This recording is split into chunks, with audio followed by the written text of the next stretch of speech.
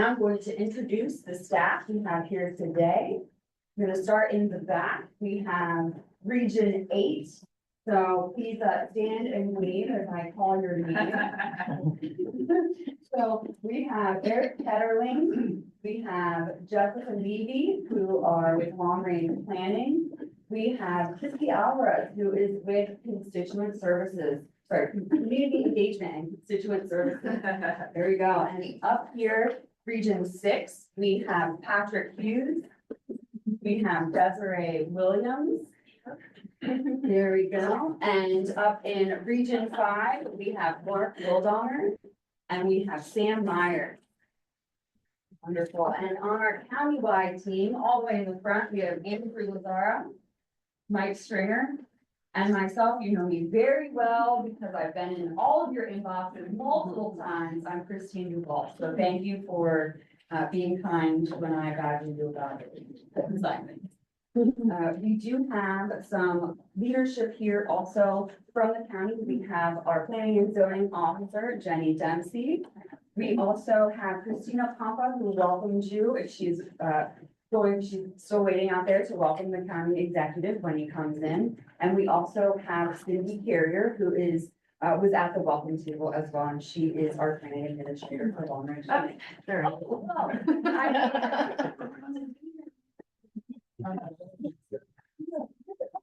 We have a seat for you right here. Please.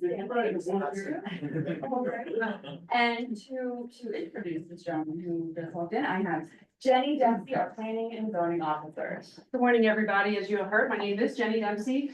I'm the director of the Office of Planning and Zoning. Just wanted to come in here this morning and thank you for being a part of this planning process. You've all graciously volunteered to be a part of the planning process for your communities. And this is the opportunity for staff to engage with the communities to truly hear what the residents want their communities to look like.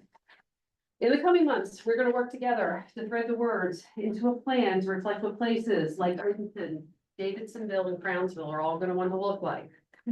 This opportunity carries forward the implementation of Plan 2040. And you will be working with so many important things like how we use our land, how it is zoned, looking towards environmental protections, planning for our public facilities like our parks and our libraries, and also how we move, be it by car, bus, bike, or rail even. So have fun. Not lost on me how much of your time will be invested in this planning process. So thank you from the bottom of my heart for making all of your communities the best place for all. I'm going to leave you with a quote from Daniel Burnham. Burnham was a famous urban planner and architect, and these words have always resonated for me as a planner. Make no little plans. They have no magic to stir men's blood, and probably themselves will not be realized. Make big plans, aim high and hope and work, remembering that a noble, logical diagram once recorded will never die, but long after we will be gone, will be a living thing asserting itself with ever-growing consistency. I really want to thank you all for being here this morning. It's a really beautiful day. I would like to introduce our county executive, Mr. Stuart Pittman, this morning.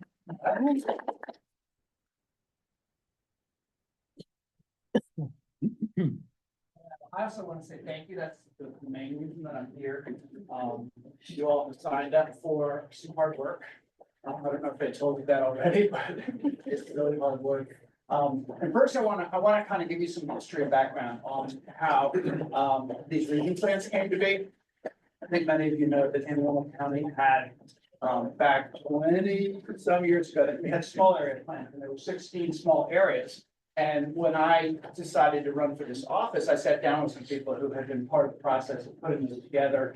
And I think I got the last copies of all of them out of the office. There were 16 of them, and I carried them around in my car. And, you know, they were part of the county I didn't know well. And so I would look at these small area plans and see what people had envisioned back, you know, in the day. I also know that there were a lot of people who thought that it was a big waste of time and that most of the stuff in there didn't get implemented, or a lot didn't get. It turned out a lot did, because I asked you guys to go through and all the recommendations and give the status of it early in my first term. But there were obviously things that didn't get implemented. There were a lot of capital projects that were proposed that there was never funded for, so of course they didn't get implemented. But they were they built groups in all of these areas of residents who stayed active, who were much more knowledgeable than they would have been in their activism in support of their communities had they not been part of the process. And the people who didn't like it were, I think, mostly people who wanted to do something in an area and it wasn't in a small area plan, and so they didn't like the fact that there was a small area plan. I know there were electeds who didn't like them. It was just kind of a pain to have so much community engagement. So I didn't see things that way when I came in, and in fact, the county had already made a decision. There had been a lot of pressure to bring that back, so they stopped doing it. They did a cycle of general development plans without doing the small area plans. And then that was actually the previous county executive that made the commitment, and there was legislation that they had to do some kind of regional planning. And so when I came in, new planning director, new staff, new staff came in, long range. And one of the things that they said was in order to make sure that what now would be called region plans, very similar, actually had some teeth in them and would be respected, is doing them as the precursor to rezoning to each of the regions. So rather than rezone the whole county in big chunks, rezone the county in 9 regions, and you'll find out if you don't already know. You can watch the process playing out right now for the group right before you, that with your region plan that gets submitted for approval to the county council, you'll have rezoning recommendations as well. So you'll get both of those things. And the rezoning process is where things get really controversial, and you see fights, between folks who want to rezone and you'll find out. It can be controversial. It may, some of them aren't as controversial as you think. But it's really hard then for council members or county executives to override what a stakeholder advisory committee just did. So, yeah, your recommendations will go to the planning advisory board, which is a smaller group of residents that'll make recommendations, and it'll come to me, and I and the staff will decide what's actually in the bill that goes to the county council for rezoning.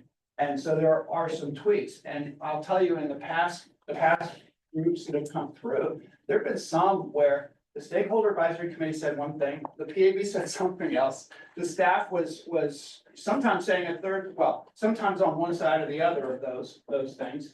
And I actually had to make a decision of what to send to the county council.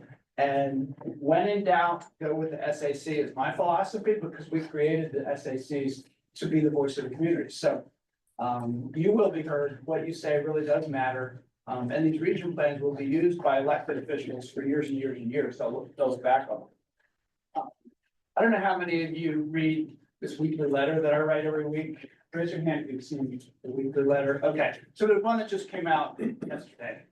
Yesterday, yeah. Days were. And I think it was called The Grassroots of Land Use. And I write about land use a lot, because I think many of you know it's a big part of the reason I ran for office. It's, I want to leave. I'm term limited. I've got 2 more years. When I leave, I want to make sure that the future of the county is planned, the things that are in Plan 2040, greener, smarter, smart growth, and more equitable. I come from southern part of the county and ag country on farm. I have a lot of passion for open space and nature. And I think there's nobody in the room that doesn't want nature to survive, doesn't care about that. There's probably nobody in the room who doesn't believe that everybody should have a roof over their head that they can afford the rent or the mortgage on. And there's probably nobody in the room that doesn't love some things about where they live and can imagine things that they don't want in their neighborhood. So use the term NIMBY out in my backyard. We're all NIMBYs about something. Like there's something we don't want to live next to, right? So knowing all of that, knowing that we all agree on everything to some degree. And when residents come into the meetings that you're gonna have, you're gonna hear people who are really just focused on one little part of the big picture, and they're gonna be adamant. And you all are the leaders who are going to hopefully, this is what I talked about in the letter, be really respectful about everybody's perspective, listen, understand that everybody comes from a different place and a different perspective, But we have a little bit in ourselves of whatever they're saying, probably. So then you have to make some hard decisions and work among yourselves. And it was really interesting to me recently, talking to the leaders of the three groups, actually the third one I think I have next week. The three groups that just went through the process and asking them, what was good, what was bad, what was hard, what was easy. Nothing was easy probably, but I did hear that, the ones where people did their homework were the best. There's a lot of reading. The staff is gonna expect a lot of you all. They're gonna play catch up and become a planner and understand the world that they're working with it. And I've heard, I think you're gonna love that part of it. I think you've got professors here that are gonna teach you stuff about your communities that you never, and ways of looking at it that you've never thought of before, and that'll stick with you for life. But the hard part, they all say, is, well, people come in unprepared, then it's really hard to have a real conversation. And it's hard to get people at the table who don't have time to come to meetings. They got busy lives, they got jobs, sometimes multiple jobs. And so, sometimes their voices in your area that aren't being heard. And you have to go out and encourage them to come to a meeting, encourage them to fill out a survey and all that. So that's part of your job as well, is to be out there as, reaching out into your communities. That's kind of the world that you're working in. Plan 2040, I really love. I mean, I gotta say that, well, we have great staff. Jenny's team is amazing. You're working with the long range planners, and I say they're particularly amazing. They probably have the most fun jobs too. I would say it's like you get to look at the big picture. The ones with the least fun jobs are the ones that do development review, and it comes in and you gotta make it work or not win. But this is really, really fun work and really important work, and I just really hope that every one of you leaves the process feeling like you know your community better, you're more committed to the quality and the fabric of your community than ever. You certainly know people you didn't know before, and building community, both the built environment and the engagement part of it is kind of like what it's all about. So I'm just really glad you're doing this. Look forward to seeing what you come up with.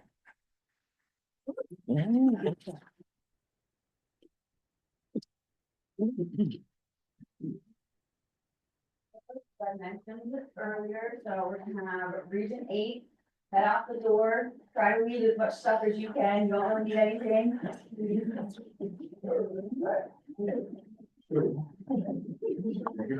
Oh. Have a good break here. They're doing the pictures. You guys need to turn just a minute and have a good time to refresh coffee, get my tea, use your other tea. And we'll get back to it.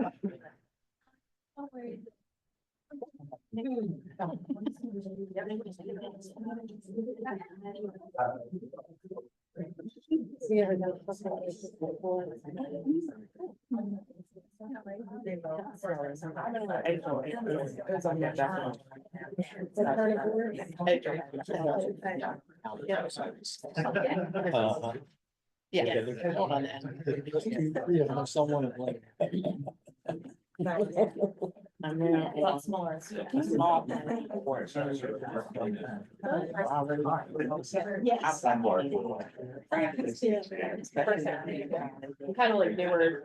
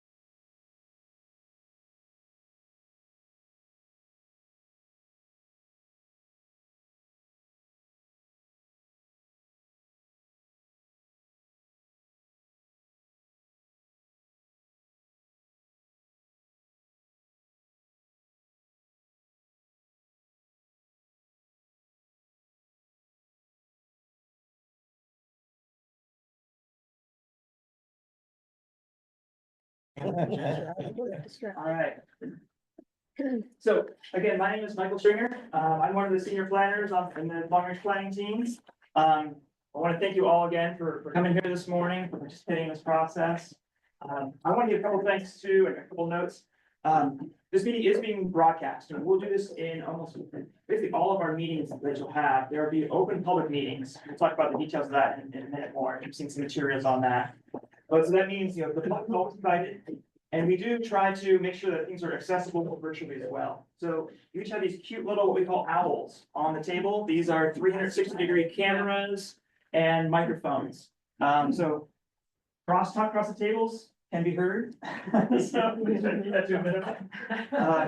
And there are people who will be watching this live online, and we recorded and posted, and people can view it later. That's one way that we're trying to be more accessible to more people. We've had a nice advance adopting kind of technology like this since the pandemic.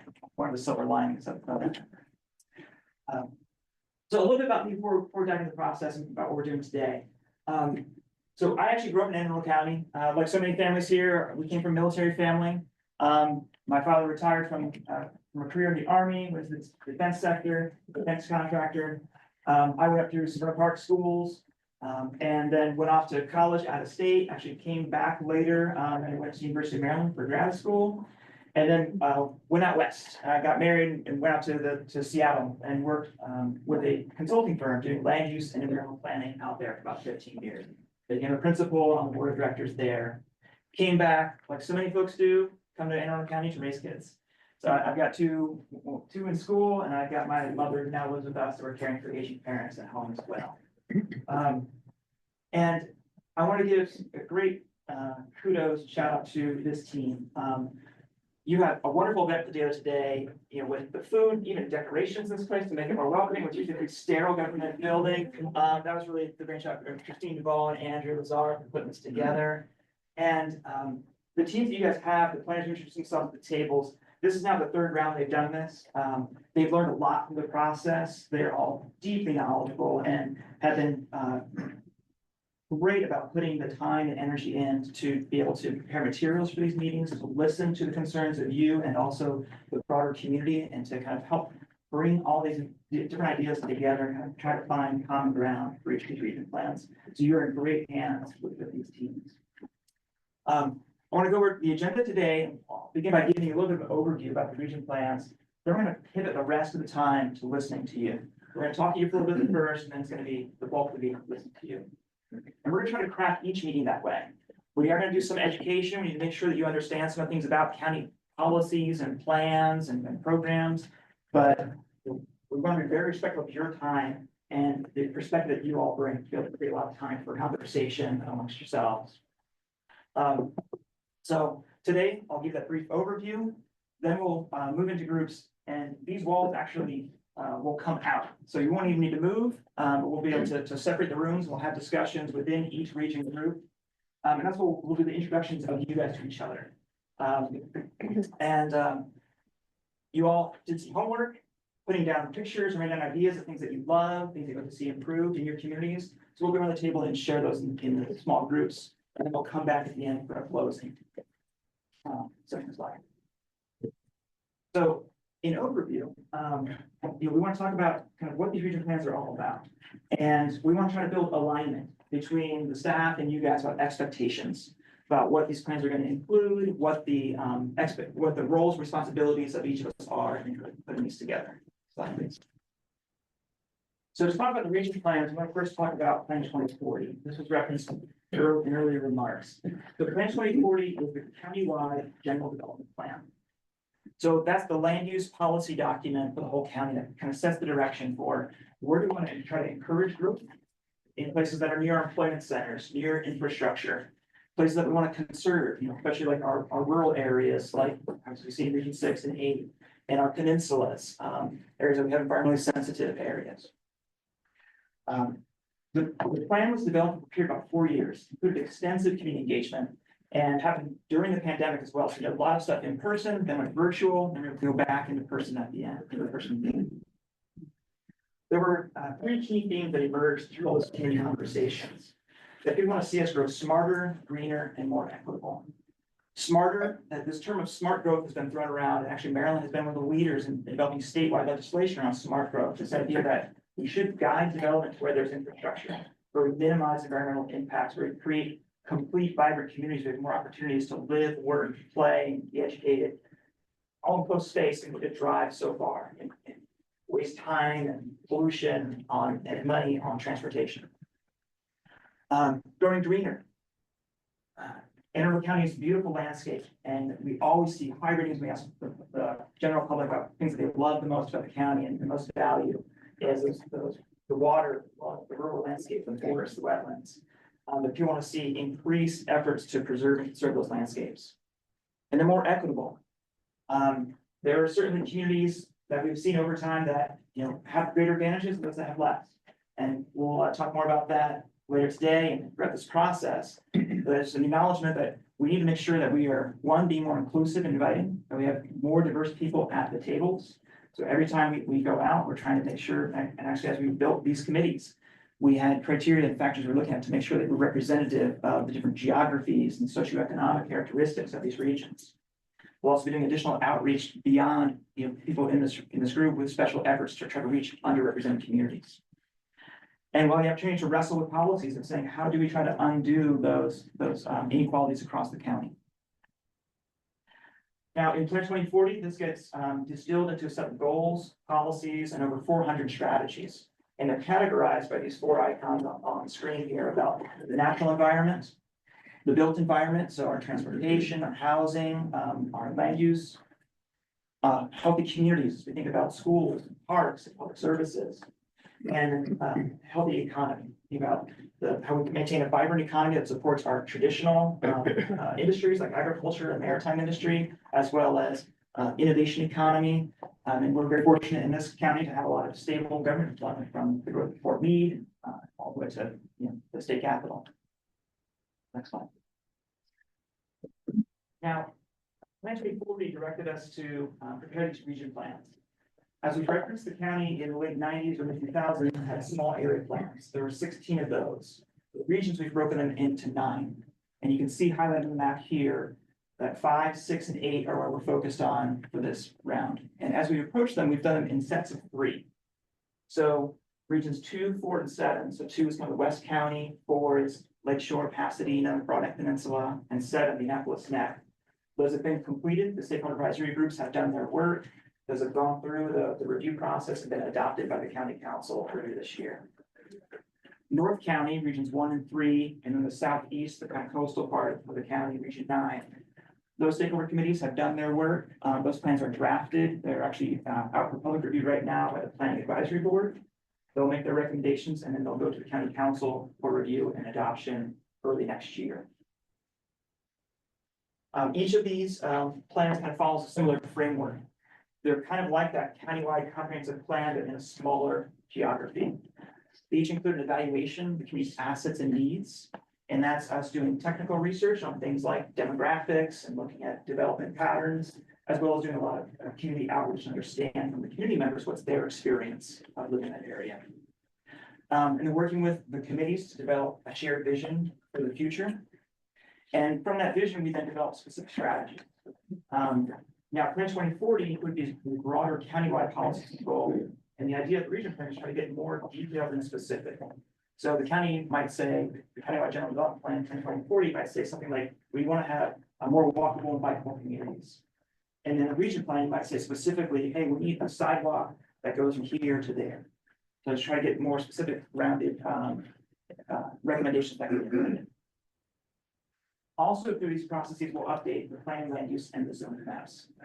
And zoning, you're going to hear a lot about this process. It's kind of one of our foundational tools of how we can manage land development at local government level.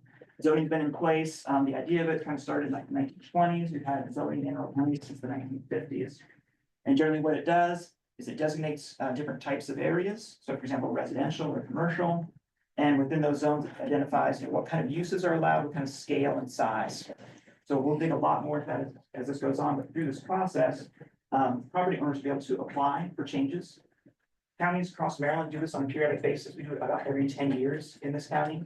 And that allows the zoning maps to adapt to what's changing in the ground. maybe a small business grew, maybe an area has developed differently. And so having this process provides an open forum where you can have community conversation, with public input about what changes do we allow or not allow. We're actually accepting those owner applications now through mid-December, and then staff will review them, and these groups, the stakeholder committees need to review them in the spring. Now, if you guys make your recommendations, the public will review them next summer. Just it's a kind of long iterative process. Stakeholder committees are established for each of these region plans. Thank you all for doing that. These are 15-member committees. As I said, they're you guys carefully selected. We had 100 applicants this round. Each round had more and more people apply, which makes the way the word is getting out more, we're becoming more aware of this. And the broader applicant pool, the more we can be representative of the different views and communities within these regions. So I really appreciate you doing that. Great service. We also do community engagement beyond these rooms. I'll tell you more about that later, but that is foundational to our process. We want to make sure that we're hearing the diverse opinions and voices of the community and trying to find out where there's common ground. As we go through this work, we have a set of guiding principles I want to keep in mind.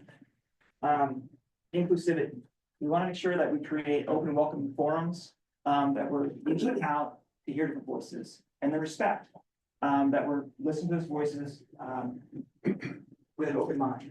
And that's going to be really important in this group, right? As you guys get into your meetings, you're going to find out you have different opinions about things. You all live here. You're all going to be neighbors after this is done. So please make sure you keep an open mind and be respectful in our dialogue with each other. We want to make sure we keep equity in mind as we look at these planning processes.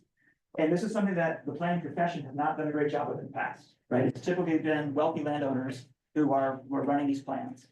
And we are trying to break that down and get to more diverse opinions, diverse perspectives on this. In your welcome packets and information that's been put in your Google Share Drive, we gave you a copy of a report called Poverty is Plenty. And this report's been updated every 2 years for several years. I think it's on version 4 or 5. And it does an amazing job of documenting the geography of poverty and across the county. And while this is a very affluent, well-educated county that has a lot of economic opportunity, there are also communities that have high levels of poverty, and those tend to have very specific geographies and very specific color. One stark example is up in Brooklyn Park. The poverty rate in Brooklyn Park is about 25%. That's a predominantly Black and brown community. And that has public health implications, even as we see this. There's co-located kind of economic, public health, and other factors that have aligned with geography. The most stark public health stat on that is the average life expectancy for a person in Brooklyn Park is 15 years shorter than somebody in Cape St. Clair. About 15 miles away, 15 years of difference in average life expectancy. That goes a lot to the quality of the environment that people live in, which goes a lot to things like land use and parks and environmental quality where they live. We have to see our regions, right? We'll dive into this more as we have future meetings. Down Region 8 in South County, we've got a concentration of mobile home parks that have an increasingly Hispanic population. And we've got co-located their poverty issues, language access issues, transportation difficulties.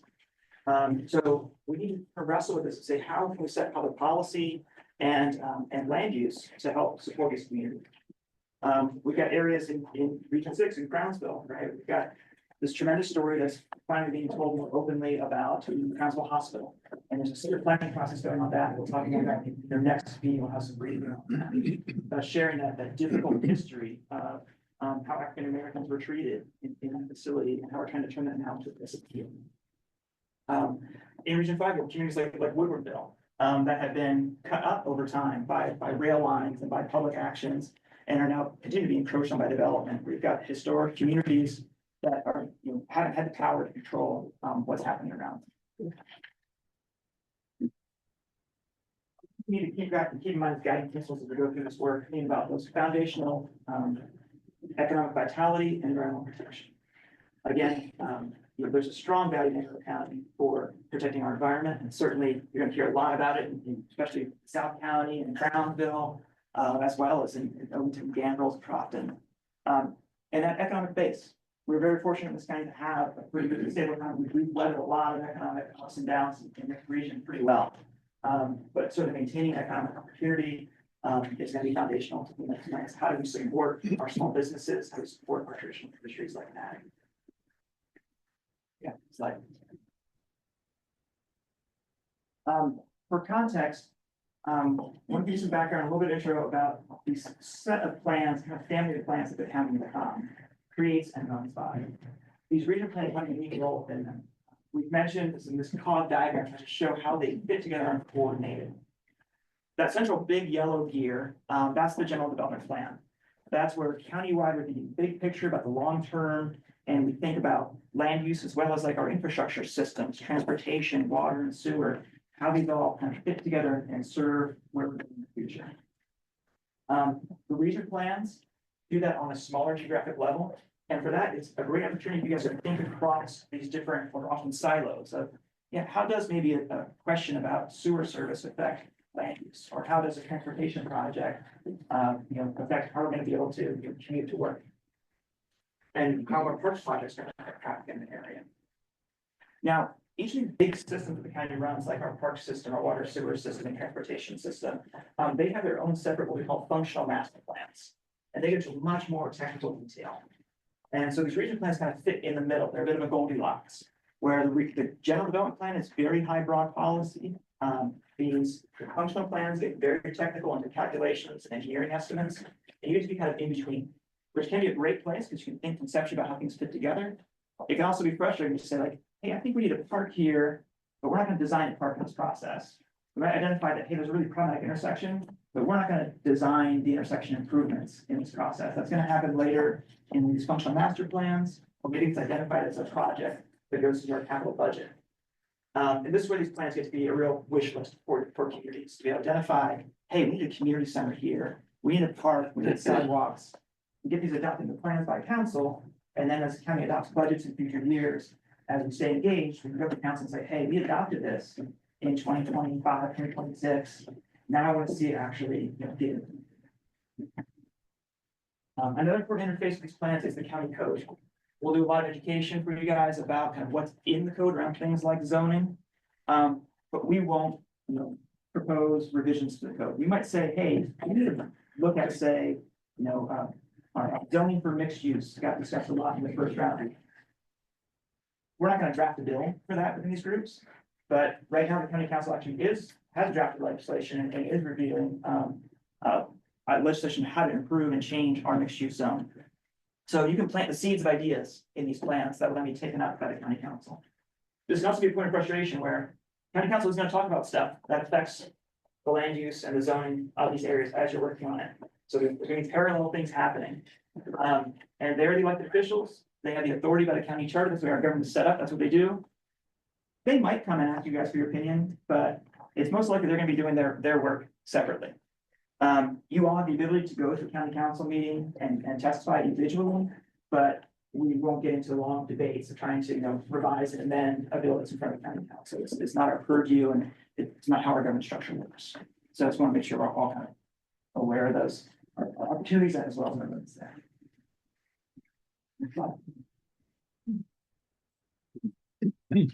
So timeline.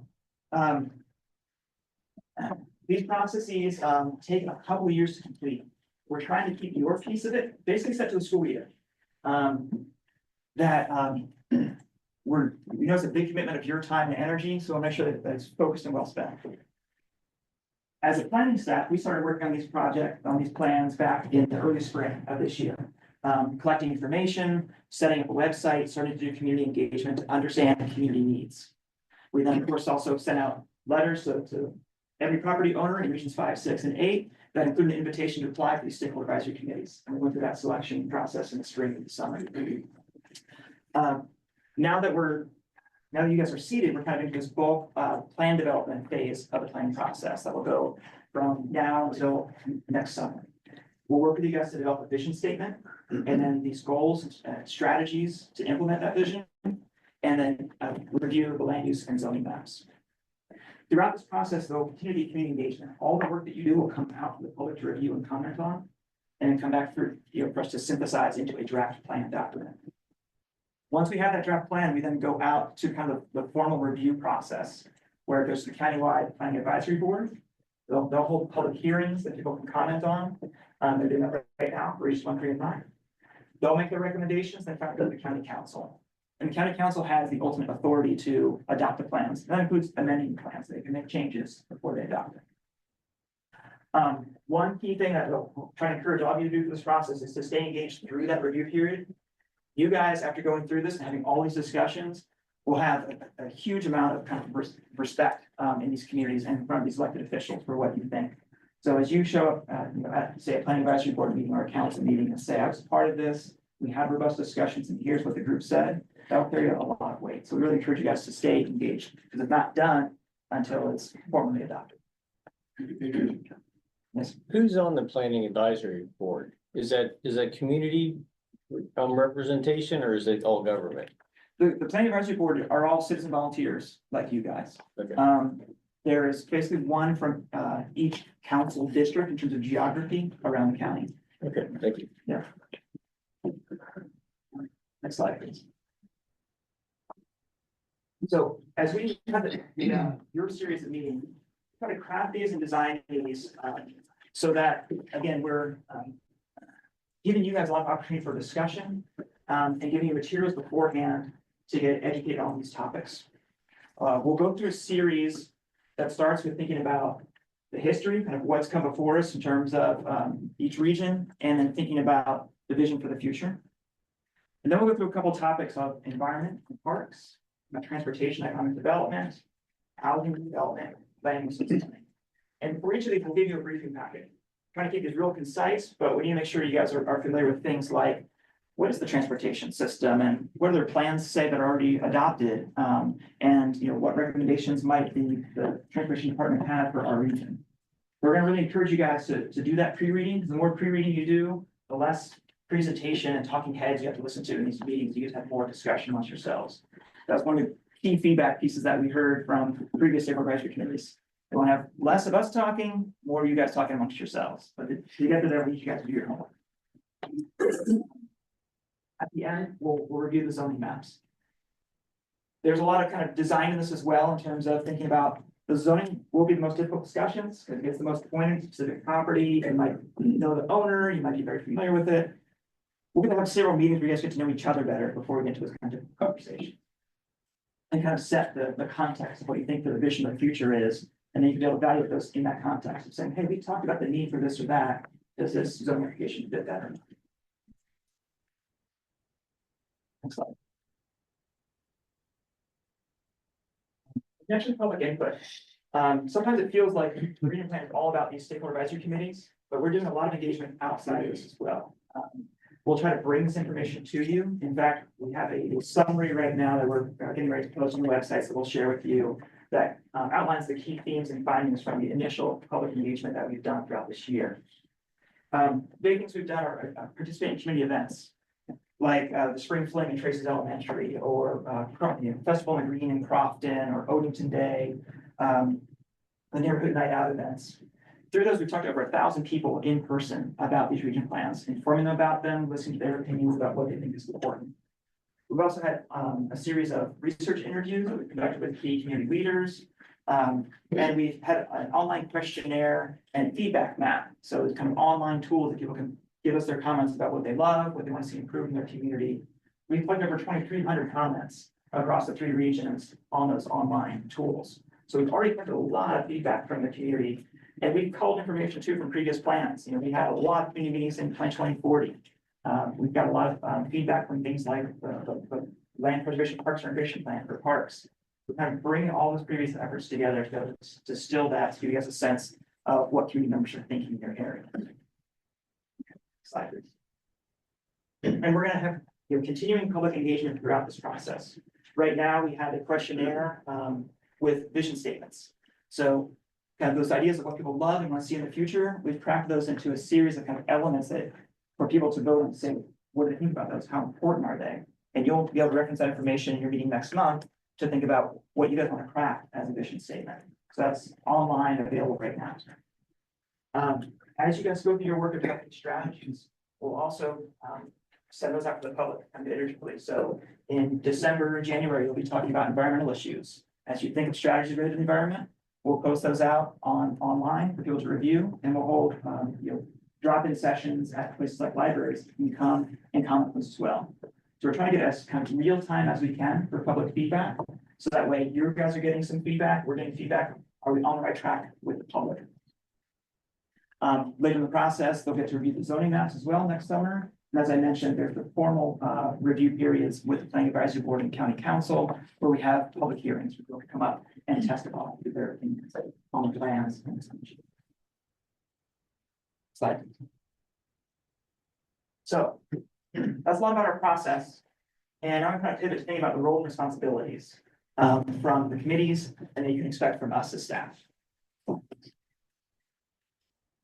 So for you guys, you come with great local institutional knowledge, living, working, raising kids in these places, and we want to hear all that. We also want you to become more familiar. You're going to hear from other members of your committee about places that maybe haven't visited as much in your region, and we'll give you the background materials to read about county policies and programs. We want you to be an ambassador for the program too, for the plans. We don't expect you to go door to door.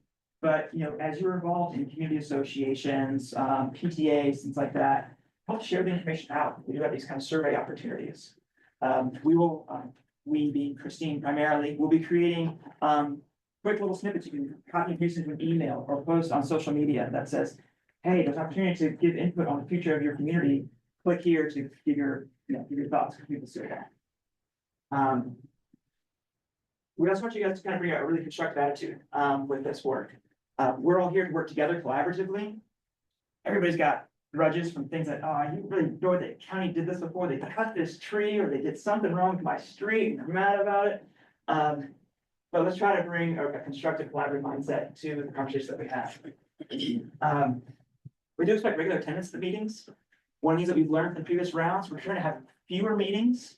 But that means that we need to attend, and if you miss 2 or 3, we have to start thinking about, okay, if this person continues to participate in this process, or have they missed too much to be able to meet and engage. We also need you guys to try to respect the schedule. We're going to try to start the meetings on time, try to end on time, and try to respect the time of everyone in the group. There's always those who are more vocal in a meeting and less. We will try to facilitate that as staff to make sure that people aren't speaking up, get their voices heard, and that one person's dominating the conversation. We'll also try to have opportunities where you guys can write in comments, give us feedback in other ways too, if you're not that comfortable speaking up in the group. And we would like to encourage you to, as I said before, try to support the region plan through the process. Stay involved and engaged as the planning advisory board and council, because stuff can change and. Okay, slide. Then what you can expect from us. We are also going to come in with a collaborative mindset. We've studied this stuff, we have advanced degrees in it, but you guys are the ones who live in the community, right? We need to be open and hearing to what your perspectives are. And we're going to be respectful of your time. As I mentioned, we're going to be prepared. We're going to give you guys agendas and reading materials before the meetings. Our target's going to be at least a week, if not 2 weeks ahead of time for every meeting, so you have time to read. We'll be your researchers. We're going to be, preparing these technical briefing papers for you. Doing research, if you guys have questions, we can follow up with other county departments and bring the answers back if we can't answer anything today. We'll help facilitate the meetings. We'll have a chair and vice chair for each of your committees that they will head the meeting, but we'll be supporting facilitation, design, setting up the agendas and things. We'll prepare summary notes after each meeting, so you'll have documentation throughout the process. All those notes will be made public. They'll be posted on the website so that people can see them in the future. And we'll be the ones who actually write the document, right? So we'll have conversations. You guys will tell us what you think about strategies and ideas, and then we'll craft that back into the document and give it to you guys to review at the end. There'll be no surprise if you develop this and seeing things come along draft through the process, but don't think that you need to be up at 2 in the morning on your computer typing out the section on the issue of your concern. We'll do that. Okay. Well, and then know about kind of how these meetings will operate in our communications. As I said, you are appointed board members for local government, so we will abide by the State Open Meetings Act. That means that we will have agendas, we will meet in public, meetings will be publicly available, people can come attend. We will post the summaries, we'll post recordings of the meetings online for future reference. And all of your group decisions will be in public. So that means we actually need to be careful around email. So when we email you, we will blind copy everyone, so that way you don't accidentally reply all and start a conversation thread with the group. We don't want you debating, a zoning application on email. That wouldn't need to happen in the public settings. By the public speaking factor. So we've got our website up there and our region emails. When we use those websites to track live information, everything that we do will be documented there, and public comments will try to feed through these emails, and then we can share the information with you. Now, less me talking. If there's any clarifying questions, we'll take them now. Otherwise, let's get into small groups, let you guys get to know each other and talk more about your region. Okay. So what we're gonna do for this breakout is, we're gonna close the doors here, close these walls, and you have the opportunity to talk amongst in your groups and review these dream it, love it, fix it slides that you've worked on. And the intent is gonna be to help share your priorities, what you think is important to be in these plans. Just like, this is a nice open opportunity for all those ideas you want to talk about, just get them on the table so we can kind of get a shared understanding of what people's concerns are. And then this will help craft these future meetings we have too. So as you bring up ideas, we'll be able to dive deeper into them in future meetings. And we want to make sure as we go through this, that everyone gets a chance to talk. So as people go through their slides, just try to acknowledge if you agree, but try not to have a debate on every person's slide, or you won't get through them, and I won't get a chance to share things. Okay, so.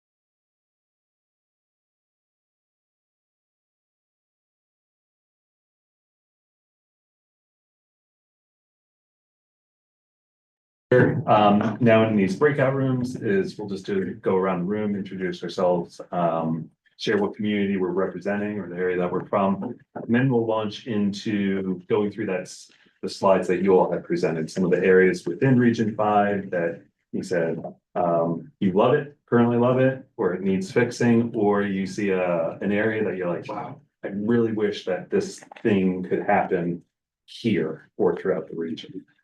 So we'll walk through that. And then if we have some time, we can have a greater discussion. I also want to sort of walk through some of the items that Christine has sent us over the past month or so, walk through the shared drive as well as the region plan hub site, and just kind of get you familiar with some of the resources that we have that can help you in this process, as well as help you share with the public to help us with the process. So why don't we go around the room, Dr. Arundel? Good morning, Rhonda Johnson, Gambles. Valva Huntley, Odington. Hi, I'm Nita Satina. I'm with a nonprofit Center for Ecosystem Recovery. Oh, sorry. Christina Jardis, Crofton.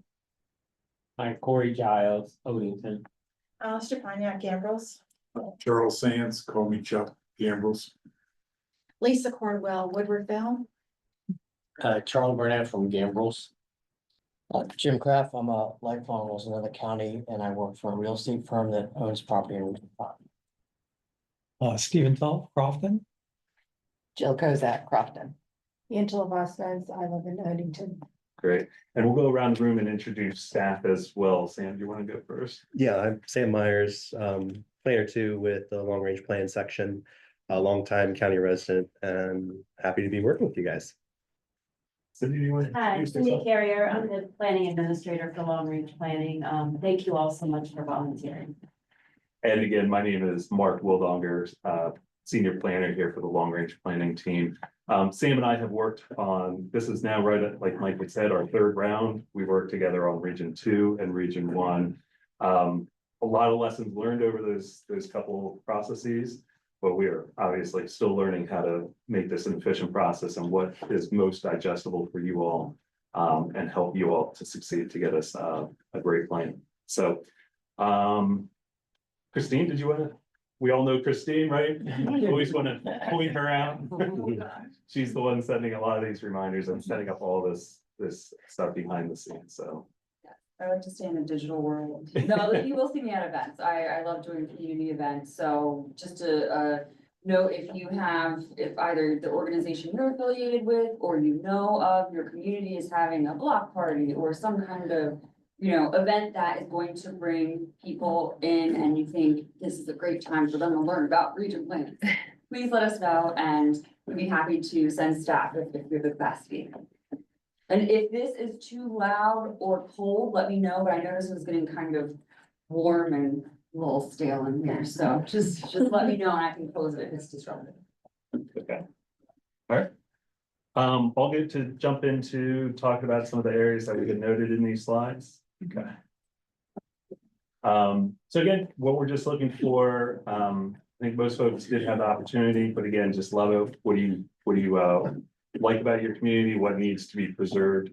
Again, like Mike had also said, what needs fixing in the community? I think we can all drive through our community, walk through the community, and identify some things that need addressing, and then areas that we just have some grand ideas for. So again, I'm a visual person. I like to sort of help orient myself and know the area that we're talking about here. Here are the 9 regions within the county that were established in Plan 2040, that county-wide master plan. We're working here in Region 5, so it's everything from 450 in the Crofton area up to sort of that Route 32. Some people call it that turtle shell in the Odenton area, and then over to the county boundary. Okay. All right, so a couple examples. I'd rather hear from you all about what your examples are rather than run through some of those ones that we already provided there in the slide deck. So Charles, if you wanna kick us off here? Sure. So I'm not gonna give a quick speech, but I go by Charlie, but this big green thing right here is what I'm talking about. Everybody probably is familiar with the Old Naval Academy Dairy Farm.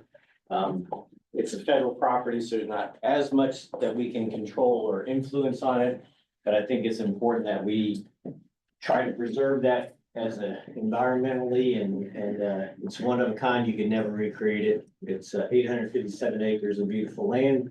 And so it's one of the things, and there's multiple ones throughout the county in our region that I'm interested in, but in particular that one, full disclosure, I live on the dairy farm, so I look at it every morning when I wake up. So I have some concerns about it, especially even though solar panels, and I'm all about green energy, are a great opportunity. They also end up destroying the soil, so you can't use it again for farming because of the heat from the solar panels and the chemicals that come off the solar panels. So we had a lot of people come in and talk about the impact on the land there. So again, I know we're not supposed to do too much of that. I'll just stop there. Okay. Was that too much? Did I say too much? So you can give us guidance. I think we have about an hour and a half before we need to, about an hour and a half before we need to reconvene, so. Okay. So I think. Still a lot of us to talk, so I'll try to keep it short. Yep, and like I said, once everybody goes, we can revisit a couple hot spots, maybe. I think there might have been some that may have been adjacent to each other. And that's kind of a bigger issue, so we can come back to it, but yeah. So my second kind of area is, so estimates are Maryland's 100,000 housing units short right now, probably more than that, but we'll use the governor's estimate, Governor Moore. He's put together a lot of initiatives to look at how we can generate more housing throughout the state of Maryland. One of the easy ways I see it, there's a lot of established communities, pre-established subdivision community. I'm a real estate agent. Been a real estate agent for many years, and I've been in development for 25 years. Started with Habitat for Humanity was one of the first homes I actually built, but I actually built them by hand then. But so it's frustrating to me to see we have a shortage of housing, but there's a lot of subdivisions that have already have infrastructure going to them. But the way they've zoned those and the way they've set up the minimum square footage is inconsistent across those. So you can go to an R1 and you can build a subdivision and put a house on 20,000 square feet with well and septic. You go to RA zoning, it has to be 40,000 square feet. So suddenly we've eliminated a house, right, that we could have built for the community, add more housing. So I'm looking at those discrepancies and saying, what can we do to kind of level the playing field and try to make all of them, again, I don't want to reduce setbacks, I don't want to change any of the current rules that make the, you know, that protect the waters and the well and septic requirements. But I also don't like the inconsistency where we're losing the ability to build housing for people that could help the community because of the inconsistency of cost of zoning. So that's my other kind of care about, which would be an easy change for the council if they wanted to kind of, again, baseline that across all the different types of zoning. And I'm happy to answer any questions. It's too easy, wasn't it? It's like, yeah, Charlie, of course, it makes sense. And you said Charlie, right? Is what you. Yeah, Charlie, go by Charlie, yeah. I don't know, how do I follow that? I don't have that much, those many words to speak. I'm Lisa Cornwell and, I have lived in historic Woodwardville for 30 years. I love it there.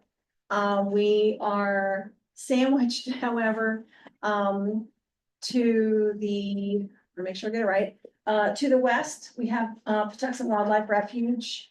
Then we have Amtrak and then us. And to our east, we have wetlands and the Little Patuxent River. To our north, we have Piney Orchard. To our south, we have two rivers.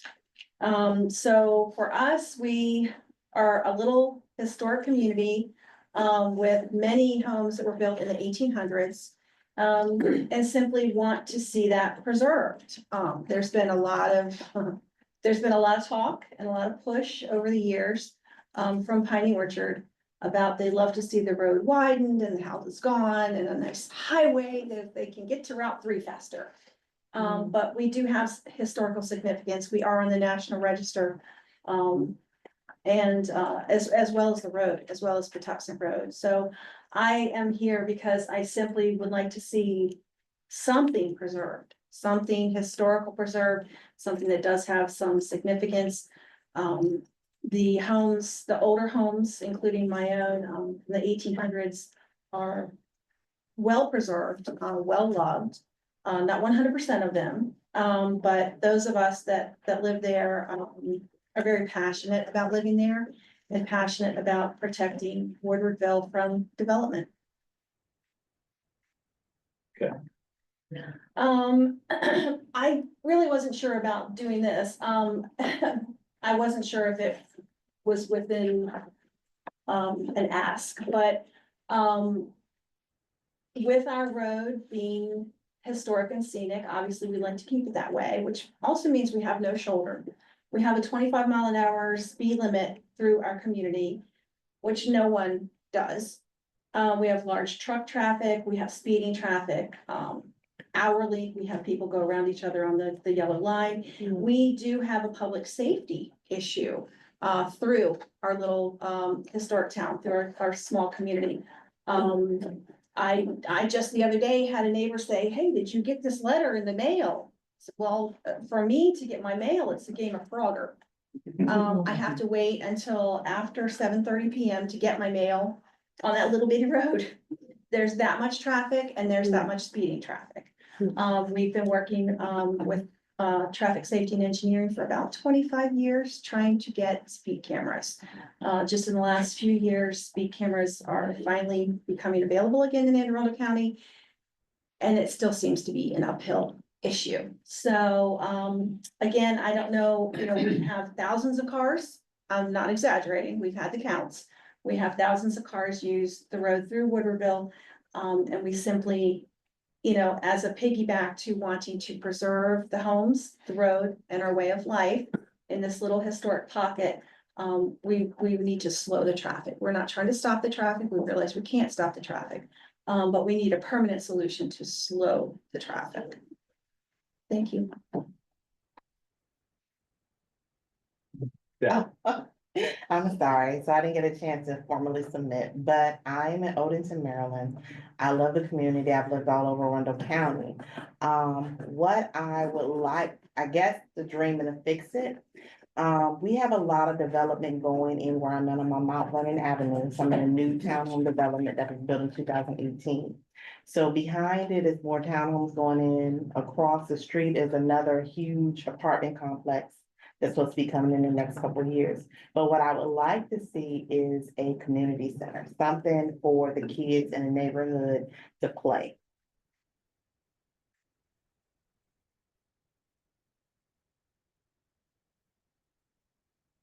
What made you move to Odenton? Well, I've been in Arundel County for like 27 years, and so I first lived in Annapolis for a long, long time when I was married, and then we moved to Edgewater, and shortly after my divorce, I was in Crofton, then finally purchased another home in Odenton. Yeah, but I just love the schools, I love the close that is shopping, everything is near, I like the people are very friendly. And just the community, is what I like about it, and the beauty, all the water, the trees and everything, so that's what I like about it. Okay. And the dairy farm. I live 7 minutes from the dairy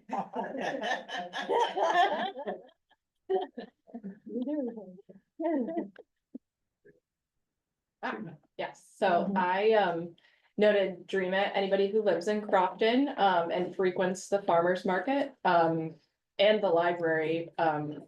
We've lived in the area for 4 years. We're transplants, of course, due to the military. And it seems like this has really become a hot spot for community engagement and just community gatherings. So it'd be great to see it expanded. I feel like so many people are using the library now, and we have 30,000 residents in Crofton, but no community center, proper community center to use. So it'd be great to have something for kiddos to go to and knitting clubs to go to. And there's actually a community garden now at the library, so. Okay, great. I'll admit too is, we continually look for locations throughout these regions to hold these meetings. Personally, I'm gonna echo that because we always need places, public places to meet, so. And the libraries have now changed their hours where they now close at 8 o'clock, so in the past, we've typically held our meetings in the libraries. Because we just need a little bit more time after 8 o'clock, so. And then Fix It, of course, if anybody's been in Crofton and been on Rydell, it is very dangerous. We have a lot of kids walking to school because several kids are within walking distance, including my own. And we have cyclists just got hit, I think 2 weeks ago on Rydell. A kid on Johns Hopkins, I didn't pull that out here, but kid severely got injured there. Echoing the concerns of Woodwardville, people are going too fast and everybody's busy now, and it'd be nice to slow people down. It also would be nice to provide proper pedestrian ways to access things. So biking, proper width sidewalks. The sidewalks are like, I think max 4 feet along Rydell. And it'd be nice to have a wider sidewalk to allow, if a biker chooses to go on a sidewalk because Rydell is way too crazy to go on, that there's enough space for them to pass by somebody who's walking with a stroller. Granted, they shouldn't necessarily be on the sidewalk, but still, it makes sense as to why they're there because of the safety reasons, so. And also, I think I was looking through the presentation, I think somebody calls out this particular area, but at Davidsonville and Rydell, there is a crosswalk there in particular. I think the individual was calling out another one, but I know all the kids who walk to the high school that are within the mile distance actually cross that intersection, and several times they're almost hit because people are, again, not abiding by the traffic laws and so on and so forth. So it's how do we make that intersection safer as well for pedestrian walks? Thanks. Corey? So, yeah, I didn't get a chance to fill out the form because when I was looking at it, the Leather Dream Fix It, I live in Odenton and Piney Orchard. Piney Orchard is probably one of the newer communities in Odenton, which means there's I mean, for people who've been, if you've been there, it's a very, very nice community. We have. There's Piney Orchard Elementary School in our community, so we have like, and then throughout our community, we have like. 5 swimming pools, and so it's a really nice community, so I didn't really see anything to like. That needed to be fixed. We have sidewalks through our community. They just recently repaved Watch Chapel, one of the main streets that runs through our community. So for the most part, everything of like, from my perspective, everything about it is great. I can sympathize with, I'm sorry, Lisa, because I live at the end of Piney Orchard where just before you go into Woodwardville, and so I go that way to work, and I can sympathize with her as far as like the traffic, the amount of traffic that goes through there. It's basically the main way to get to Route 3 when, from that end of Piney Orchard. And, I sympathize with her on the things that she pointed out as far as that being a historic community. And I feel like should be more, helping.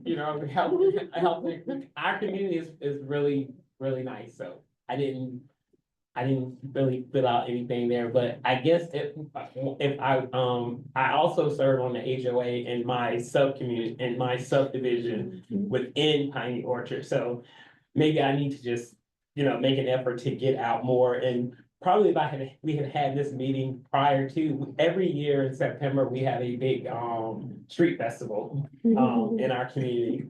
And I probably would have been out and, getting opinions from people who live in Piney Orchard to see what they wanted and see what they felt like needed to be improved, like around our area, but unfortunately that didn't happen, so.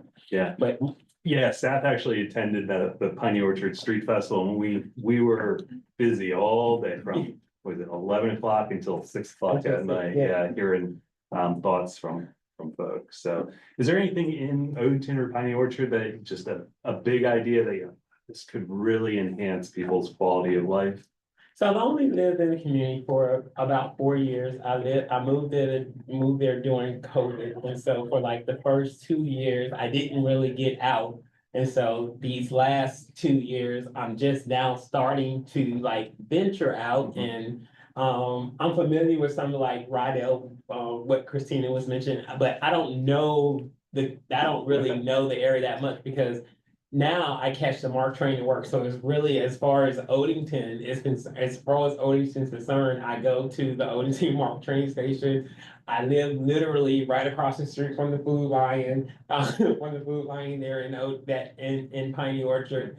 And so I don't really get out a whole lot to see what's going on around in the broader areas, but now being on this community, I'll probably start paying attention more to things around me, so, yeah. Yeah, and we look forward to hearing some ideas about, you being a newbie to the area, where you've had some previous experiences and maybe what's worked or hasn't worked in some of those areas. Absolutely. I live in Odenton and I ran out of slides. I got some ideas I can share. Yeah. I can take it. I was thinking the same thing, but I can add to it. Again, I think because I'm really pretty confined to Piney Orchard, and again, it's a newer community, and everything is kind of new, so. And it has everything you need, is what you're It has saying. everything we need. I mean, we have that shopping center right there right there in the community that has the Food Lion, it has a barber shop, it has a dry cleaners, it has Subway, it has, 2 other restaurants, and so I rarely venture out, so. And you can walk through. And all of those are literally right across the street from me, so. Good. Okay. Oh, good morning, everyone. So, my fixes, I actually live off of St. Stephen's Church Road in Danville. And, I work in Fort Meade, travel 32 to Route 3, and every day there's a traffic jam on Route 3. So that infrastructure, to me, it really needs fixing. Because that traffic jam starts at once you get off of 32 to 3, Mhm. all the way down to about the 450 and Route 3. And so I would like for that infrastructure to, maybe we can take a look at that, consider road expansions or maybe do some type of traffic light timing, planning to see how we can improve the infrastructure for the roads. And then in addition to that, there's poor walkability and bikeability from commercial to commercial and residential to commercial in the area. Our area the Crofton Gambles area has expanded immensely over the last 5 to 6 years. And, we see people trying to cross over Route 3 to go to Whitechapel, and it's just not, the infrastructure is just not there to make it safe. So that's one of my ideas. Great one. That's a great one. Yeah. Yeah, so in one of our upcoming meetings, we'll probably actually have a joint meeting with Region 6, which is Route 3 is sort of the line between Region 5 and Region 6. And so we'll have a joint meeting where we can talk about those issues, because what's happening in Region 6 impacts 5 and vice versa. So we'll do that and probably bring in some state representatives from Maryland Department of Transportation, so that we can hear from them about what they know are the issues and the studies that they're working on to address some of those issues. So I have a question about that. Will our commentary feed up to the state since that's a state route? I'm not Is sure. there a direct line established for that or no? So I'm not sure where they are in their processes of these studies. But if there are opportunities, then certainly we can take advantage of those. Gotcha. But we can certainly also make recommendations if some of those studies don't go far enough to help influence anything in the future. And then my dream it / fix it is as you can see from my photo, and to include the little S at the top, there are about 4 to 5 Starbucks within 3 miles along Route 3, 3 Dunkin' Donuts. And I don't know if this applies to this committee, but there is an increase in large chains leading to the reduction in the presence of small businesses in the area. Yeah. And it would be nice if there was some type of restrictions on the presence of those large chains, and maybe provide some type of environment where we can help start and prolong small businesses. And that may require modification of zoning codes to assist the small businesses. But one day, I'm hoping that one of these buildings that's being erected will be a vegan restaurant, right? Sure. But we keep seeing the same types of. Chicken. Chicken. All chicken. Yeah. It's just ridiculous. Route 3 has been Yeah. coined the The chicken chicken. boulevard. It is. And the vegan, I was gonna say the vegan restaurant, I was looking for a lease to do my vegan restaurant.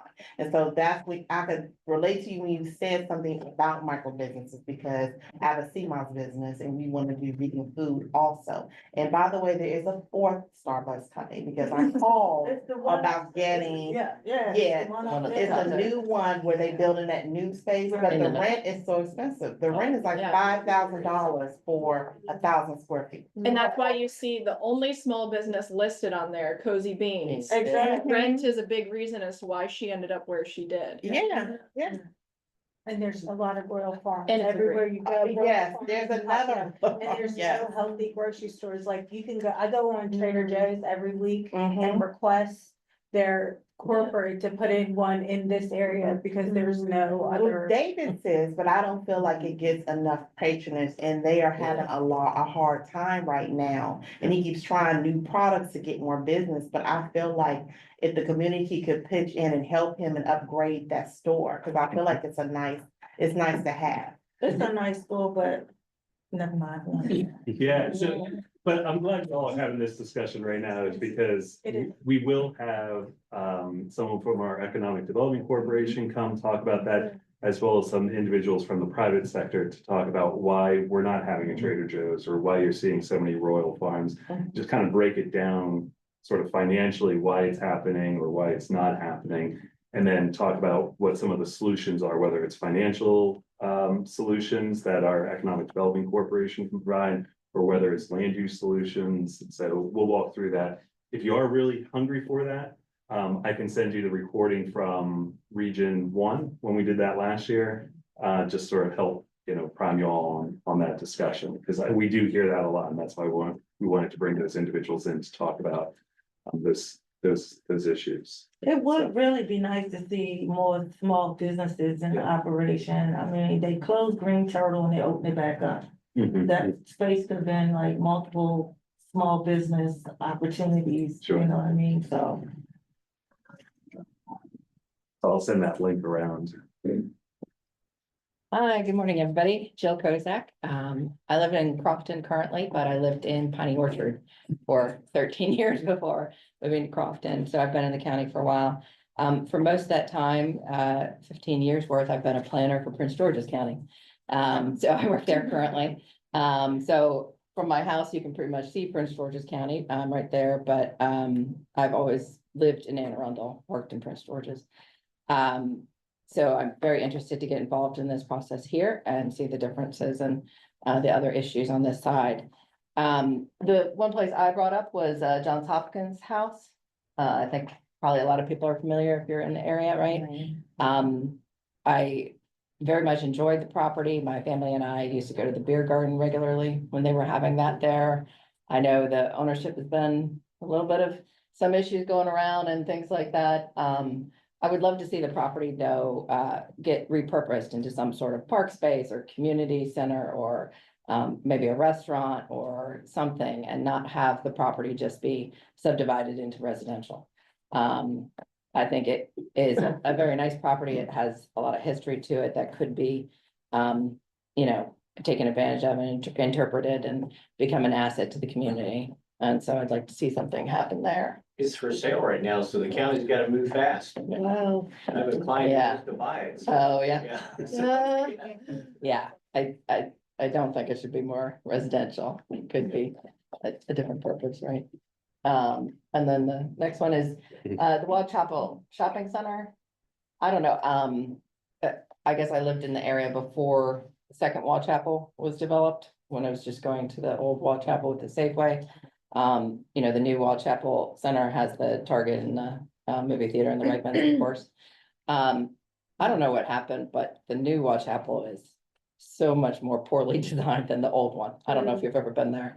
As far as landscaping, pedestrian access, building orientation, architectural treatment, it's just, I don't know what happened between the two, if there were changes in zoning. I only have, my theories about what may have happened there. But I would love to see, this is the Wegmans parking lot that I pulled up. Just a true lack of green space, vegetation, pedestrian connections, walkability. There's just, and the front of the Wegmans is looking right at the back of those other retail stores, which have like no treatment.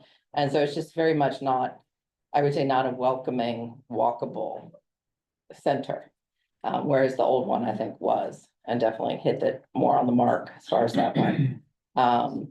And so I'd like to see if there's a way to, I don't know if there's a way to retrofit this center, but, in the future going forward, to try to retrofit these old centers and, increase their walkability, increase the vegetation, make them more enjoyable when you are there, especially with all the retail on 3. So that's all I have today. Great.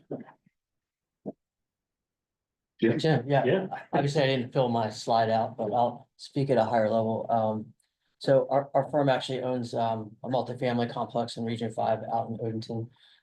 So I can speak to what we hear our residents talk about, and when we do new communities, what we hear folks that live in the area, what they're excited about. So a lot of things folks have already touched on. It's convenience to work for those that live and work around Fort Meade and near National Business Park. It's all the amenities, so trails, access to the water. That's what really draws people to the area.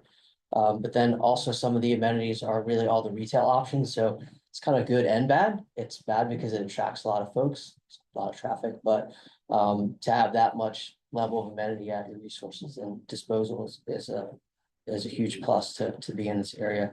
But with that come challenges, so I touched on traffic. And the other piece really is that we commonly hear is having more housing choice. And this county's had sort of its sort of plain vanilla sort of housing options for many, many years. And having worked in the county for a while and working on different stakeholder groups to establish new legislation, this is actually the first group that will have the ability to have new legislation behind it that's introduced a lot of new housing types. So I think that's something to be excited about with this round. So we have the opportunity to look at, whether it's villas, duplexes, triplexes, much different housing product that historically has never been available to be built in the county. I think that's really important to keep in mind as we work through this region. So thank you. Great. Yeah, and there are a lot of new land use bills, either at council now recently adopted or will be planned to be introduced. And I think we can key you in on what those are and if they're. Yeah. Do you want to introduce yourself? I'm backing up just a little bit. I saw you angling, I was like, please don't. But Jansen, you can introduce yourself now or later if you'd like. Yeah. All right, so my name is Jansen Evelyn. I'm with the Office of the County Executive. I serve as his Deputy Chief Administrative Officer. I work on, my portfolio includes housing policy, land use policy, and economic development policy. That's why I'm here on a Saturday morning, just watching and listening to you all. I always find the region plan groups, the SACs, fascinating because I love to see well, not that I love, like there's a tension that you as a planner appreciates where if you want walkability, if you want reduction of parking requirements for commercial or even residential, then how do you offset that? So it's going to be fascinating to see how your different visions for this community, which all come from a place of like care and love, how when you have to wrestle through this. And I love to see, I just love to see this stuff. So that's why I just sit here and take notes. And so my point about the bills are. Yes. I'm doing there's a suite of land use bills that are coming along that I've already been introduced. And some of them are trying to anticipate where the general development plan is going. We want to push multimodal. I don't know if you follow the Capital Gazette, but I was part of the group that went to Sweden. And while it was my second time going to Sweden, I marvel at how further along in multimodal transportation and mixed use and transporting development and everything they are. And what kills me is that city is older than America. So if they're older than America and they have adapted and they've mastered adaptive reuse for development, why can't we? So our bills aim at trying to start that conversation. But again, there's always the countervailing forces of, but there's going to be traffic, there's going to be this, because the interests are competing. And well, the interests on its face appear to be competing. Is it save the environment and preserve wild spaces for our children and our imagination, or is it address the housing crisis? I always submit that it's both. We just have to think differently. So we have a lot of landmark legislation that will be coming along, coupled with what your recommendations will be that will shape the future of this county and preserve hopefully the best of what is there, while realizing that when you look at the health outcomes that Mike was talking about earlier, land use is, while it's the tool that can fix a lot of these woes, land use is also the tool that's been utilized to keep Black, brown, or working class people separate. So this is one of the first times I've seen a county intentionally try to utilize that approach while addressing one of the most complicated subjects a local government can tackle. So good luck. So again, thanks for there's a lot there, right? And so again, I just to try to keep it high level for what your role is here is we can share some of those bills when they become available. it's not necessarily your role to provide input at that time as a committee, but if, like Mike said, is as a resident, you're welcome to go to council and share your individual opinions on those. But again, just acknowledging that there is a lot of work that has come out of Plan 2040 to address a lot of these land use issues that were discussed in that plan. So. Okay, anything else, Jim, that you want to share? Any other thoughts that some of your residents have said that they love, or big ideas, or anything that needs fixing? Nothing more than what I mentioned. Okay. And That's me, Chuck. I've lived in Amarillo County my whole life. I'm 69 years old. I've got grandkids. I originally grew up on a farm. Amarillo County's changed a whole lot in my lifetime. Used to be 40,000 people. Now we have about 560,000 maybe. You know, so that's placed, like everybody has pointed out, put tremendous pressure on the transportation, you know, and the commercial stuff, you know, so those are my issues, the Route 3 corridor. I also agree with trying to preserve the dairy farm. I think that's an important issue also.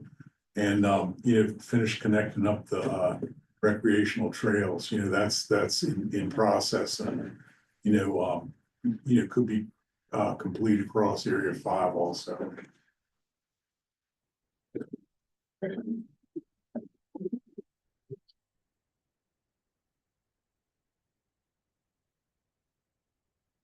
Me, again, I'm Nita Satina. I've lived in Anne Arundel County most of my adult life. I don't live in Region 5, but I submitted an application because the nonprofit that I started and work for, Center for Ecosystem Recovery, as you can kind of guess, is about nature and conservation and outdoor recreation. And but I want to just preface that by saying you are going to hear a lot from me about conservation and nature, but I care about everything that you all are talking about as well. So one of our focus projects as a nonprofit is the Jabez Branch, which 1,500 acres of this stream's headwaters are in Region 5, right here. And this stream is really special because it was the only stream in Maryland's coastal plain that supported brook trout. And brook trout are the only native trout species to Maryland.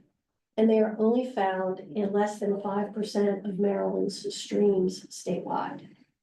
And unfortunately, due to mostly stormwater impacts from impervious surfaces, particularly following the construction of I-97 and 32, the trout population in the Jabez Branch were extirpated, meaning locally extinct.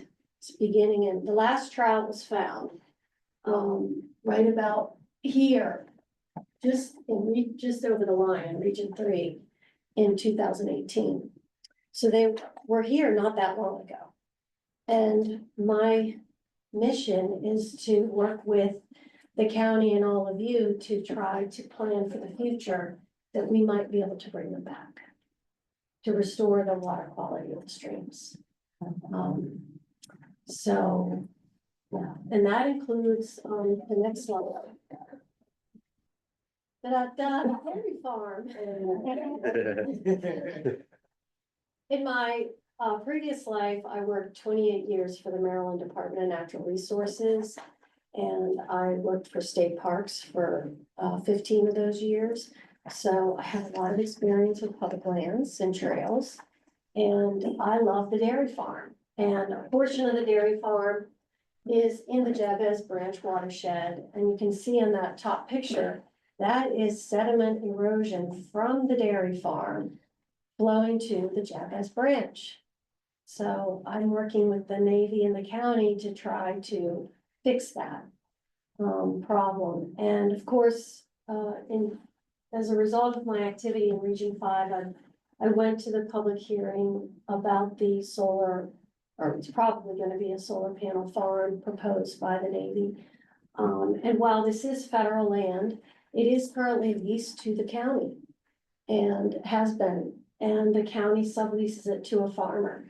So I think that, you know, one of the things I hope to talk about is the county weighing in maybe a little more strongly than it has to date about the future of this farm and its importance to the community in Region 5 and beyond.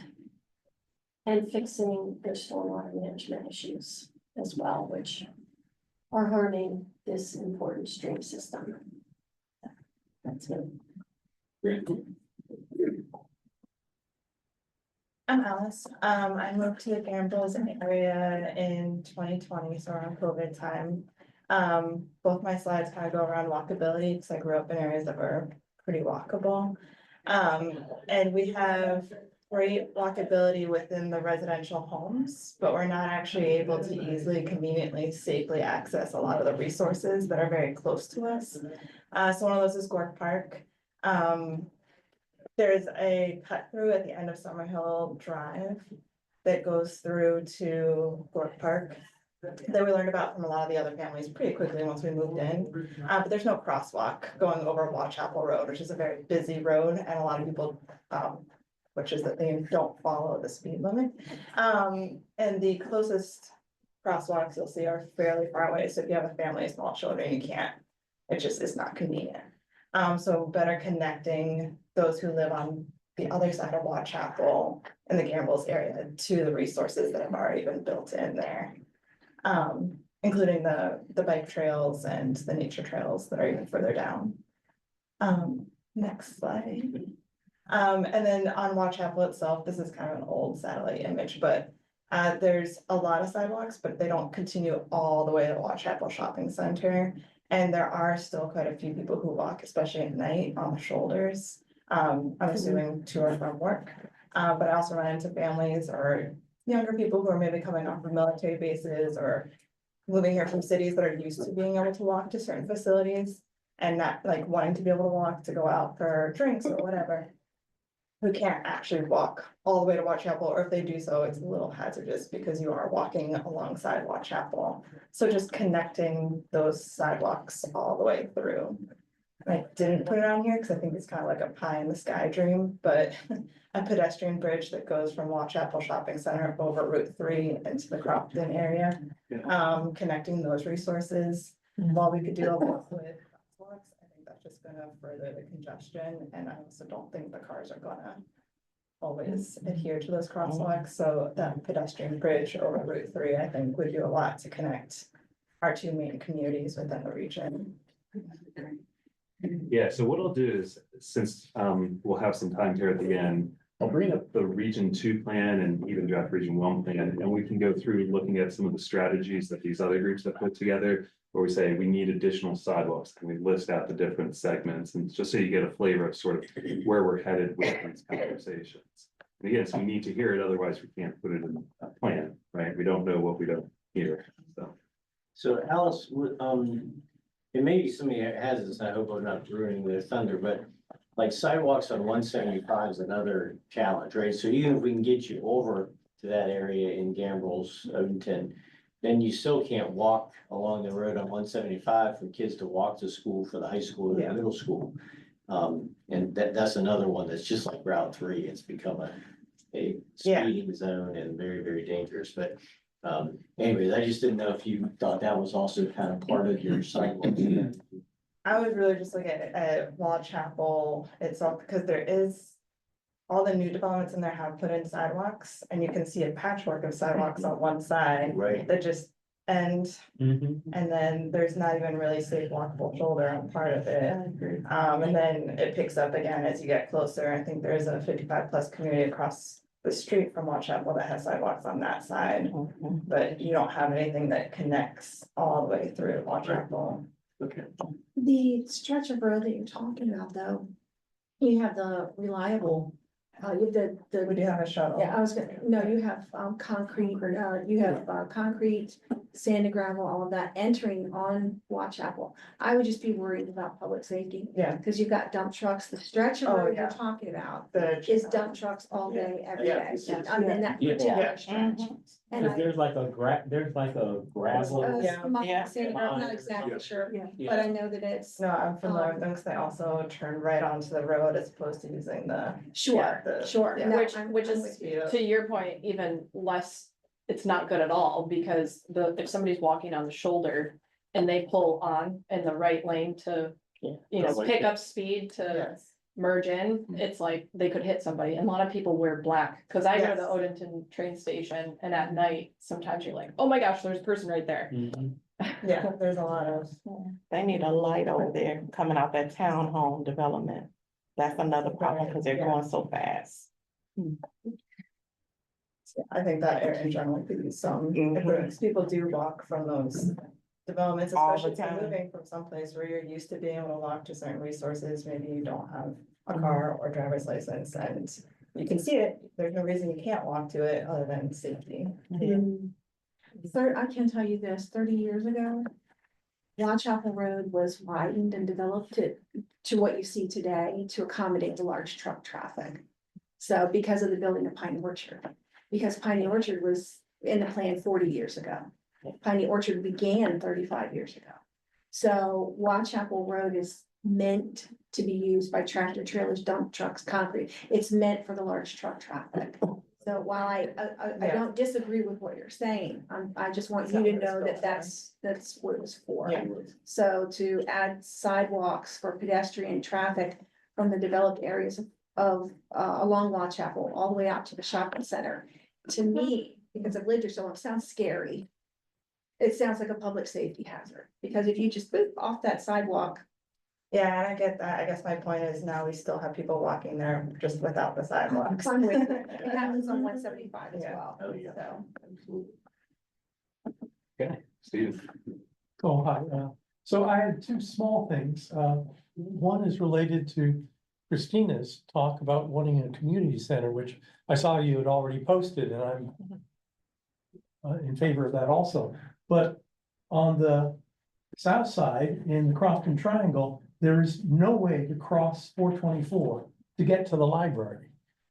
There is no crossing sign, no sidewalk, no nothing. There is a crosswalk for just getting from one side to Arundel to the other. But it doesn't service everybody else in the Crofton Triangle who wants to go to this very used library of ours. And so I think at the very least, walk signs and perhaps the timing, because you also have a problem with people doing right turn without stopping on red, and you have a left turn. So there's a lot going on there, but it seems to me you could put up a pedestrian traffic signs to help let people cross that road. Otherwise, you just have to bolt across. Somebody mentioned Frogger. Yeah. So that was one of my things. I think Duke of Kent and then all the way down to Yeah. like Leighton.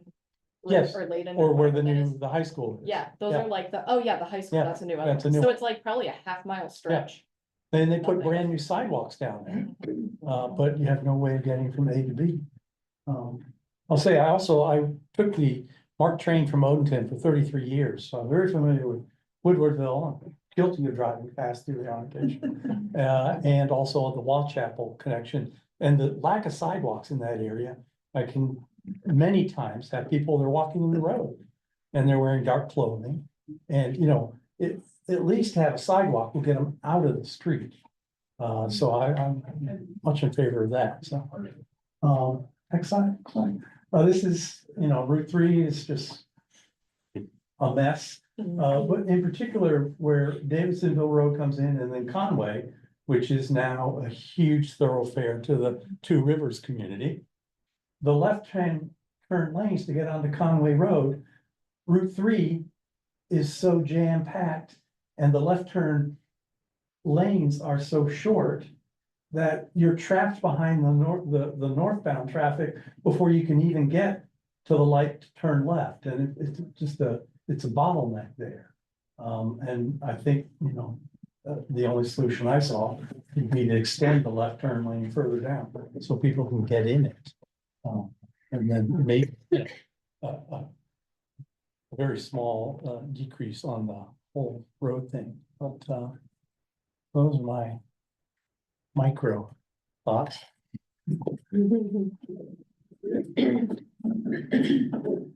Hi, I have lived in Arundel County for over 30 years. I grew up in Annapolis. And I moved to Odenton because it was affordable. I was a single parent. Sorry about that. And it was a good entry place to be able to purchase a home. I live in the Odenton Heights section, which is the older section. I've been going to budget meetings for years requesting sidewalks to no avail. We've gotten letters stating, oh, we're working on it. And then, oh, we're gonna push it back. Oh, we can't afford it. And I'm getting frustrated. I have a lot of complaints, but I figured instead of complaining, I'm gonna come and join and get involved and see what we can do to make it a better place, because I feel that my section of Odenton is forgotten. We're older, we're socioeconomical lower than what, Piney Orchard, Wall Chapel, all of that, bigger $600,000-$700,000 homes that were forgotten about. We have a lot of accidents, and so my first kind of like recommendation, ideal dream is there's a whole land, I don't know what's being done with it. It has a fence up that says something, it's been that way the entire time I've lived here, nothing's been done.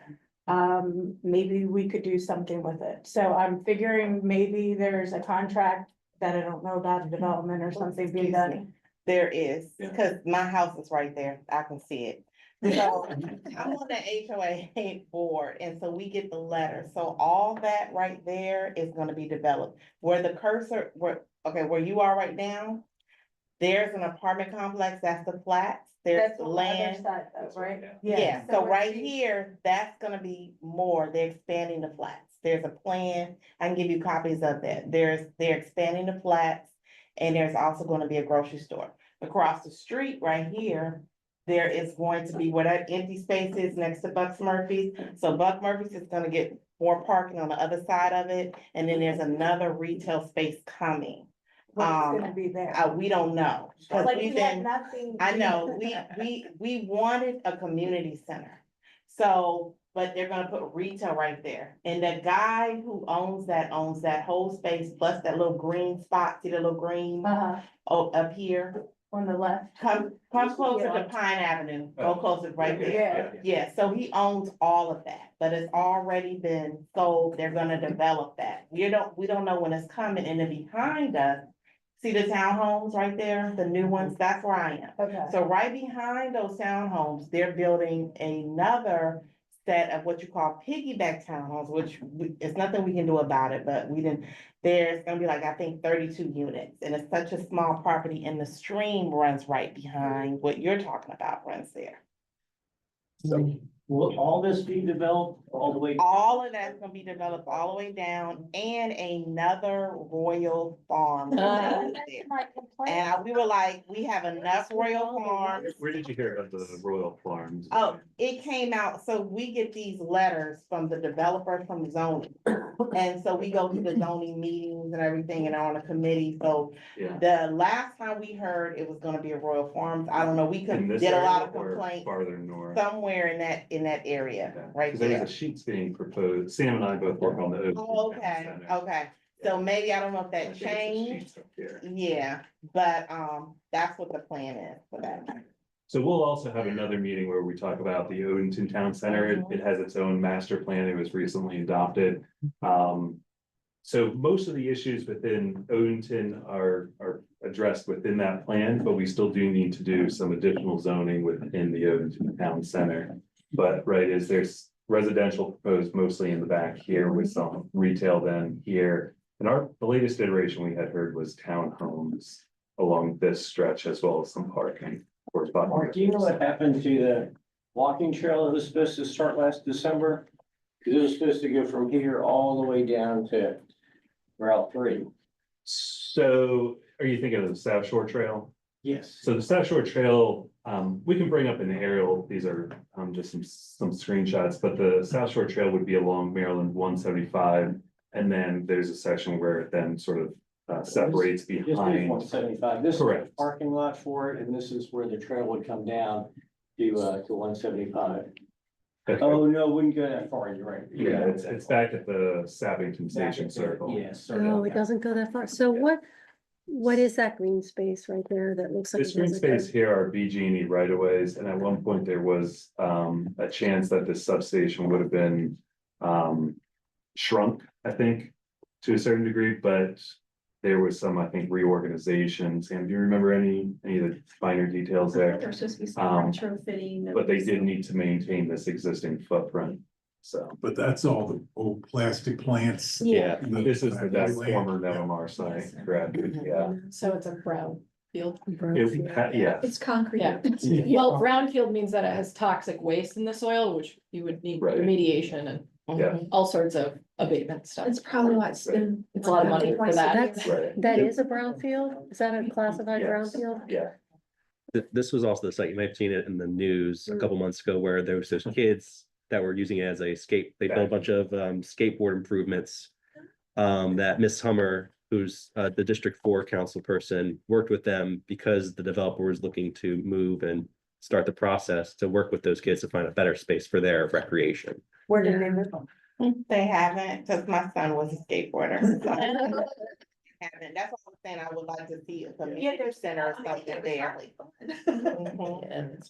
So Mark, just finish that thought, South Shore Trail, that was supposed to start last December, is that still planned? It's being done in sections and phases. So once we get through this, I can pull up the capital projects website that the county operates, and we can go through the different phases of that and locations. So my next thing, which I ran out of space, but I wanted to put 2 bridges, pedestrian bridges, one at, crossing over Piney Orchard when you're walking to the MARC station. I do the trail, that goes all the way down to Piney Orchard and through, and you can't, once you get to Odenton Road, you either risk your life crossing Piney Orchard or, dodge cars going across Odenton Road. So is there a way that we can, it says the Greenway Trail goes there, but it actually goes, if you cross over Piney Orchard, it goes left,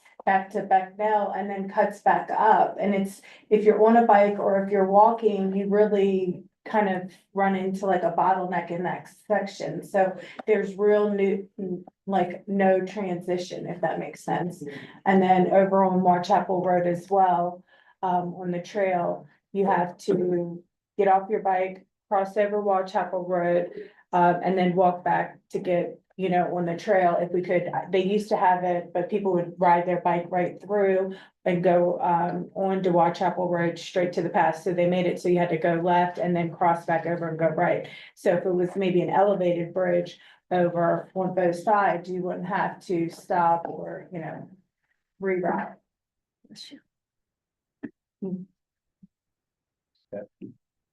So that is everyone.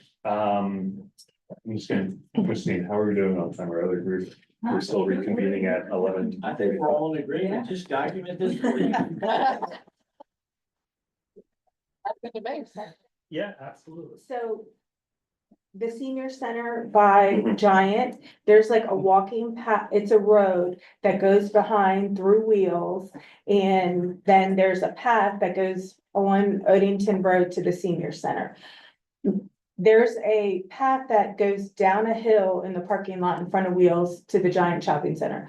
If you're on a scooter, or wheelchair, and you try to go down that hill, you probably won't survive. So they drive their scooters through the road and then come around the curb, but that's where cars go. It's not wide enough really to be utilized as, a 2-lane road. I don't think it's permitted as a road, but these, residents that stay at the senior center, they're using that as transportation. So we need to look at a way like, either expanding it or having, a dedicated path, because people are using their, wheelchairs.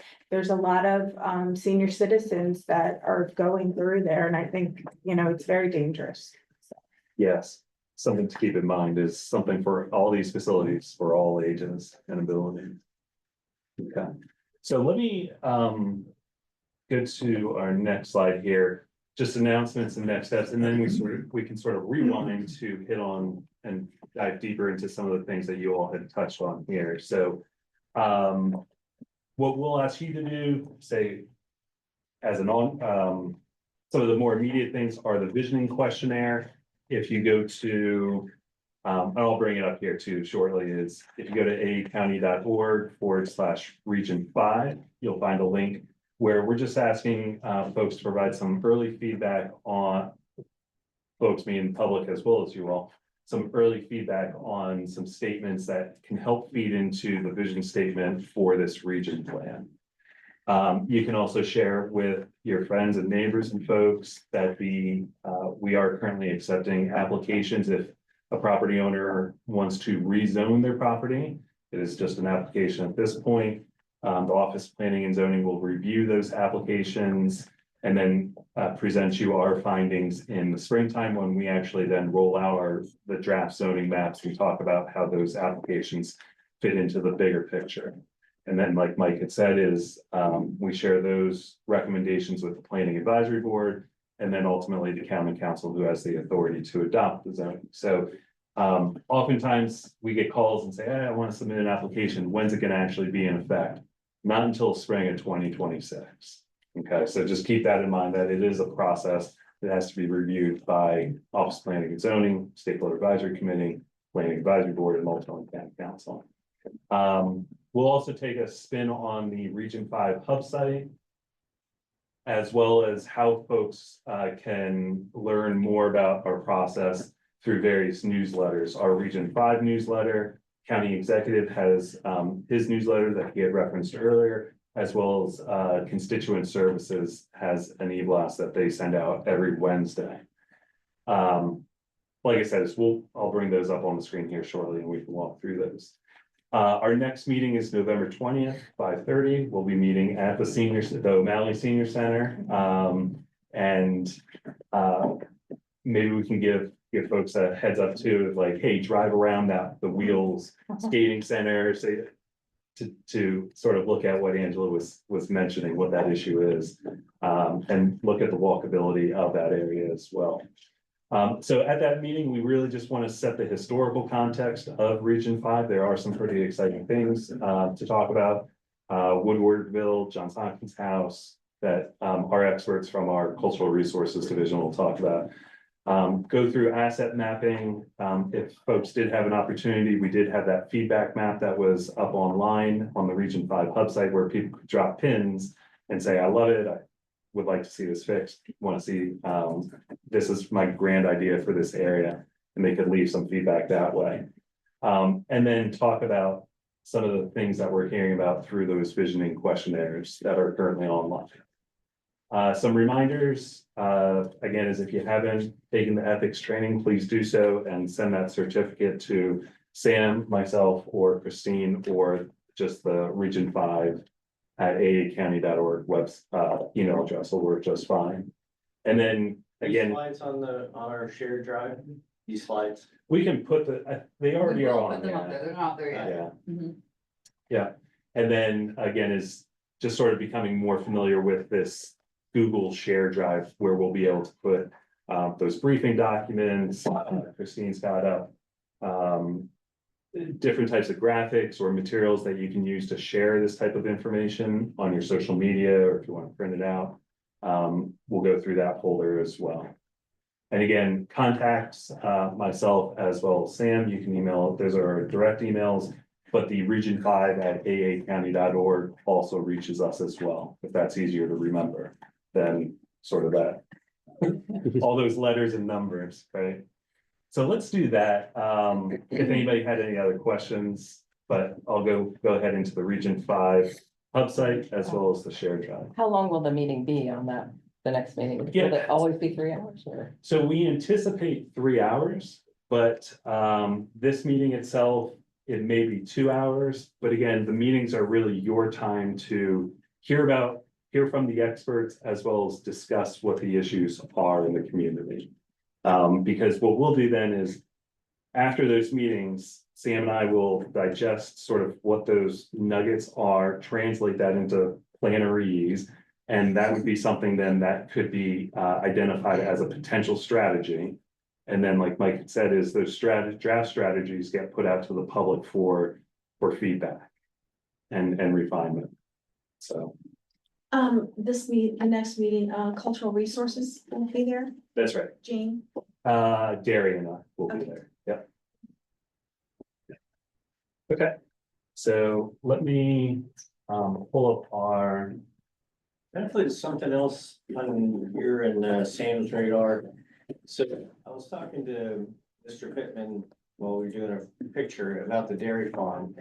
Because it's federal property, he says there's some constraints or lack of options for us in the county. Can you get us some clarification from him or somebody? Only because I don't want to spend hours talking about it, and you guys say it's federal land, you can't do anything anyway, so just go away, except for the environmental study will happen after they get the RFPs. Because again, I'm just looking at the time, right? We can talk about all sorts of great things and find out we don't have any say anyway. So can you take that message from him and get us some clarification before the 20th or whatever that date is? Right, exactly. And same with the Maryland 3 issues, because again, that being a state road, there is a limited amount that this committee can do. But again, as we will identify those ways where we can find input into help addressing those issues. Sorry, Michael help me out. What was your question, sir? Oh, so when I talked to Mr. Pittman during the picture, I had asked him about the dairy farm and, you know, what kind of influence we could potentially have on the dairy farm. He said it's somewhat limited because it is federal property. So I was just asking for clarification on that. So we don't spend hours talking about all these great ideas to find out we have no say. I think the only say we might have is the environmental study, and of course, when the RFPs come back, if we get insight into what those are, I think Mr. Pittman may have some opportunity to influence that, or, you know, looking at the lease that's through 2038, he might have influence there. But if it's like, hey, it's federal land, we can't rezone it, we can't do anything to it, I just don't want to spend any hours talking about great ideas with the dairy farm to find out that they're just, we have no influence over it. Okay. And the county may have a limited influence too, so. Yeah, He I didn't give me agree. specifics, he just mentioned it, and so I wanted just you guys to hopefully provide some clarity by the 20th, just so we put our energy into the right things. Charlie, what RFPs are you expecting to come for about dairy farm? So the Navy put out an RFI for information, and then they just got submitted back to them RFPs from five solar companies. Putting solar array, solar panels over potentially 857 acres. I think it would be a subset of that. So unfortunately, with that process of RFPs, it's not open to the public. There's no information that, you know, it's all a closed activity. And I did procurement for the government for many, many years, so I understand the process. So we're just looking at when those come back, they're going to actually then present them to the county executive for some feedback. And of course, we'd like the community to have some say, but you know, whether we do or don't, again, because it's federal land.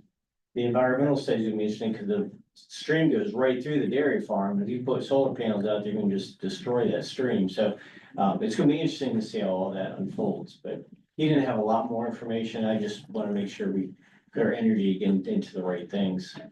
But I do, just to add on to Charlie's comments, there are sediment and erosion issues on the farm now under the county's management. So that may be something, a subset of the conversation for managing the dairy farm that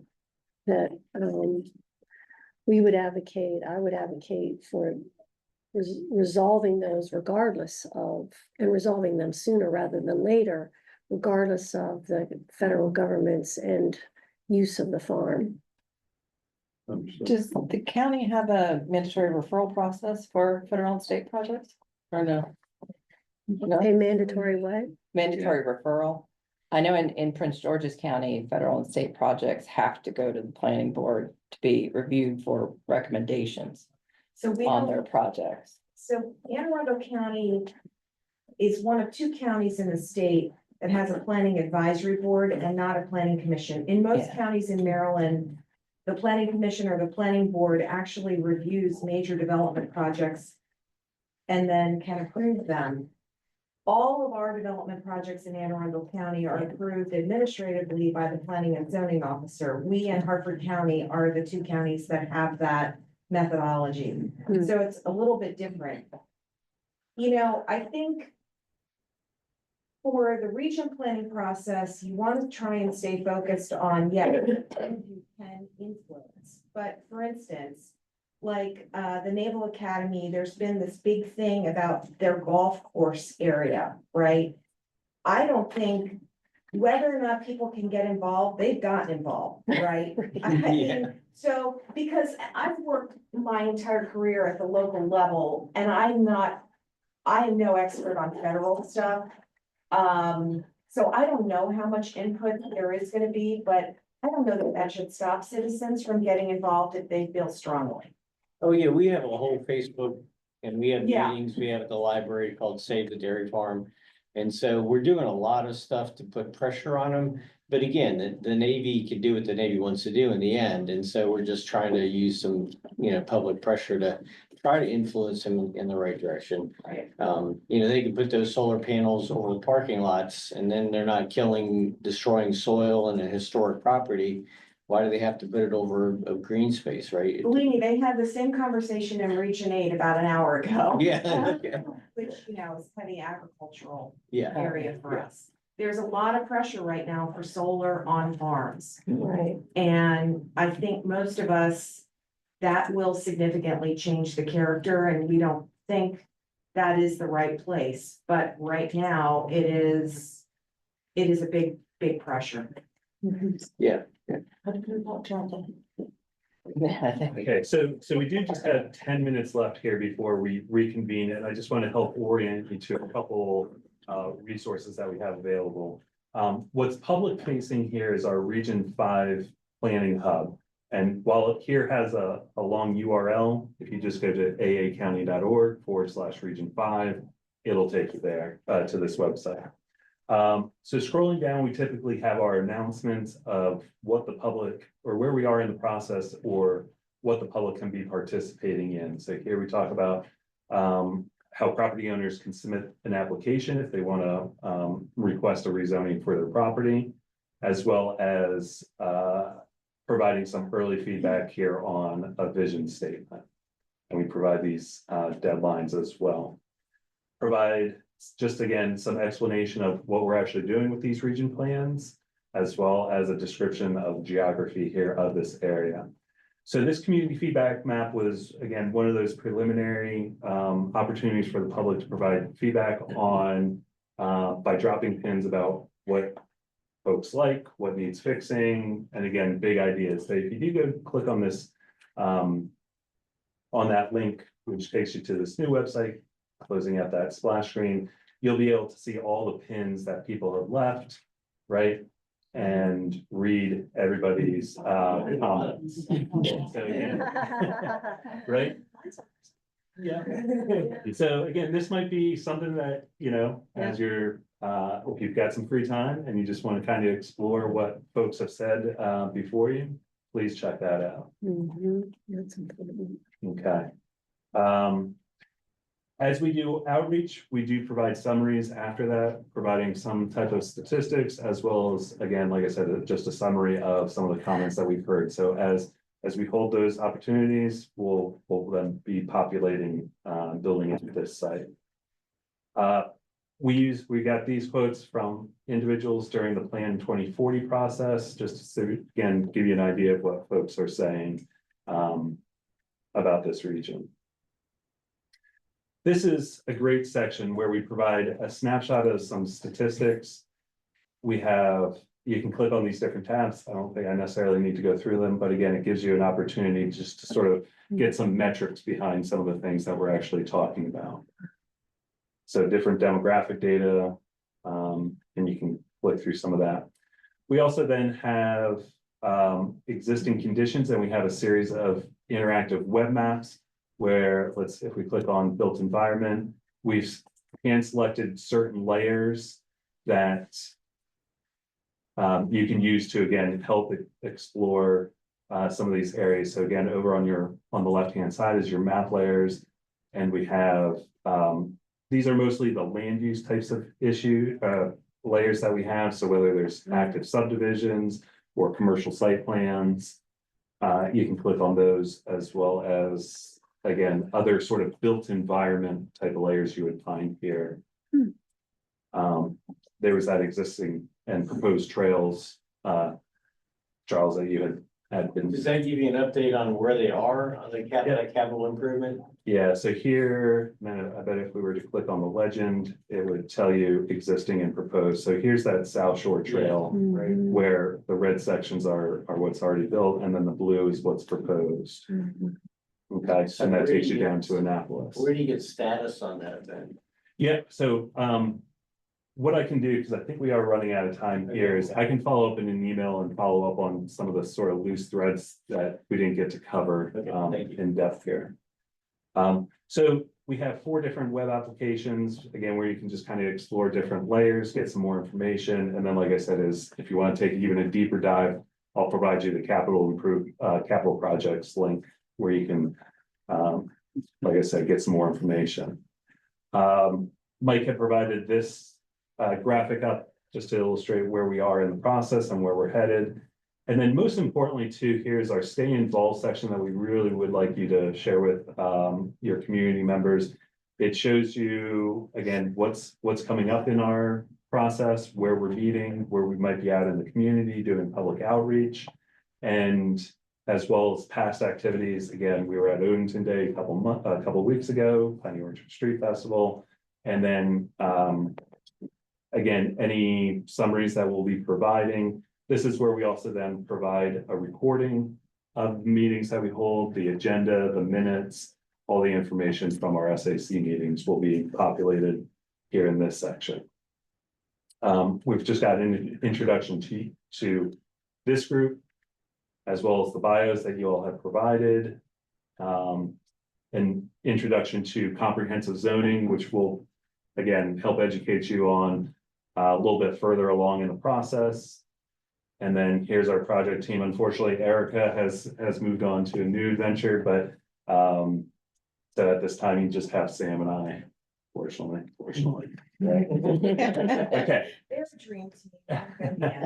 So so what I'll also provide you is a link to the Region 1 planning website or the Region 2 website, so that you can see sort of how thin our Region 5 hub site is at the moment.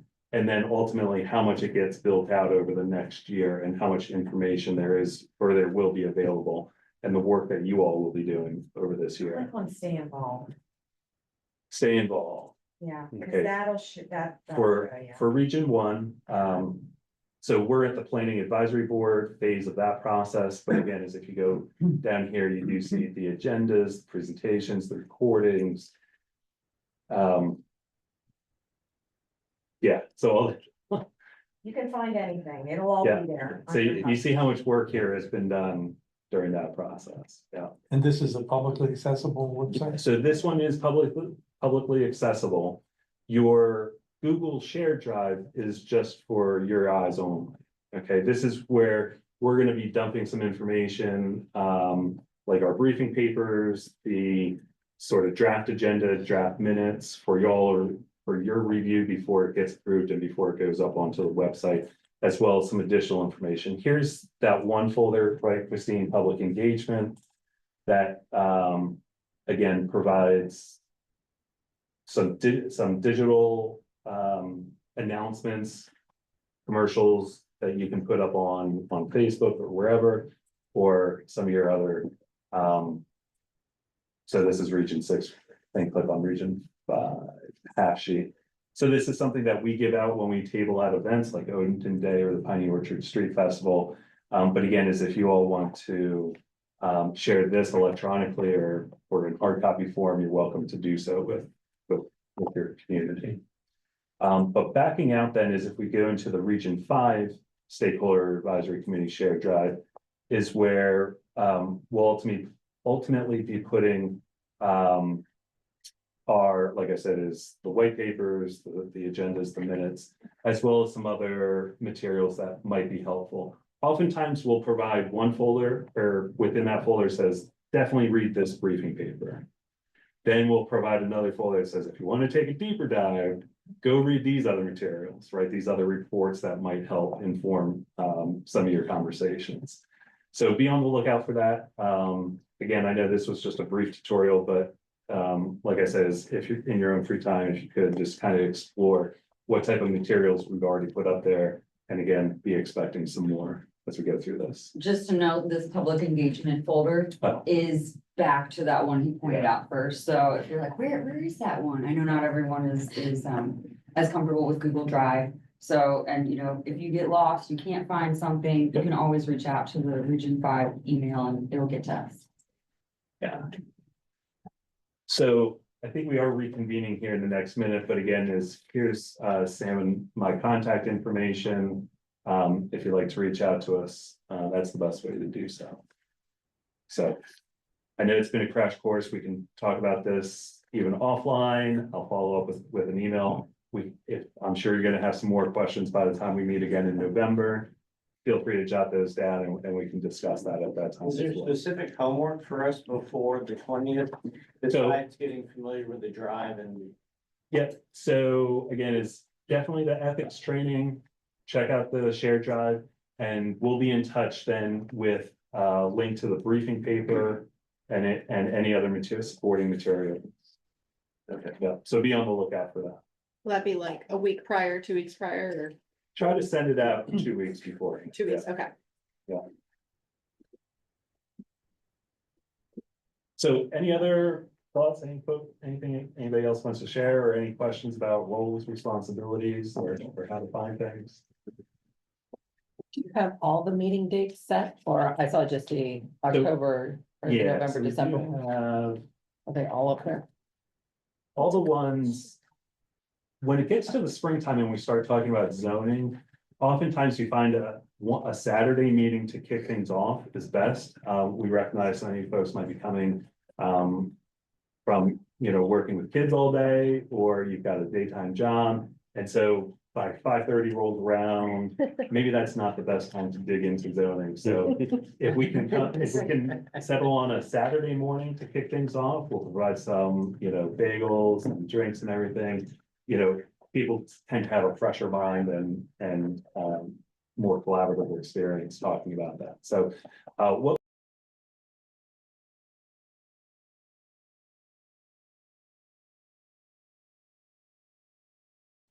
So we shouldn't say that we. Great, thank you all for joining us bright and early today on a Saturday. Let's start by going around the room and giving introductions, and I'll start here too. Oh, gee. Yes, it's like, thanks.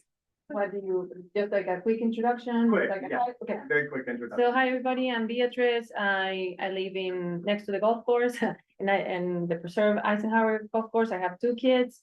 One is going to start kindergarten next year in South Shore. So I'm also part of the Naval Academy Spouses and Civilians Club board.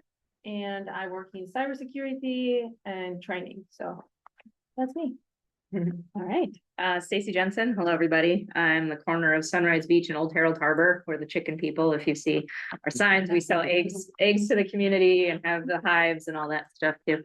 Soon goats. Yeah, so got 3 kids, twins that are 6, a younger is 5. And I'm the director for oceans and wetlands at EPA. And I also coach in the local recreation leagues. Great.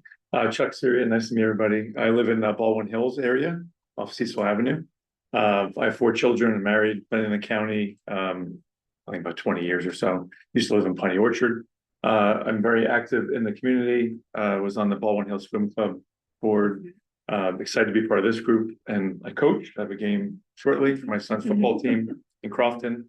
And I work, I do corporate real estate, leading global real estate sustainability for FTI Consulting. Morning, everyone. James Young. I've been in the county for 43 years. So very long time, all within about 15 miles of this area. So know the area pretty well, I would think. I have 2 kids, both in high school at the new Severn run high school, a very beautiful building. I live in Woodlands Plums, which is a newer neighborhood off of Old Harold Harbor, and I work in IT consulting. I'm Christine Kroll. I live in Sherwood Forest, which is a neighborhood across from like the Rams Head on General's Highway. I have 3 children all in college right now, and I am a grants and education coordinator for the local community foundation. We produce the needs assessment actually that he referred to. I'm Bob Sweet. I have 2 kids, 11 and 9. I'm allergic to bees, so I'll stay away.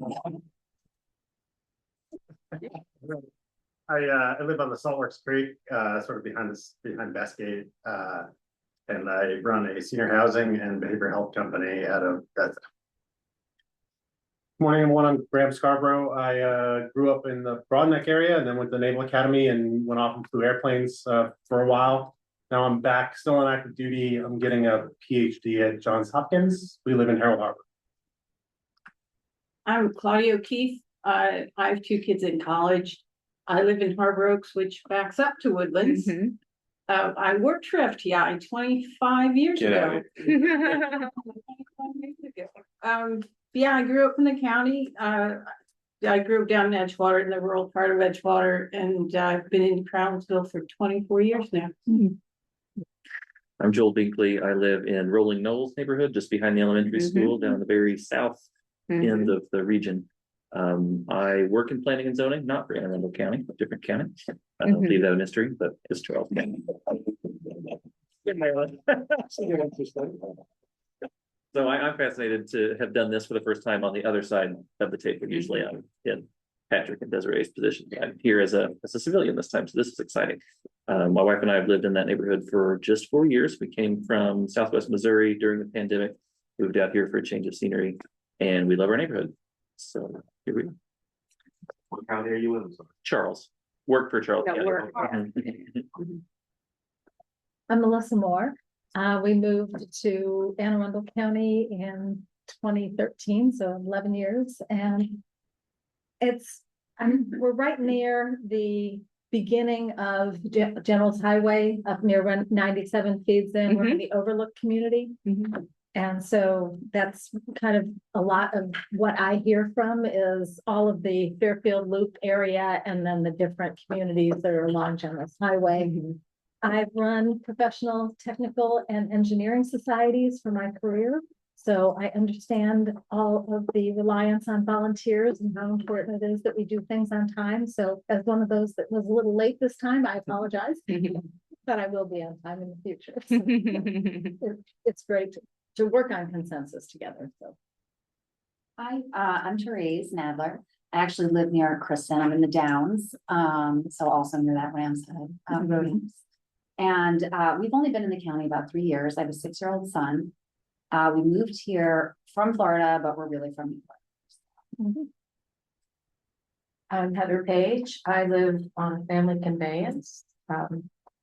We named it Woodward Lane, which intersects with Devil's Elbow. It's right 1/4 mile down from Cecil, Baldwin Swim Club. I have 3 children in college. I've worked for the United States Department of Agriculture for 34 years. I'm an agricultural economist, eligible to retire in May. Stay in the county. Keep working. I really like the people I work with and what I'm doing. So that's about it. I'm Jasmine Wilding. I realize I recognize you from the pool. We also I've lived in Arden. I've lived in Crownsville my whole life. My parents moved here when I was 4, and glad they did. And I grew up kind of off Old Harold Harbor Road and Valentine Creek. And now we live in Arden. My parents are they're now on St. Stephen's Church Road. So it's nice having my husband's parents grew up in Arden or have a house in Arden. So we have 3 kids, also twin club, twins that are just turned 11 and a 6-year-old. I worked in the military defense stuff for a while, and then I started volunteering. I manage the General's Highway Council Facebook page, so it's a little bit the organization could use some new juice and leadership. So if anybody wants to help revitalize it, you know, I welcome that. Usually it's like when, you know, we're fighting against something. And expense required, but I think this would be a good, I think people are curious about this process. Yeah, and yeah, I'm in Arden now.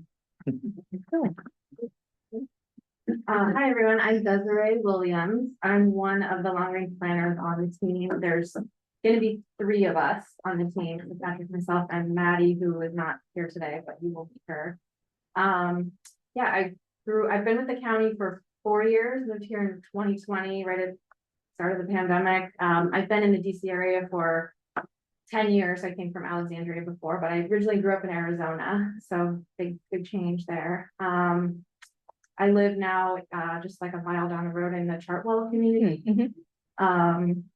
What else? Before coming to the county, I worked in consulting for about 8 years. So did a lot of community planning, long range planning, and military based planning for the DoD and the Air Force. And I lived in California for a couple of years as well. So I have 2 kids too, 6 and 4. So. Patrick Hughes. I've been with the county for just over 10 years now. I live in the city of Annapolis, way out toward the end of the peninsula there. Like Desiree, I have a background in consulting. I did that for a number of years in far southwestern Virginia before coming here. I grew up in South Carolina, have a background also in landscape architecture. That was my undergraduate, and then got into planning after that. So anyway, that's my background, and that's your leadership team. And I think you'll meet Maddie when we have our first meeting. So look forward to letting her introduce herself to you all as well. And Jansen, you're here now. I'm sorry, do you want to introduce yourself? Because you didn't have a chance early on. I'm fine with that. I know who you are. My name is Jansen Evelyn. I'm taking the second shift. So I work in the county executive's office. I serve as the deputy executive officer. My portfolio includes land use, economic policy. So I'm the person that will be stopping you from leaving since I have to speak every day. But it's going to be very, very, because it's gathering. I do appreciate you all being a part of this. I know Pittman, every time we talk about land use, he goes to this place of wonder. He talks about how, like, you know, it's the kind of politics that has to change. I'm sure he touched on that. Gets them up to coffee.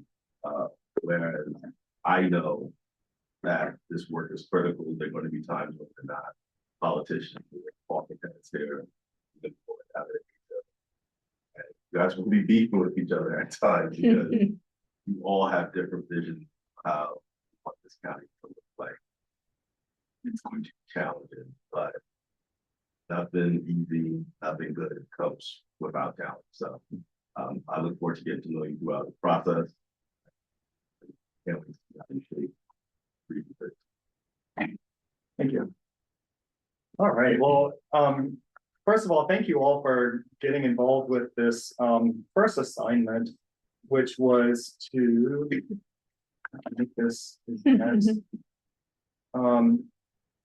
sharing some images from the region on what you all see as key assets and challenges. And this was actually one of the surveys that we had put out to the public as well. So we have some public input that is very similar to this as well. But I will just go ahead and get into it. We had in the public facing survey that we had done, we had a series of either love it ideas, dream it. We don't have it in place yet, but what is part of our vision for the future and what needs fixing. And so I think you all have brought in some of your own photos. And so I want to ask you all to share a little bit of what you all brought up in this. I'll start with Great, yes, alphabetically, I get to go Yeah. first. So I had a dreamed idea. I've long wondered and been excited about the South Shore Trail because it would connect, obviously, Odenton and Annapolis. It would be a great resource. The little snippet of trail that currently exists, I've ridden on it a few times and I would love it to go a lot further. But where it would intersect with my neighborhood is just a little far out of reach. And I thought, how great would it be if there was a trail connection between the Rolling Knolls Elementary School property and where that future South Shore Trail will go down in that utility easement back in there. So that was my dream it. Obviously, there's lots of details to work out with intersections and crossing, and the school put up a lovely, secure but ugly fence all the way around. So keep out or keep in, whichever is the goal. But there will be challenges. But again, it's a dream. It's not a practical solution at this time. So there we go. I would love to be able to have our neighborhood and all the kids and walkers and bikers that we have a little zippity doo dah trail down to the future South Shore Trail. And as a resident of the area who drives up and down Crownsville, or in Crownsville up and down General's Highway a lot, I really love the number of small and independent businesses that exist along the corridor. And I patronize almost all of these that are on the screen. Some I would like to see more often, and some I've been to a number of times.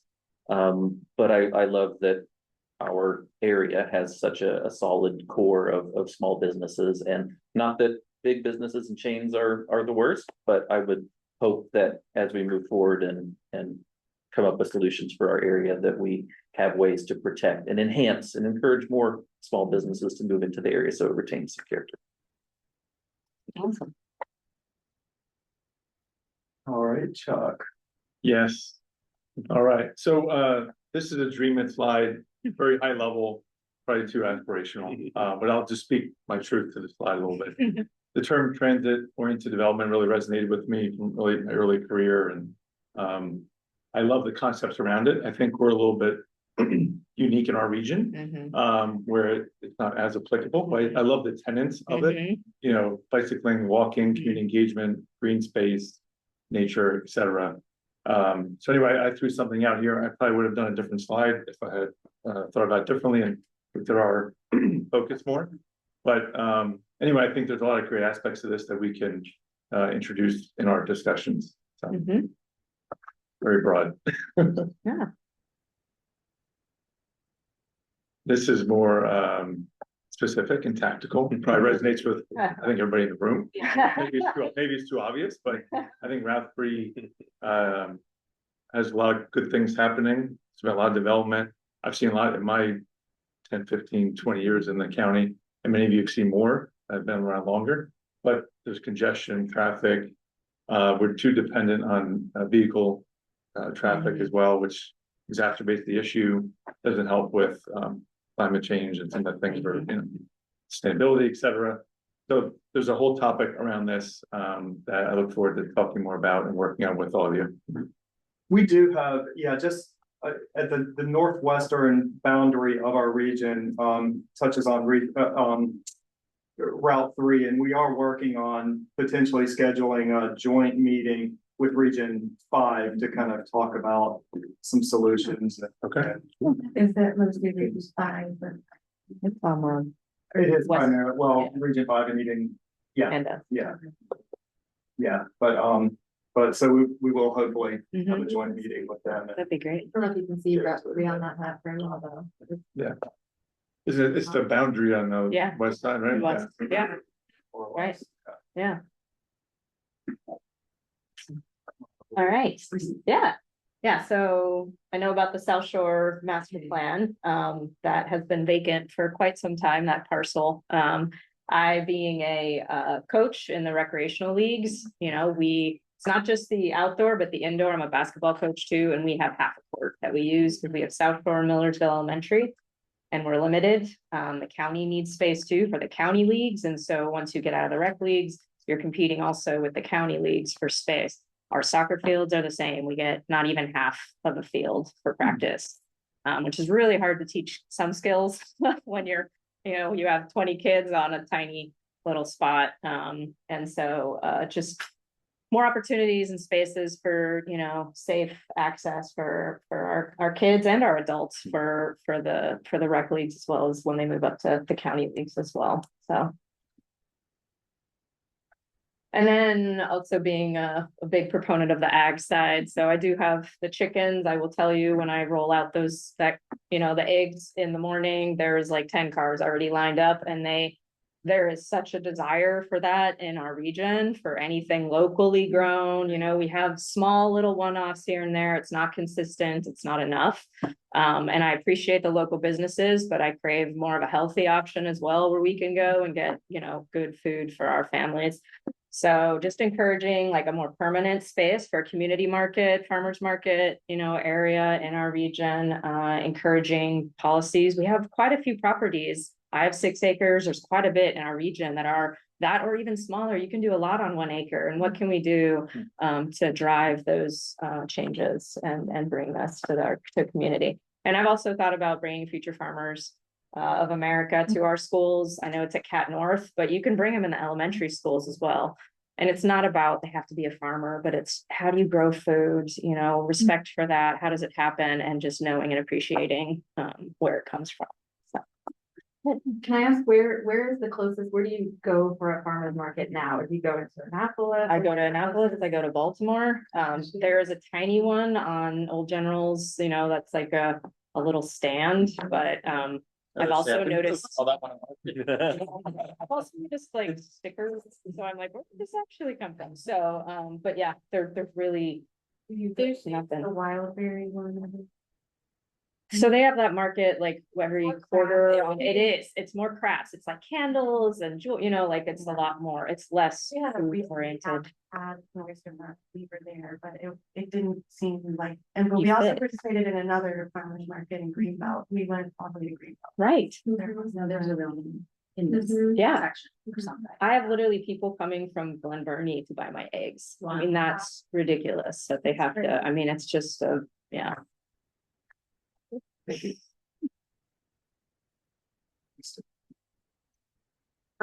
Dream it, fix it.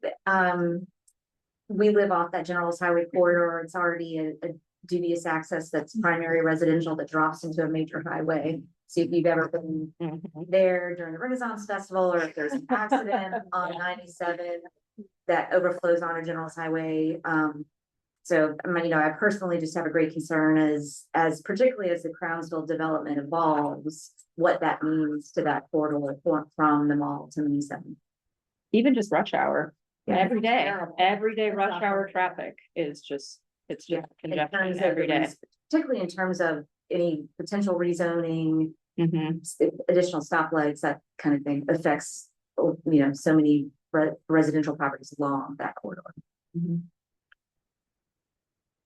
And, in line with what's already been said, I've lived my father was in the Navy. I worked around the world as an IT consultant, and things that I look back in the places I've lived are public access space, particularly easy access and connection from town to town. So I'm really drawn to expanding that South Shore Trail.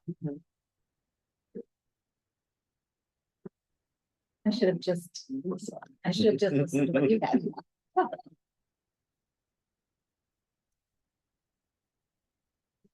And especially on the General Highway corridor.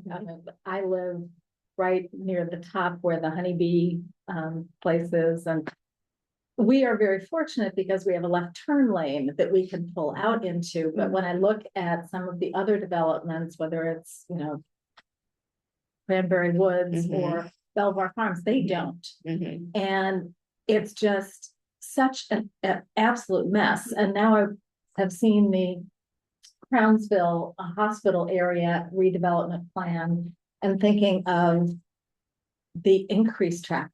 I mean, it's just overwhelming on that part up there. So I get very concerned, as others have said, that we are moving things without resolving some major traffic areas. And I think that we really need to slow down and think about how we're going to resolve that before we make decisions. And that was, again, Dream It, let's slow down enough to figure it out before we go and say, yes, let's go ahead and move forward on this, that, and the other thing. And it kind of fits with my second one, which is again, with the bike trail and biking and accessibility of space, because I think that if General's Highway has more biking or walking capabilities, then if we do, as the plans for Crownsville Hospital progress, people will be able to access it with their bicycles and with their legs, as opposed to, oh, let's just add more cars coming into that area.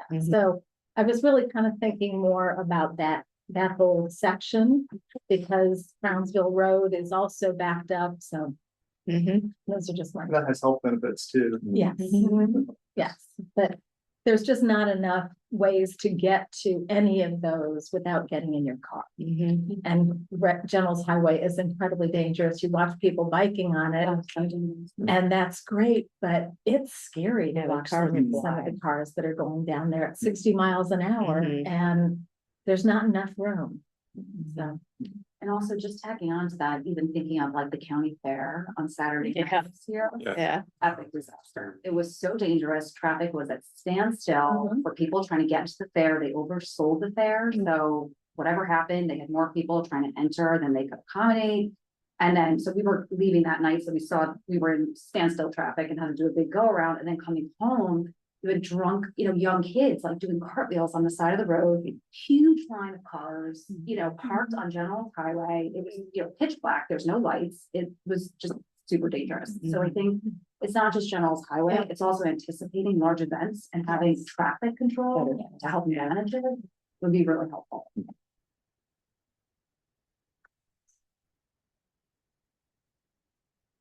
As I mentioned, I know that in suburb of New York City. My husband and I lived there for 18 years. Then we moved to Florida, to also an artsy area. And I love Arundel because I think the county does an amazing job with like green spaces, parks, trails, outdoor things. What I think is pretty severely lacking is any emphasis on the arts whatsoever. All the parks, all the open spaces in New York and in West Palm where we lived always had rotating exhibits. It brought in interesting people. It made these little communities more artistic. I think it brought in different perspectives and points of view. And you also have people who might not go to a park but want to go see this exhibit. It's great for kids. I just would love to see more of anything like this anywhere in the county. Personally. And then I think, as this has been touched on, traffic's a problem, lack of bike lanes is a major problem, particularly with people biking on major roads. Just to keep in mind. We're gonna have the golf carts. I mean, I think generally probably both. I'm joking. I just think you might need a 2-lane road. I don't know. Like, Make 97 wider. There's a big, that's the Bob, thing, they're avoiding 97. Yeah. To taking generals to avoid 97. Yeah, there's a lot of like Yeah. history to avoid Yeah. lighting, because then that brings on a host of. Yeah. Totally. Yeah. There's a historic designation. Yeah. Oh, yeah. Yeah, but it's just, it's so much traffic, 97 onto that. Yeah, I think you're right. And also I think re-examining the lights, essentially, because we're adding more lights. And the lights create the bottlenecks, and like, are they timed the best No, way? the ones Like, by the gas station up by you. such a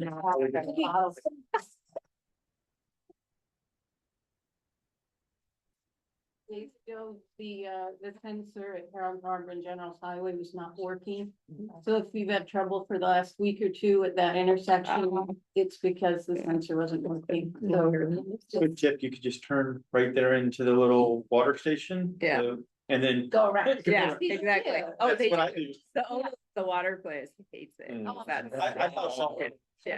Yeah. But I mean, if not, you can sit there for like 5-7 minutes. Oh, it backs up, and then also though, we're adding the new light by Rolling Knolls, which is desperately needed. Yeah. But like, now we have a barrage of lights in the road, so they Yes. really need to be timed, or your backup is gonna be. Yeah. What's gonna happen to the highway? Traffic study. Anyway.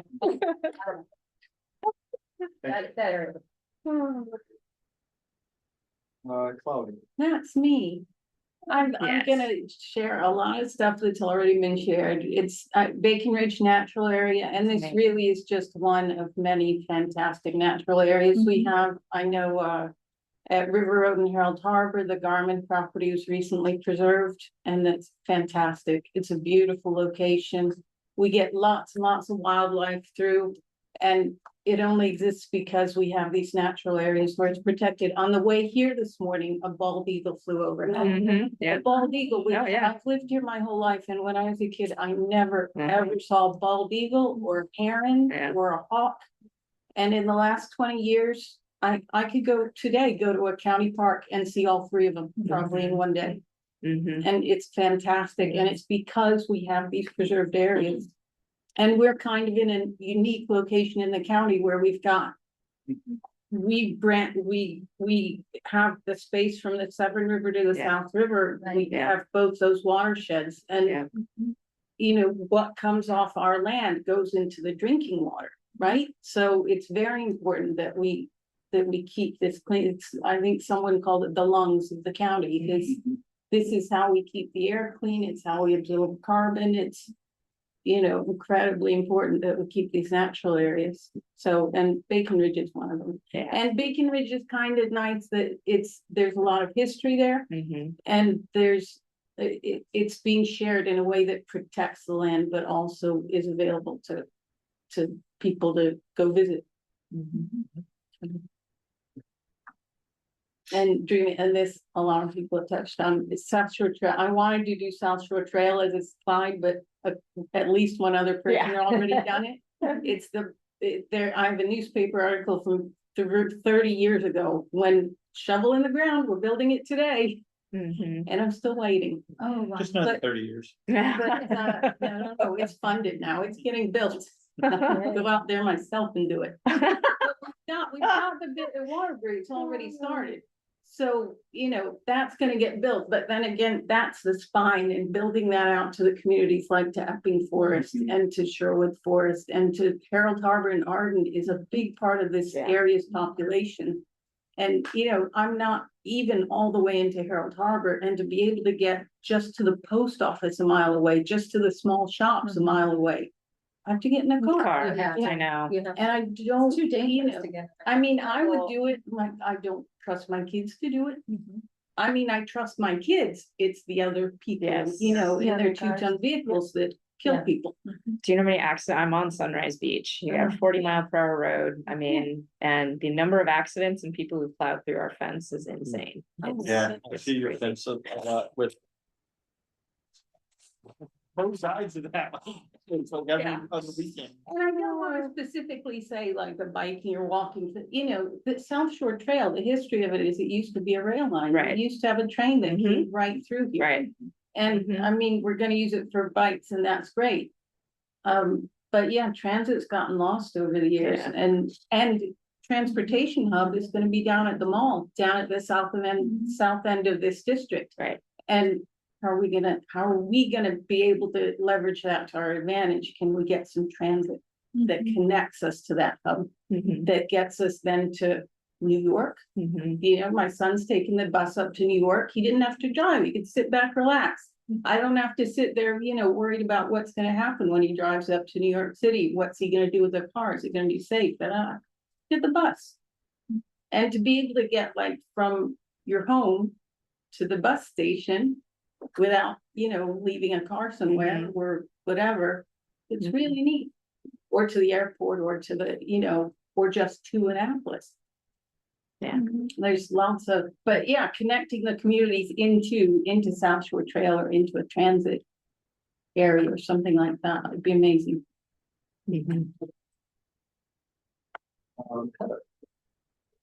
Okay, love it. Stormwater management. Appreciate it. This is stuff where Devil's Elbow straightens out, and that was a new installation. Street was always flooding. It was like making that sharp turn when it's flooded with water. Kudos. And it has worked really well. Yeah. It has. Yeah. And they did it really fast. It was impressed. Yeah. That's great. So, do that on. Yeah, River Road needs it too. couple times on River Road. It hasn't really worked.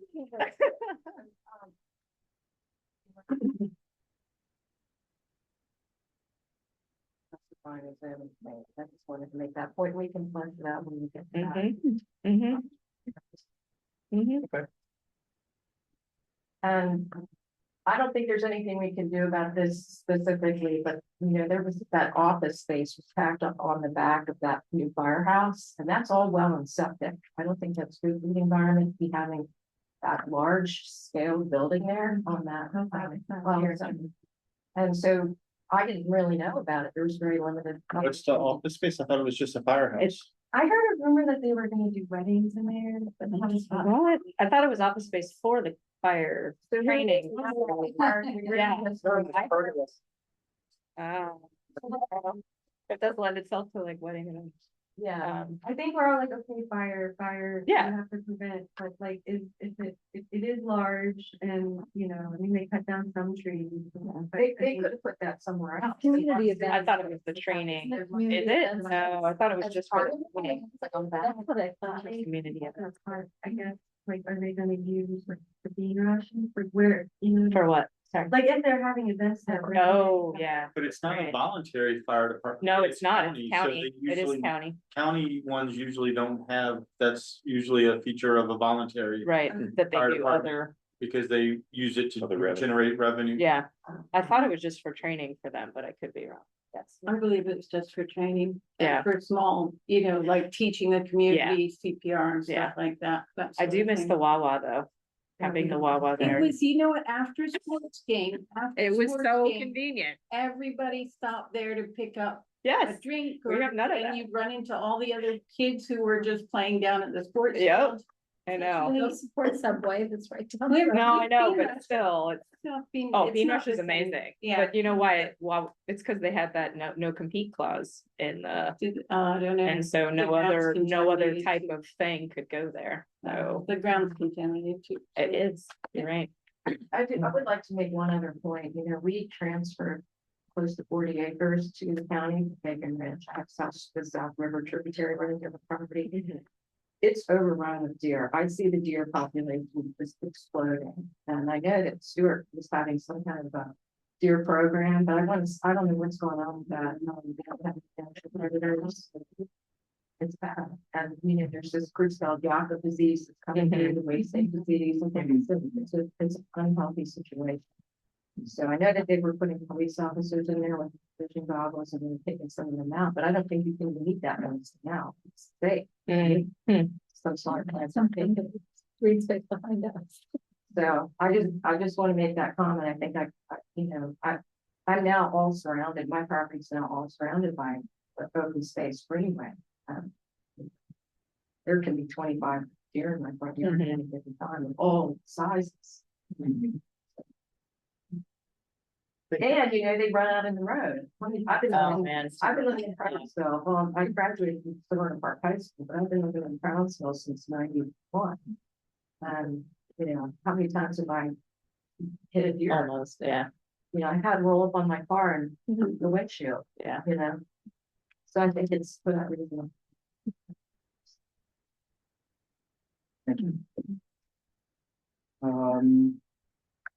Brian is not here, but he had submitted, walkable neighborhoods, and this is something I do want to talk about if we have a little bit of time, and certainly in some of our subsequent meetings, but we had talked about some of the little commercial nodes, and Claudia mentioned that and such, so we will get into that a bit. And then, of course, General Highway, we talked about that. Everybody says that. Honestly, Yeah, this is a horrible intersection. yeah, so speaking of General's Highway, getting a little more in the weeds, this intersection of General's Highway and Harold Highway is a mess. Yeah. And I think part of it is because the Crownsville Automotive side on the west side is not signaled, Mhm. and then there's no Yeah. curb on the east side, and so people come through that intersection and sometimes they dart right into Yep. the service station. People come out of the service station pointed south Mhm.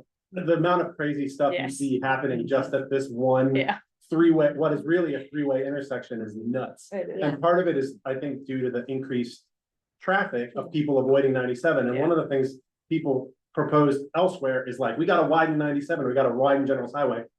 If you lived in the county, you grew up here, you remember when 97 first opened. And I'm not saying that you could, but if you were an 18-year-old and you were going up towards Baltimore on 97, you could just fly down 97. Not saying that anyone in this room might have done that. But you could just fly up 97 in 15 minutes, or how long is it, 17 miles in 17 minutes, right? And no, that's not possible. The reason is because they widen the road, and then the places that are 20 minutes away just grow and grow and grow, because everyone wants to move 20 minutes away from Annapolis. And then as everyone moves 20 minutes away from Annapolis, they clog up the lanes. So if you widen Generals and you widen 97, you just create new places that are 20 minutes away from Annapolis where people are gonna move, and those are gonna grow to fill the lanes. Yeah. And it's not gonna be may not be a problem for us in the near term, but in 10 years, it's gonna be an absolute mess. By the time they finish the construction. By the time they finish it. So It's right, already- because realtors 20 minutes up the road are gonna be like, just wait till they finish the 90s. Like, you'll be in downtown Annapolis in 20 minutes. Yeah. So anyway, it's the increased traffic on Generals and the way that this intersection is set up makes it not only, like, there's lots of problems with the lights up and down Generals, but this one I feel like is just particularly bonkers. And it's only a matter of time before we start seeing, I think, real accidents happening here. And some of you may have already seen it, but. Can I ask a clarifying question? We've talked a lot about General's Highway. I understood, and maybe this is completely wrong with why I'm asking. General's Highway is historic preservation, is historically preserved, and it can't be widened. It has a scenic and historic road designation. And what does that mean? Washington marched, I mean, that's why. But I'm just wondering, what does it mean in terms of being able to widen it? So it gets, there's some, development, in the development code, there's some additional scrutiny that is given to these roads when there are development projects that are coming in along those roads, and also thinking about the types of improvements that can happen along those roads. And they're kind of different tiers for different scenic and historic roads in terms of importance and historic integrity. And so we'll need to get our cultural resources folks to really address this in more depth. And hopefully that'll be in the first meeting. So please bring that question out. Okay, I'm sorry to have interrupted. No. This is a good question. That's good. I kept hearing one thing and then I think maybe I was wrong. This is also a county meeting, not a state, so it's a different agency, a different. Okay, thank you. Not like 97s. Yeah. For my love it, that's the natural area that's back behind Harold Harbor, Val Creek, and Arden. If you've never been back there, it's completely inaccessible. Don't go back there. Don't wander through it. Don't enjoy anything back there. But if you have been back there, you know what I'm talking about. It's a great area. Some of it I think is protected. And some of it is owned by the Crownsville Conservancy, I think. It was the lumber, wasn't it, mill, and then they sold it to the Conservancy? The lumber mill is down the road. Yeah. Down the road. This is right behind Harold Harbor, in between Harold Harbor and Arden. Beyond the sports. Got it. Yeah, it's behind Yes. Arden Park. Yeah. So it's fantastic area. I just want to see it Reserve. stay just how it is. It's wetlands, it's forest, it's got some trails back there. It's awesome. This is where the county had proposed a public goat Water access, and yes. and general Yeah. highway. did Yeah. for- Yeah. It's awesome. I mean, that's my NIMBYist thing, but it does a lot of good back there, I think. It's nice it connects to the playground straight from the park. Yeah, you can get from Harold Harbor to Arden. Yeah. 20-30 minute walk through there. Yeah. It's nice. Is that when they were talking about public access to the water? Yeah, that's what we were saying. Okay. Yes, yeah. It would have been a big road, it would have been a lot of disturbance to create a road back there. And I mean, I guess I'm curious in general, like, do people feel like we have enough water access? Like, I mean, obviously I'm in Arden, so I feel like I do, even when I wasn't in Arden, there, it was along the Indian Landing boat, but like, I don't know, do you guys like feel like you don't have water access or we? I do. I don't feel like I have water. No. Don't Yeah, agree. I that's agree. one of the slides I have was having something on that, so. Well, wait then. Exactly.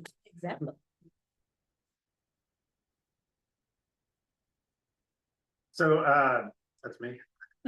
And this is, it's a specific thing, but it's more of a larger issue, I think, that Severn River faces as far as runoff into the creeks and also from underground sort of failed septic systems. So I think, the Severn Grove neighborhood on the right side of this has installed sort of a tiered runoff system. So when there's a heavy rainfall in the county, and you're actually on some of these creeks, there's like a light brown plume of runoff of stuff from both impervious areas and also, just running off topsoil and fertilizers that people have on their lawn, and it's polluting the river. And in the neighborhood Severn Grove, where they installed this sort of tiered runoff control system, it's totally eliminated that and kept those pollutants and that topsoil out of the creek and thus out of the Severn River. So I think there's a lot of areas, this is one of them, that I think they could install similar devices and really improve the quality of the water in the river. Okay. And this is I think this has been touched on, the area of general highways that everyone's complaining about the traffic on, I think between Bestgate and 97 really is a neat, like it could be neat. It's got sort of a Napa-y feel with some of these local businesses that could be increased, and instead, like there's a lot of sort of rundown areas, and then there's this creepy hospital that sort of changed the dynamic from I think what we would all like it to be into what it is. So I think it's an area for improvement, and whether it's the local farmers market or more local businesses, I think we'd like to see sort of better stuff there. I got all excited for a second. I'm like, where's that? I think it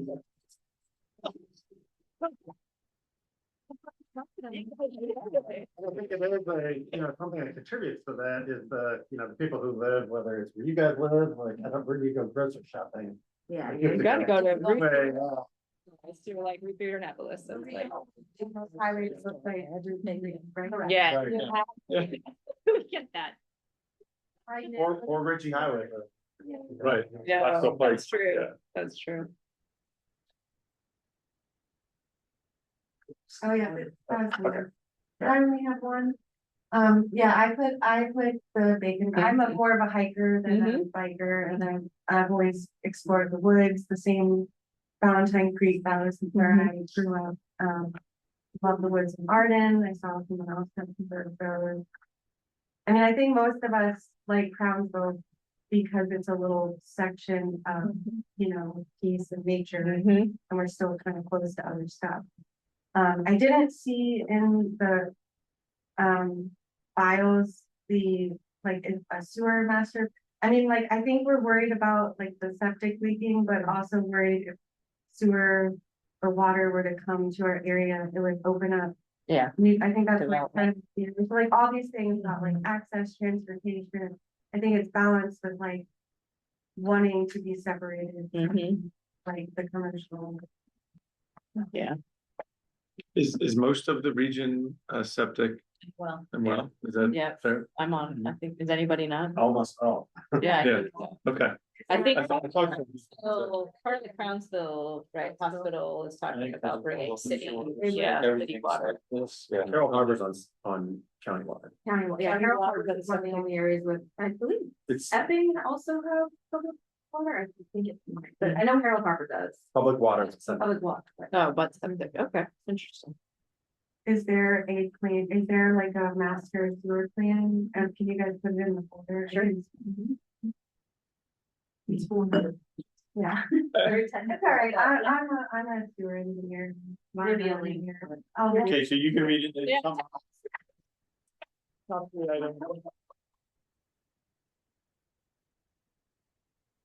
Better, I mean. Yeah, there it is. Oh, yeah, You just okay, go. yeah, I mean, I think, there's a lot of opportunities here for gardening, farming, nature connection with Bacon Ridge. Yeah. I think the history of like the General's Highway and 97 was like, they didn't want an exit there because they didn't want people, like. Yeah. Like 97 is supposed to be for the traffic, because you gotta combine like the traffic and the stuff, you get like Route 3. So Right. this is like General's, I think it's like the slow rural kind of road. But yeah, I think there's a lot of opportunity here. I know there's a whole other committee and I have to get educated on like kind of what, I think they just had a public meeting and trying to. I've also worked for local government, public meeting that's in the private. So there's a 4-H program, at Kinder Farm. Kinder, yeah. And so I was a volunteer leader there for 12 years. My children went all the way through. My property's owned residential. So at one point I started to do stuff on my own property. Yep. Pigs and chickens and turkeys. So, it's a livestock fund, but there could also be 4-H program that focused on gardening. Master gardeners, my friends are master gardeners in other cities and they have a huge community garden and College campus. Yeah. Like, animal husbandry. Has anybody seen the draft plan? Yeah. It has all these things. In it. Yeah. I think Baldwin Methodist is the next meeting. Yeah. To present to us at the next meeting, unfortunately, I don't have. Yeah, so the next meeting, we're gonna go over that. But Yeah. everybody has to come after. We're hoping to get the person from DPW to come give a whole talk on it. It'll definitely be part of our. And where is that in the evolution of presentation to the council? Like where How is far that along is it? process? Yeah. They're just at this point unrolling it to the public for input. The draft master plan or whatever is coming out. Yeah. They just have an open house. Yeah. For it, Yeah. and it's under public review right now. Yeah. But if there are real concerns about this, it seems to be about traffic on General's Yes. Highway, and This is part. all of the development for that would increase that. Is that gonna be approved before we come up with any? I mean, I think I'm like generally against widening Generals, but I wonder, is it worth like revisiting the ramp to 97? Yeah, like, is it worth, I was like, would that for a long time. perfect? Like, I think looking at the traffic, it would be, like, the Bayhawks, when they came, Yeah. in, they were like, we're gonna develop this to be hotels, Yeah. we're gonna do a ramp. I mean, I think that was like too much for us, but like, maybe the ramp to 97 there would be helpful. Well, and for I the think Ren that's hard, Fest yeah. too, Yeah. like it would help with the Ren It would Fest help a traffic. lot. Just like sort of a study of like what it. Yeah. At the meeting at Rolling Knolls last week, there were at least half a dozen traffic engineers. in Yeah. there that people hit, everybody clustered around the traffic engineer Yeah. and asking questions about this very topic. So if you can go to the next one, there will be Yeah. If somebody they there. were to to do a ramp though, I mean, with 97's congestion, they're still not gonna, Just not gonna use it. I mean. Well, you're just Is that gonna what you push mean? the congestion from 97. Generals down to That wherever- area. that area, so. Or it would divide it, so it's not all going on Generals. It would actually, some will go up Truman to Brownsville and then get on that way. The way traffic works, though, is if you've ever gone north on 97, you'll see the traffic that comes in from Route 50 on your right, on your left. Is a large proportion of tractor trailers because 97 is an interstate. Right. And it's quicker to take Route 50 to 97 than it is to take 95 or 295. Right. When you're going up and down the east Oh, yeah. coast. And the reason is because we built this wonderful road that's quick and easy with no traffic lights, and it gets filled up very quickly. And that lightens up the load on 295, right? Right. And a lot of people know that General's Highway, even with the traffic lights, is quicker than Faster, 97. yeah. Right. Yeah. So if you widen 97, if you widen General's Highway, you're gonna get a lot more traffic on the east-west, on the. That's going basically DC to Baltimore area. So you're gonna bring in a lot more cars and a lot more congestion and a lot more pollution. And for what? To benefit Montgomery County, PG County? Are we helping them out? So Or we are use we? the hypertube, gotcha. Right, I know, right? You can have fast traffic, Yeah. right? That brings in a lot more cars, or you can have congestion that slows things down. And, some people might not mind spending a couple extra minutes on the road if it means less cars. or some people might be happy to see, but at the end of the day, you don't get both. You don't get less traffic. Unless you find a way to reduce the number of cars through Right. mass transit or other. Right, right. I go to I DC like- every day. I mean, Well, I drive to New Carrollton. It's not Where are we? on easy that? access, right? Right. Or you gotta keep people in their regions, right? Like, if we Yeah. imagine as regions, like, we Yeah. need the people in region 5 to stay in region 5 when they need to go do stuff. We need the people in, I mean, like, right, and and part of the problem for us is that We have you know, nothing. We have nothing. Have to go to the We other have to region. go to the other regions, so Yes. we're part of the traffic. Absolutely. But when it's the 97 overflow and the generals overflow, we just join the Yeah. 40 everything plus, else. and there's nowhere to go. Like, Yeah. yeah, I know Crownsville Hospital's a like can of worms, but like, how much less traffic would there be in Parole if you put a Safeway there? Right, I mean, to me, this At site looks Brownsville like it Hospital? could be Yeah. like the heart of Brownsville, you know, it could be, Yeah. it's like next Yeah, to yeah, the yeah. ones. Yeah. Could have a farmer's market. Absolutely. It could be a beautiful area. There's a parking area and then you walk Everywhere is walkable. And it's like, It's really good, but right now it's gonna attract a lot of People. traffic. Well, and from outside the region. And And 30 years ago, Crownsville Hospital was an active hospital. Right, Right? right, right. We did fine with the roads there here to serve Crownsville Hospital when it was open. So, you know, reopening it, Going. you're just bringing back what was there before. I I don't think it's see. more, isn't it? It's a lot. I would think it would be a lot more Yeah, than people but visiting now. The hospital had thousands of people in it and hundreds of staff, and I mean, I've seen the master plan. I don't see it being that much more intensive than what the hospital especially if was. this when it is was- mostly on the weekend or. Well, that's the thing, but if then you you use it have for rec Arundel leagues, if you City. use it, yeah, and Indian Creek School when it gets out. And just, the fairgrounds, I mean, it's just. Just a traffic study needs to be. I done would before think you make that a decision. while they're not independent of each other, right? Development will add traffic regardless, but Yeah. I think everyone would agree that something needs to be done with the Oh, property, right? absolutely. So I think we need to accept that something's gonna be done with it, and then what are the impacts it's gonna have on traffic? What can we do to reduce the number of cars? How do we keep people in their own regions? Whatever it may be, but I can't wait for that to be open and have, It's a you know, beautiful potentially space. art in it, It's a have beautiful farmers space. market. I don't know about a Safeway, but you know, something. To make sure that Like, that they're done. Yeah. So you don't approve the changes of Brownsville Hospital area until along with changes in traffic. I think we're lucky that the county acquired this. Yes. Yeah, Absolutely, not the open to, lacrosse like, stadium or whatever else. It's not random. Yeah. idea. Yeah. Government campus with public park would be much less traffic than. And you know, Yeah. I think one of the most important things in general is to kind of see what type of development is going to take place on places that, like, for example, this could be pretty much sold to whatever development, multiple, you know, similar to what is happening in front of the Target River Road, like big, massive buildings. I mean, could be the place. So it's like, I think it's a great opportunity, and probably I think I'm next, but it's pretty much, I crave for places where the community can come together, where there's like an opportunity to have art, where there's like a botanical garden, places for kids to interact, because that brings equality to one place. If you notice, like the little park that we have in Crownsville, I live near it. Across the street, there's like a trailer park.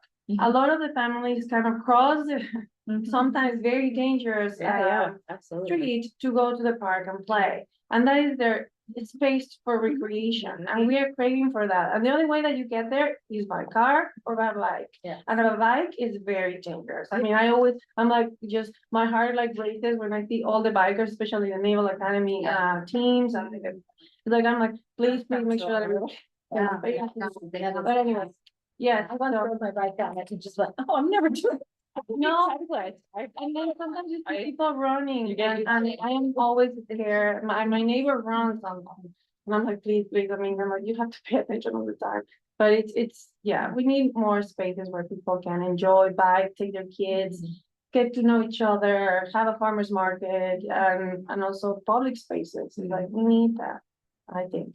And because it will raise the properties of all of us, Yeah. because it's a desirable place to live and raise families. It would be a desert. Yeah. Marketing service at USDA coordinates for. If you go to their website, they might be able to help.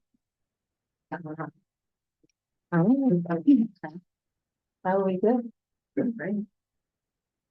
Yes, that's me. Yeah. Because I am the last week. So I live in Honeysuckle, next to the golf course, in a very cool cul-de-sac, little cul-de-sac with 6 houses. Obviously, it's like I crave for places to go for walks because I have 2 little kids, a 15-year-old and a almost 5-year-old. And we're always looking for places to walk. And normally we end up driving to other nearby neighborhoods and just to take our children walk. So it would be great. There's like the Honeysuckle Trailhead. Probably most of you have seen it. Many of the cyclists use it just to go on. It's beautiful and it connects all the way to the trailhead in front of Safeway and Best Buy, right? Connects, beautiful. Yeah, very park. So it's a great place, but there's no even, it doesn't have to be paved parking, but some space that you can at least put your car and then just go on ride or like take your stroller. There's nothing like that. There's only big kind of signs that no parking here, no parking here, because it's the neighbors. Obviously, they don't want people to park there, but it would be great to do something similar to, I think it's Bacon Ridge or one of the trails that has like just 4 or 5 parking spots. It would be great to have something like that, just for people can enjoy it more. Like the Turtle Box Trail, that's the one that has 4 or 5 parking spaces. And the next slide is I review the Crownsville Hospital, the entire plan. It really has a lot of opportunities. It looks beautiful. The concept, at least, the design, the people that put thought on it really know what they're doing because they were planning it in a way that will connect with what is already available. It's spaces for people, spaces for recreation, but nothing will be taking over the entire space too big. And also what I like is that there was even, spaces for meditation, for yoga groups, for like botanical garden, and also to host mini events, not large events, but like small size. So I hope that again, once the entire assessments come through, that something starts to move, because right now that property is just sitting there, like, it's like but also it's like I just think about the health environmental implications of those buildings just like leaking all their stuff, so, and also the historical piece and the remembrance piece about like all the folks, people that were mistreated and lost their lives and are like the cemetery. There's a memorial kind of plan. So I love it, and I hope that it will start moving somehow after all the assessment, public opinion takes place. Yeah. That's it. Oh, so this is my selfish one. I am all for bikers, but this section of River Road, it's like this, so you cannot pass anyone. Yeah. So if you get stuck, which happens to me at least every other week, behind a bicycler, it adds 20 minutes. Like what is a 3-minute drive takes 20 minutes. And it's not their fault. There's no shoulder, there's nothing. But that section is just particularly bad because you can't, like, if you try to pass and a car is coming, you don't see him because there's like a curve every 1/10 of a mile. Yeah, and I mean, like, you're just stuck, and it's. Take this way home to avoid generals. Yeah. Well, Some cyclists don't want to ride on generals, so they take this, and it's pretty, right? It's So, I mean, like a shoulder or even a little wooden boardwalk, like that ran along the road, because I mean, it's, other than the hot summer days when it smells really bad, it's gorgeous. And I don't want to stop people from using it, but like, I'm just afraid someone's gonna get like ran over. Now that the scenic river land has preserved the song, I mean, is there a way to like make that like bike trail? I don't know. It's still privately owned. That's the problem. It's the easement. He sold his conservation. He sold His his development, development, right? It's simply a conservation Easement, right? What It's is still privately owned. back there behind the sawmill and stuff. Well, he's thinking of parallel, I think, right, to the road. Yeah. Just yeah. Like a boardwalk through the wetlands back there and stuff. Yeah, but as an example, several of you have brought up specific, the intersection Yeah. issues. Some of the ways that we can make sure that we get those into our plan is, if you glanced at one of the two plans that are going around, the implementation matrix in the back, we have some general strategies that apply to each region. It may be that we call out specific areas for prioritization of safety improvements or whatever. Yeah.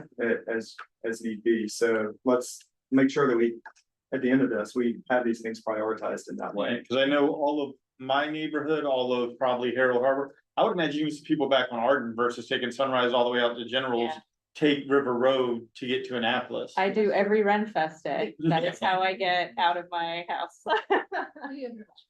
Yeah, yeah. But then there's some of us that are up there and we have no choice but to just sit there. Sit and wait. Yeah, I know. So this was my selfish one, just No, because that's good. I don't like. Although I'm stuff one of those behind the cyclists, so I apologize. Depending where you get it, it can take a while. And then this one was I didn't have a picture because I couldn't find one, but like it's public access to the Severn River, right? I mean, everything back there is neighborhood owned. Yeah. So like, I don't want to like go park in like Arden or somewhere else but like, you know, I'm 3 years like right there in that area and I'm like, I would really like to just take a kayak or something down to the river and go around and check it out. And there's just, to my knowledge, I have not found a place where I can just go park. Yeah. Like, so to have even like a medium size or a small size, like park where people public access to the river, would be great. Yeah. And the county executive did a newsletter recently about that, like public access for like big boats and boat ramps versus just kayaks. Yeah. And there's a big demand, I think, to have just a place to pop a kayak in the water. Not a big boat ramp. Yeah, just non-motor, like. Yeah. Because there is marine, there are marinas in the area. If you're paying for a big boat, you can go to a marina and use the boat ramp, or the county has several county-owned boat ramps that you can use. But yeah, I mean, Harold Harbor has a little teeny tiny water access. Or two or something, but one of them you can do but nobody knows about. I think you can pay to be a member of the community association if you don't live in the community. I'm not sure. That's what's been confusing because I'm like. But still, nobody knows about it. Right, exactly. Do that, but then when you start researching a little bit more, it's like, no, you have to live there. Yeah, there's nothing online that's equally. Right. But yeah, that is like an argument. Yeah. Harold Harbor built some kayak, like Arden just in the last 2 years at all of our beaches now, we have kayak like racks. I mean, never had them before until like the last couple of years. Harold Harbor has one community beach with like a little trail access. They had to get the property from people on either side. It's owned by the Citizens Association or whatever, and it's got a kayak rack at it that you have to be a community member to pay for. There's a tiny little place where you can fit maybe 4 cars. And then there's supposed to be a community one up on the northern point, whatever that road is called. But I don't know how well kept or maintained it is, but it's not like it's not like it's not advertised as like public access, and it's very low capacity. Like you're walking in this much space, like narrower than this table. Yeah. You're dragging your kayak down to a beach that's as long as this table. Well, it was weird for me. I grew up in Southern California and all the coastline is for the public. There is no private ownership. When I moved here and I was like, what? Like you can't just, this is all private owned. It was a shock. And it's like, that's the public space, except you can't access it. Even Arden is in pretty good shape, because if you're in the Arden community, there's some pretty nice beaches there, like sizable beaches there. And Harold Harbor, like you said, is very limited even for just the community access. Yeah, it's literally smaller than this room. Yeah. Yeah, not to mention all the public parks that you have to pay to get into. That was weird to me when I moved here. Yeah. How many parks require you to pay to get into? Yeah, because I've tried hiking even down Plum Creek from our neighborhood, trying to find like a walking trail. And like, I used Onyx to find out like what's public property versus private. And then at some point, like it's all public, like you can't even get to the river. I'm like, well, I don't wanna keep going any Right. further because Yeah, someone's property here. right, right. And there's like 20 deer stands, so I was like. Yeah.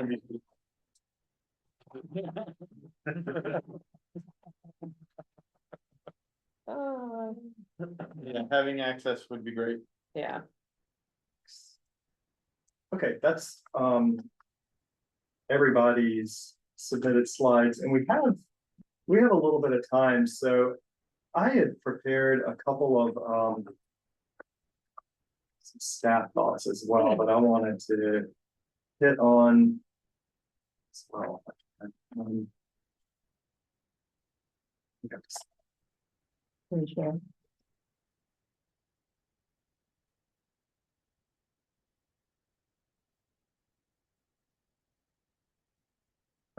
Good to do that.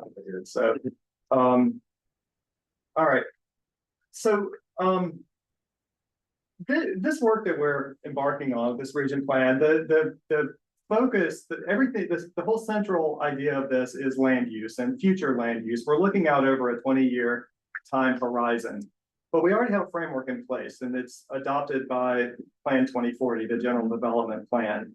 I kind of wanted to hit on this because as we go through this region planning process and in some of the other regions, as we've gotten into land use and the zoning discussions, there can tend to be a lot of anxiety among the public about, oh my God, what's coming? They're going to upzone everything. And there can be a lot of misinformation that gets out there.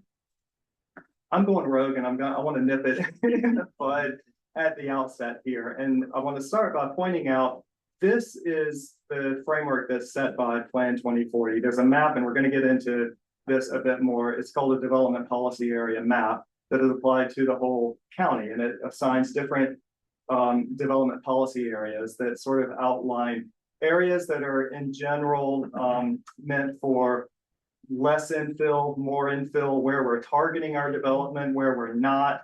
All of Region 6, virtually all of Region 6 is within what's called the Rural and Agricultural Development Policy Area. It is intended on a countywide scale to be low density, to not be the recipient of a whole bunch of our development countywide. That's the starting point that we're going with. Now, as we look forward to thinking about land use conversations and such, it doesn't mean that we're not going to consider any upzoning. It doesn't mean that we're not going to look at those. And we will receive comprehensive zoning applications from property owners, and some of them may seem extreme, but we need to, of course, fairly assess them and give our thoughts on those.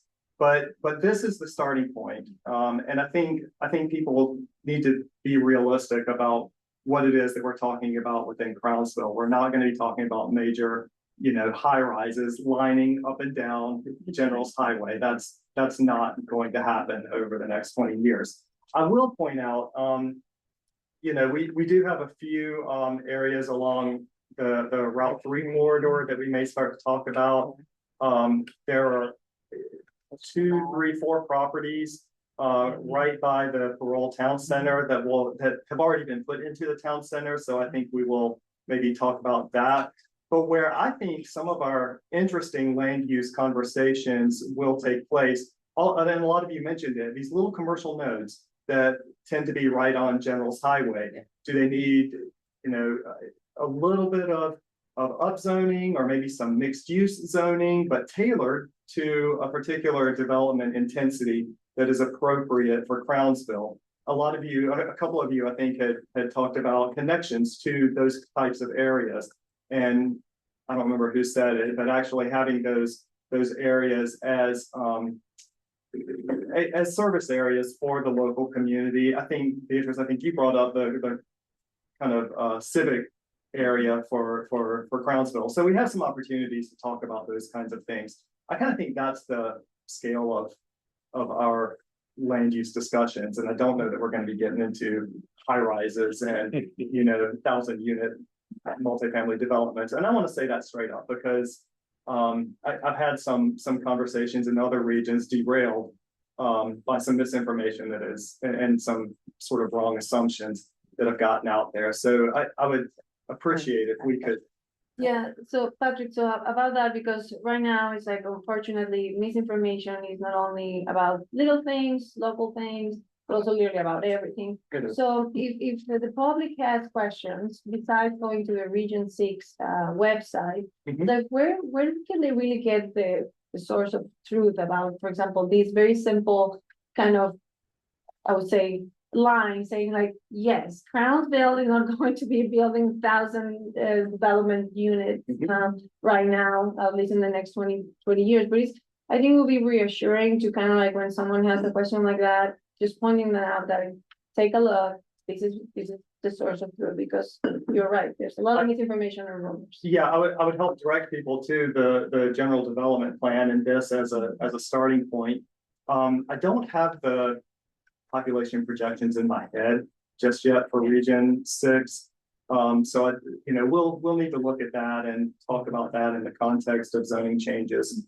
But I would start with this, and then if people have deeper questions, they can always email us at region6@aacounty.org. I'm going to put it up on the screen in a bit.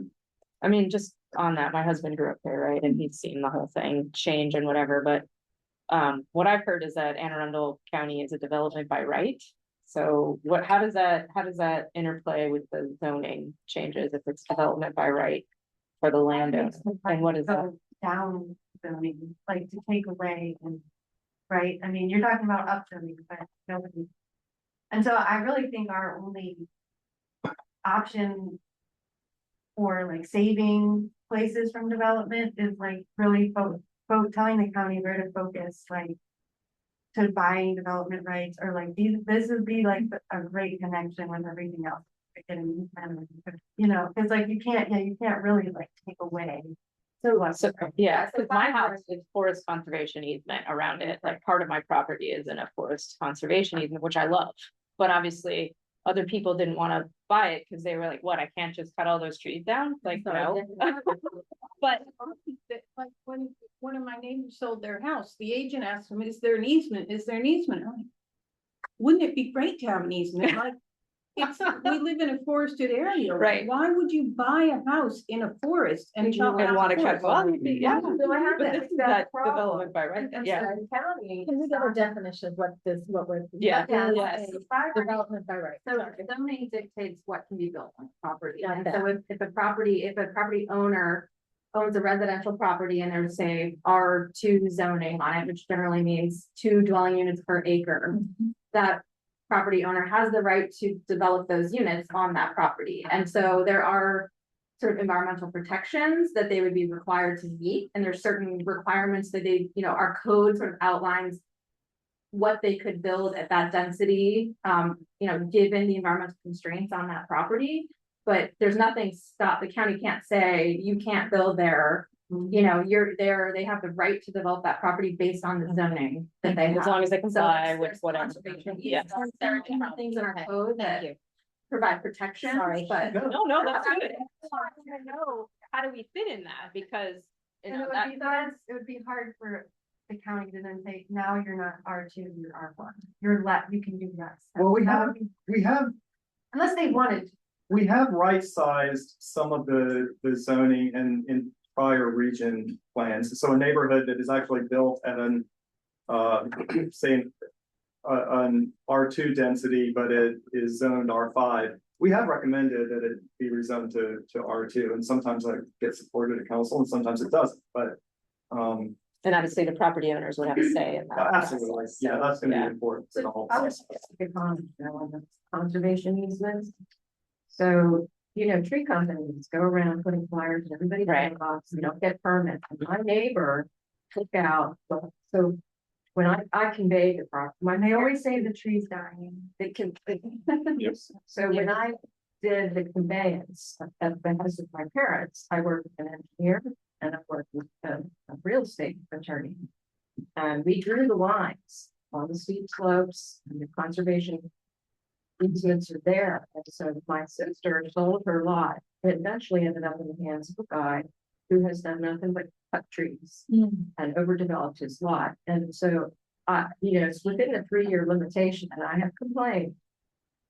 Filed a complaint and it was completely dismissed. He said, and so now I had last week had to do a FOIA to find out if its inspection and permits is actually conducting an inspection. Because that's a 3-to-1 replant. He took out those mature trees, cut it all up and sold it by the court. He was holding off the property.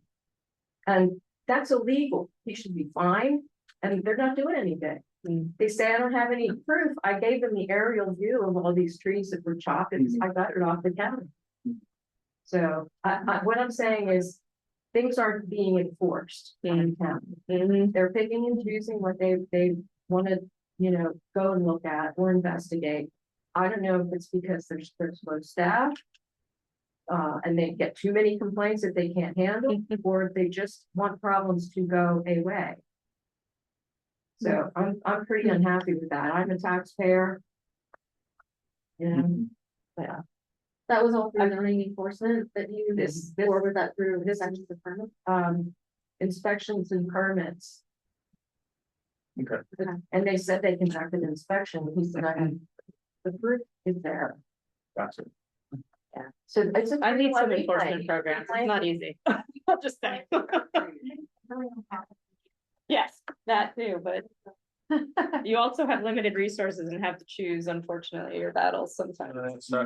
No, it does, absolutely. What is the, as far as the zoning by right, if we're, like, our desire to have designated commercial zones along Devil's Highway, is there, like, how do you guys think about self-storage? Like, it seems like all the opportunities for downtown. Down by the mall, like, there's the big one. They get a commercial classification and they throw self-storage in there. Like, how do you keep that from happening at your level? So there, a point I was gonna make also is that we talk about zoning, and that's an important tool in the toolbox, but there are a lot of other tools. Easements are one. There are dozens and dozens and dozens of different tools. It could be that maybe an area needs a specific overlay that allows or disallows certain things. I think the most important thing from this group and from the public is to really hear what's the issue that needs to be solved, and what's the vision for, in a perfect world, or if the solution were solved, it would look like this. Or if the issue were solved, it would look like this. I think that's where it would be really helpful. So, I mean, I think if I'm reading what you're saying correctly, is you're not pro self-storage. I mean, I see it as a bunch of really good opportunities for added amenities, like along Bestgate and Airfield Allen. Times too. And then they take down a church and they got a great opportunity to redevelop it and they throw up a self-storage. Right, we're looking at zoning because we can't dictate what goes on a property.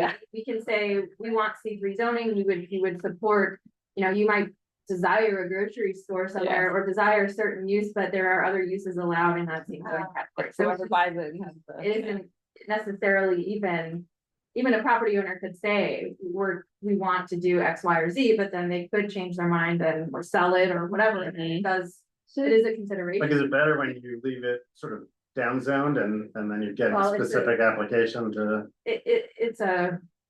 It's a trade-off, because I think it can really hinder redevelopment in some cases if you don't provide the adequate zoning for it to redevelop. But you do run the risk. You do run the risk, but it's a consideration. And there are, like you said, other ways we can try to limit certain types of development with other tools, but it's not always. There's only so much we can do from a sort of protection or government standpoint. A lot of it is free, up to the market. So self-storage is a money maker. So when we talk about small commercial nodes in the region and going up and down General's Highway, is it part of the conversation that we would have about the type of that development? I mean, when we think about small commercial nodes, you know, I'm sure one is gonna be a small commercial node where they're putting in the Dunkin' Donuts at General's Highway and Harold Harbor. Happening, I've heard rumors, but. Yeah, it was all over the place Yeah, I know. saying that it was approved and Yeah. that they've already figured out how they're gonna do the drive-through and. That's you know, a terrible so if intersection. that's where it starts, Maybe they fix that intersection. and then does Yeah. that mean that you're gonna end up with the McDonald's? Right farther next to in? it, yes. Now, when we think about these small commercial nodes, is it part of our conversation to say, okay, we like the honey place, and we I like like Bean Rush. the Bean Rush, we like the K&M studio, and they like That's those. great to hear. I mean, the- Zoning is like no change. But that's what I wonder if No we change think from about- current, yeah. Then that part of our conversation that we can say that when we talk about development in these small commercial nodes, we aren't talking about, you know, fast Fast food food. types of Exactly. places or storage, or, you know, is that part of what we get to include in this? Yes. Thank you. Okay, I don't that know, makes me feel better. I don't know. Shopping center, where that, we did that intersection. Where Is it veterans and, yeah, there's a America. Yeah, it's slowly been filling up, but then they built a whole new one across the street and actually has like farmers. Where is this? Like, where old Gina's Cantina used to be. Oh. Is that the one you're Oh. talking about? The bar that, they put in a new bar and then it didn't make it. Gina's Cantina, Veterans Highway and Generals. Oh, okay. Yeah, it used to be Gina's Cantina, they just moved down the street. Hotels are. Yeah, hotels. But then there used to be a bar where Gina's was and that. Yeah, what's that? But anyway, Yeah, yes. cool. I don't know who's ever been to Bryan's Road, Indian Head down in Charles County, but in Bryan's Road, we, as the Charles County planning people, adopted some rules and specific zoning categories several years ago. But it limited along what was a very, you know, different but major highway corridor. But there's a specific provision in one of the zoning codes that said, you cannot develop in this particular zone, restaurants with drive-throughs that have access onto a road with, you know, major arterial classification or higher. So there was then no ability for a fast food restaurant to come in and put in a drive-through on the main road that would, you know, Yep. circulate traffic into and off of the Yeah. main drag through the area. So that's severely limited. It still allowed Walk chain in, restaurants, walk still in and allowed, out. yeah, even a drive-through restaurant that wanted to have an access onto a secondary road, but because all of the major players in the fast food game wanted to have those driveways arterial. into and right out back on the highway, Yeah. it limited a lot of development. Yeah. You have people still coming in asking for variances and special exceptions to that Right. rule. Right. And it's nice to be able to say, no, the community gave us this suggestion for this policy so that we eliminate this exact type of development that would increase. Be nice that we get to have conflict. We're about to go back to the main Okay. group, so let me pause it Yeah. real quick. I want to show you, or just tell you all real quick, the next meeting, or our first meeting is November 12th, 5:30. We do have a location now, it's gonna be at Arlington Echo. And we'll be getting into the cultural resources discussion and, getting into our. Okay, so I'm Yeah. going forward. Yeah. Coach, is the plan 2040 a recently adopted? And 2020. I ask that because Stuart mentioned that this is the last 2 years of his term. Is anything that we're doing here subject to a change of administration? Or there's no, The region plan will amend Plan 2040. So if we look at the development policy area map that I showed, we'll have a crack at that and may recommend some changes, and that will amend what was adopted with Plan 2040. The strategies that we come up with will be amended into Plan 2040. Does that answer? This should get adopted by next, it'll go to council next or like early spring, winter, early spring. So he would still be in office at that time. If that's what you're. I'm just asking, there's nothing that these region plans. And if you have any questions, I'll feel free to answer anything you may have, but again, just know that this is the generalized idea, right? So. No, wait. And when would that be expected to be completed? So we're gonna be working on pieces of it throughout the process, right? So the recommendations, as Mike mentioned, when we talk about transportation, the natural environment, all that stuff, we're writing sections at a time, and we're gonna give it back to you almost immediately, within a month or two, to make sure, while it's still fresh in everybody's mind, to make sure we heard you correctly. And then to get it to look like this, it'll be about a year or so. We'll have this finalized around the summer, early fall of next year. Just in time for the planning advisory board. But there will still be revisions potentially after the planning advisory board, where it gets to county council. So the final document will be probably around January of 2026. The final term. Yeah. And then there could be more of it in the county council later.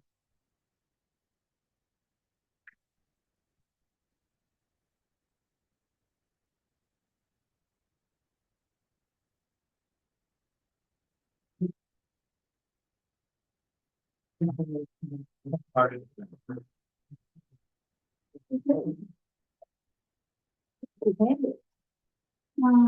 know there was a question about the SAC meeting dates. So I figured I'd take this opportunity to share at least the first one with you guys so you can write it down. So our team will generally meet on Thursdays at 5:30. And it looks like our first Region 8 SAC meeting, that's just our team, is scheduled for Thursday, November 7th. And we're anticipating it to be, I think, in the Jug Bay Park area. We will confirm our location with you all, and we'll be sure to email you.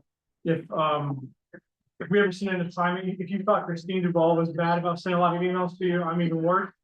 So I will make sure, I get you guys information. You know what time that meeting is? Okay. Yeah. 3 hours. And I love Google Calendar. So every time we have a meeting, I make a Google Calendar invite for you all so you can have all the information there with what time, what location we're meeting at. Because we do bump around the region a little bit to kind of spread out how far everyone's driving. We recognize that Region 8 is large, as you can see. The wonders of having a rural region. Will the meeting generally be on a weekday evening going forward? Generally, yes. Okay. And as was mentioned, we really appreciate everyone coming in person. It makes it easier to collaborate and make sure you can hear everything. But we do have these owls, so we are understanding of, I feel good enough to watch a video, but I don't feel good enough to come in person. Things like that.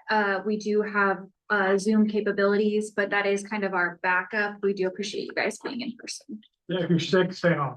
Right? We don't want anybody, trying to stay healthy as possible, right? Did you guys introduce the idea of meeting places?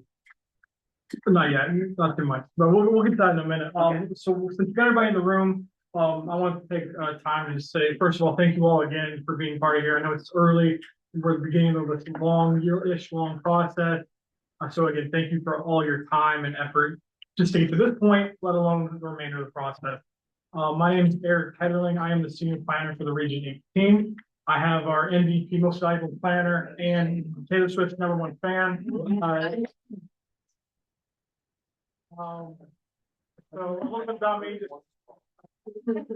a little bit about me. Just really brief.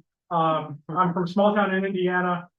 Grew up there my whole life. I went to school in Louisville, Kentucky. Then I started doing planning work pretty much all over this East Coast-ish area and part of the Midwest. I moved up here about 4 years ago or so now, and I've been with this position ever since. So Jesse, if you want to talk about anything about the group. I'm Jessie. I'm originally from Montgomery County, Maryland. I've been with the county for about 4 years, I think. Almost 5. Really? Yeah. One. I can't do math though. I'm positive. Yeah. And I'm a planner too. I worked with Eric on our past 2 region plans. I also am the secretary for the planning advisory board. And I was our secretary at one point. So chances are, if you have an administrative question about long range planning, I know where it goes. also have Christina Pompa here, our deputy planning officer. Yeah. Hi, very happy to be here. I'm not gonna give you my background, it's way too long, but I did grow up in Montgomery County, similar to Jeffy, spent a while doing planning on the Eastern Shore. I've actually worked in 4 Maryland counties, so I've had a lot of different experiences. And I'm really excited about getting to see what Region 8's ideas are, and you're in very good hands with the team that you have, and you'll find that out soon enough. So before we get to our presentation of your guys' presentations, well, I just want to go over, highlight a few things that Mike talked about a minute ago. I think first and foremost, we're all here for a reason, right? We've all been selected, we're all part of this committee. It's really important that we stay respectful of one another. We are going to have different ideas, and we are going to have differing views and opinions, and that's great. That's perfectly okay, and it's perfectly okay that we agree too, right? This is a process. We're a group, and it's a village. It takes a village to raise the community, right? So again, just be respectful of one another, of their time to speak, as well as the opinions and ideas. You may disagree, but again, please be respectful. And then also, as Mike mentioned, one thing that could help this process and conversations go more productive is if someone gives an idea that you 100% agree with, you can just simply say, I agree. Right, and staff, we're listening, we're taking notes, we're in everything that we take notes of, we're going to put back to you to make sure we heard everything correct. We're going to be as transparent as possible to you guys. So if you say you agree with something, that's all you want to say, we're going to note that X members agreed with this idea, and we're going to move forward. Instead of having 10 people say the same thing 10 different times in 10 different ways. But again, you all are here. Please feel free to participate. Please feel free to provide your ideas. Even if you're the odd one out, or you think you're the odd one out, because you never know who else is going to have the same idea that you might have. The other things too, this is a long range plan. Think a little broadly. We're not super high in the sky. We're not countywide, but we're not super specific to your exact block, right? We're somewhere in the middle. So when you come up with these ideas, think about ideas that impact the whole community, the whole region, stuff of that nature. And then finally, one thing I want to mention, not necessarily about your rules, is when we get to these meetings, so we'll talk a little bit about food. It's going to be during dinner time, right? Feel free to bring your food with. It's perfectly okay. If you're not comfortable eating, you can eat in your car or eat after. But I know sometimes the meetings do run until about 8 or 8:30 at night, and I know it's often late for a lot of people. But we could get out earlier, depending how the conversation is going. But typically, from my experience, we go later than early, more often than not. So again, just kind of keep that in mind as we're moving forward. Unfortunately, we do not have budget for food for feeding today. Maybe the first and maybe the last. So we can sprinkle some opinions together. But yeah, so if there's any questions at this point, I'd be happy to answer them. For those who weren't in the room a minute ago, I'm passing around the Region 4 plan that was recently adopted by County Council. It's going to be very similar to what Region 8 will look like. There's a lot of content in Region 4 that's not applicable to Region 8, and Region 8 will have different aspects that aren't necessarily applicable to Region 4. But that again is a generalized idea of what you can expect to see when it's all said and done. Hey, Eric, can I just add that, so the first 3 regions that we did, 2, 4, and 7, those SAC processes went like 2 years, I think. It was a very long time. The meetings were shorter. So what we've tried to do is your meetings are longer, but we're trying to get you done in a shorter period of time. So there was some trade-offs, because I do think 3 hours is a long evening meeting if you're working all day, but I think in the end it ends up being better. See any other questions or comments? We can go ahead and get started. So what we did what we've asked of you all for today's meeting is to provide a couple slides, ideas, and photos of different areas of the community. We're going to go slide by slide, and each person who put the slide up, feel free to give about a minute or 2 of reasons of why you selected it and what the vision for that area may be. Again, if you agree with it, let's keep it moving because we all have to get through a lot of things. And if you didn't produce a slide, that's okay. We can talk about your ideas, generalized vision for a minute or 2, or if you have an area that comes to mind immediately, feel free to talk about that as well. So you want to do quick just names and what meeting we're talking about? Yeah, I figured we could do that as we kind of introduce your slides, if you guys wanna do that. Eric, can you share through Zoom the slideshow so it can show up in the recording? Sure. Or I can do it if you prefer, but then I would run the slides.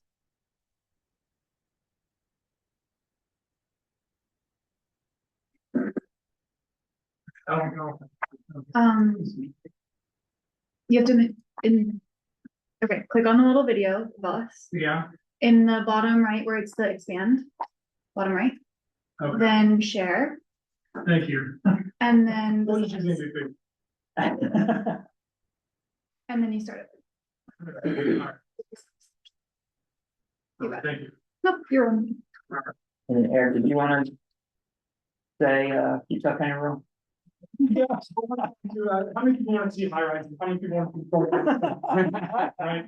We are well aware of what Region 8 is, and what the vision for Region 8 generally is, but we're here to really kind of expand on that. We're here to dive into it. I personally don't see many widespread changing recommendations. That's going to sweep the overall feel of Region 8. But there are different communities that have different needs. And this is why you're here, to talk about those needs. Again, I don't see high rises, I don't see Washington DC moving down here, I don't see Pearl Town Center. But again, if there's ideas that you have that may go against what you think others want to hear, don't be afraid to say it. Because again, you don't know who's going to be on board with that. But again, we're not anticipating any real change to the overall East South County Road model. So again, your slides, there was 11 fixed agreement. Essentially, what is positive should be kept, love it, fix it. What's negative should be removed or improved, or agreement, what's missing. So when we go through these slides, kind of keep that in mind, and you can try to expand on the thought to get these. We gave you an example.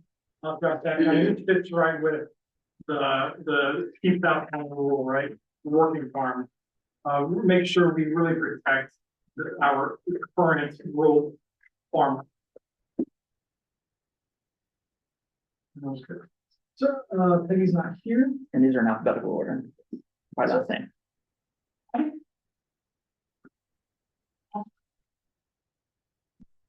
Why don't we just look at hers real quick? If she's not here, if you can read over them maybe. So it looks like Abby had a point of interest with that 424 and Rutland Road. Just talking about the dangerous intersection, right? And essentially, how can we? Her solution is how to improve it there to be less dangerous. So this is one of many topics we'll probably hear out throughout the entire process. I agree. I agree. Yeah. That's the intersection from hell there. Yeah. And I like your idea. Life doesn't have to be on all the time, just during rush hour. Right. I have a general question though. There was this input of some of our slides and a lot of the community slides talking about various intersections. How much sway does the county have when you're getting into state roads? You know, how much can we really do? The state does control the road, right? Yeah. What I always defend is if the more it's written down somewhere in an adopted plan, the harder it is for someone to say no. Okay. So if you have ideas, you have suggestions, regardless if it's county owned, state owned, or federal land or whatever. If it's something that's passion to you, let's bring it up. And it has to be identified at the local level before it's really gonna go up to the state level anyway. Okay. So this is, you gotta start here. Is anyone tracking the number of accidents at these particular intersections? Yeah. There's a study going on, it's called Vision Zero. We'll talk about that during the transportation meeting, but essentially there's a heat map from all the crashes and fatalities. And we'll give you a link for that when you transportation meeting. So Abby often talked about dreaming it and in pretty much other area roads in the Davidsonville area. And again, it sounds like there's a lot more of connected, or making sure people have access to be connected to one another. Essentially via vehicular devices or just bike or pedestrian mobility.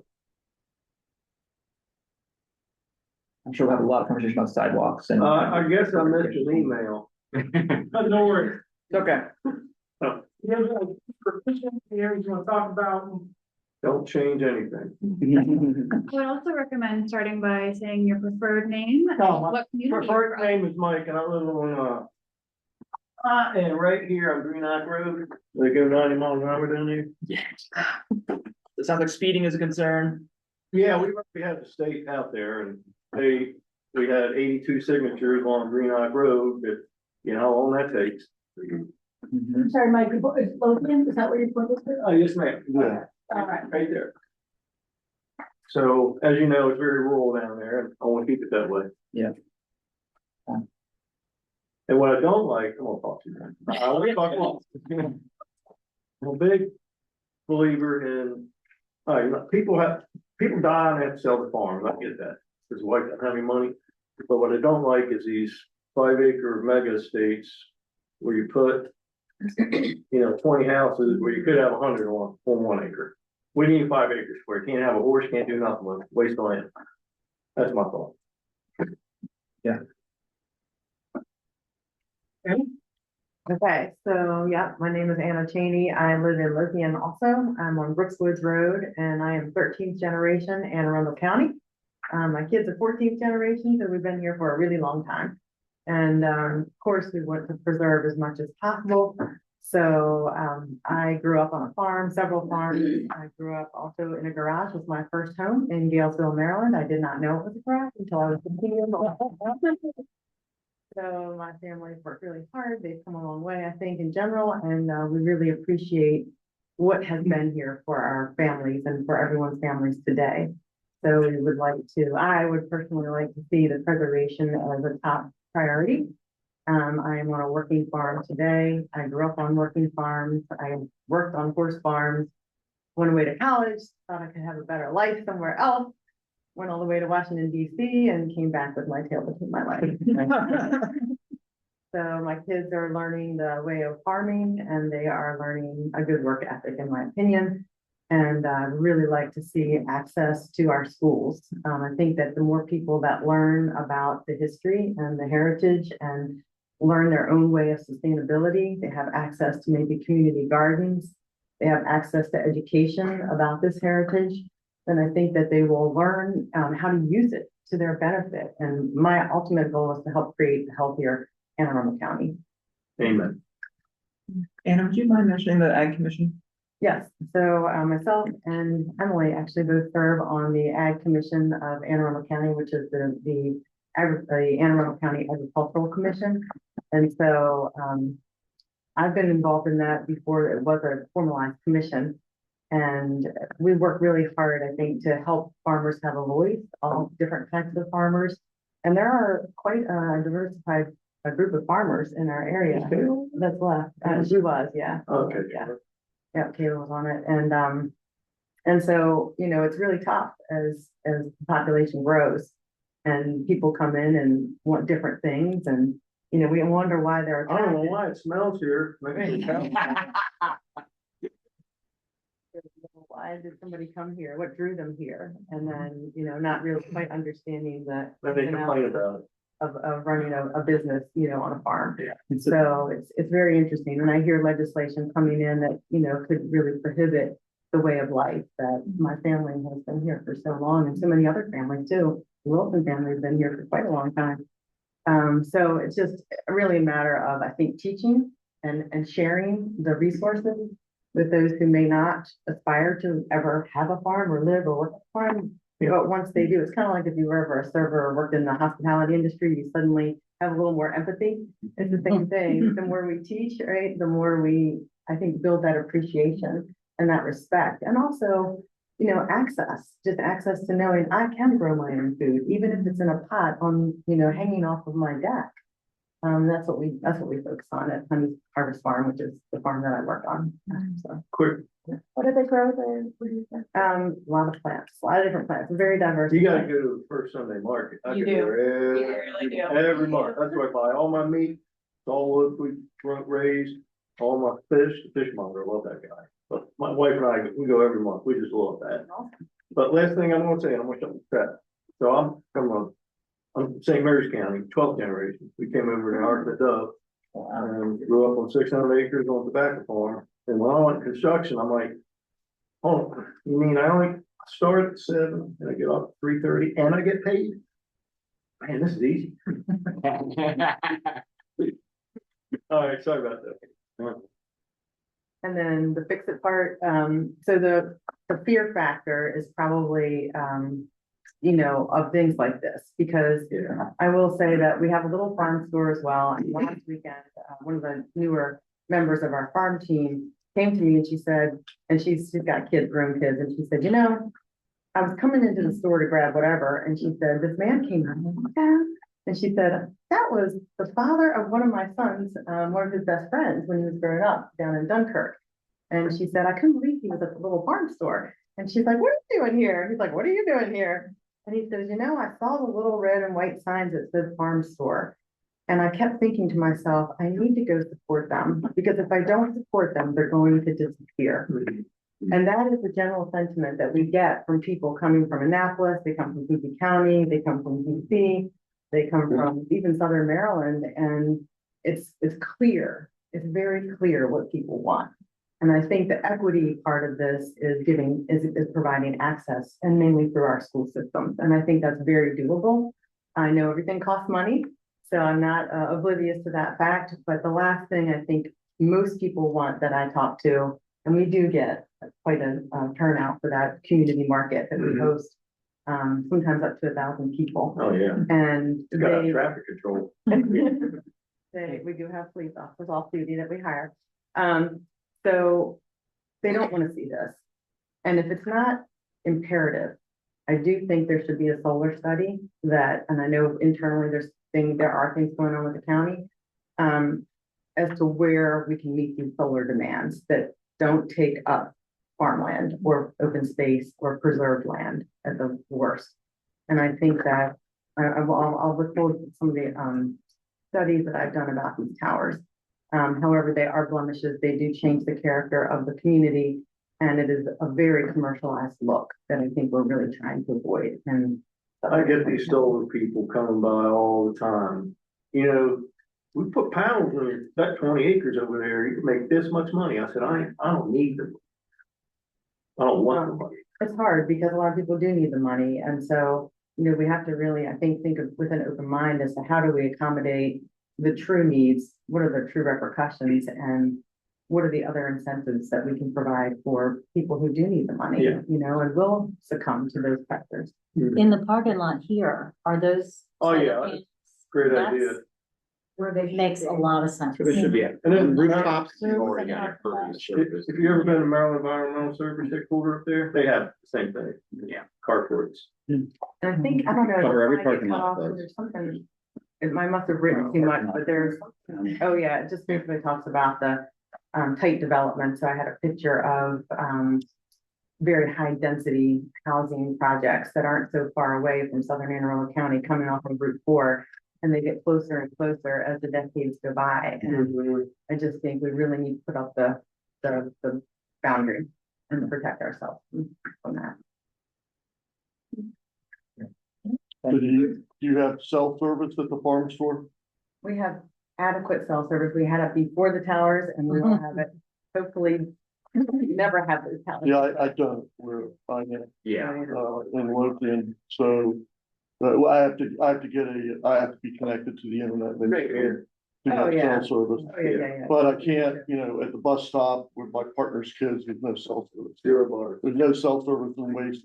Wasteland's corner. It's terrible. Claiming it's 5G. Yeah, go in. I can't get broadband. Go in the traffic light, try to use the phone. Yeah, It's not gonna work. Right. It's definitely, there's a trade-off there, but, This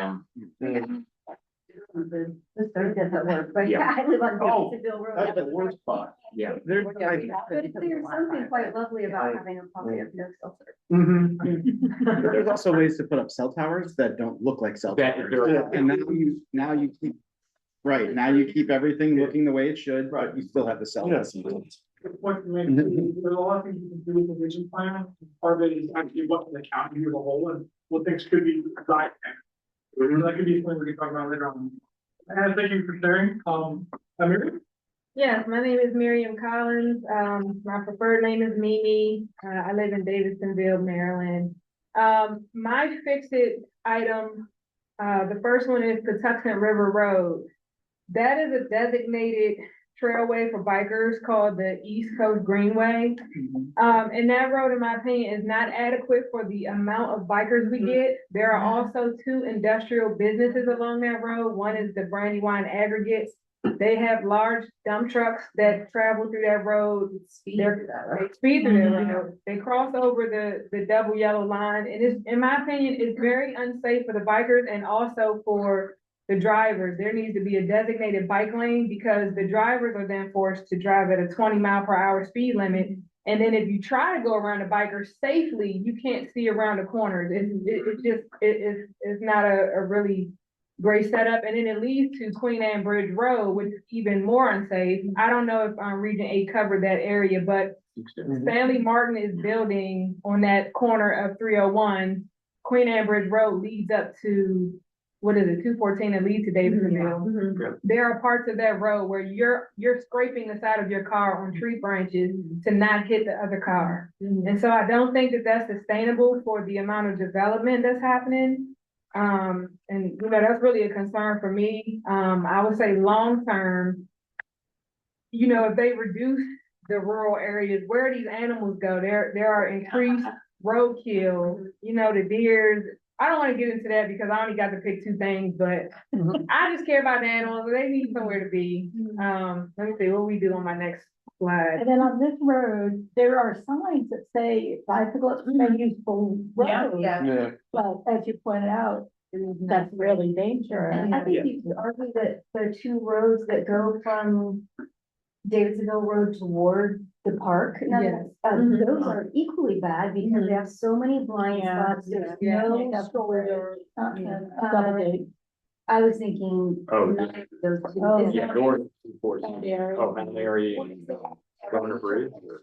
Farm and Yeah. And then there's another one that's closer to the Central Avenue, but they're also very bad and with no shoulder and increasing amounts of traffic.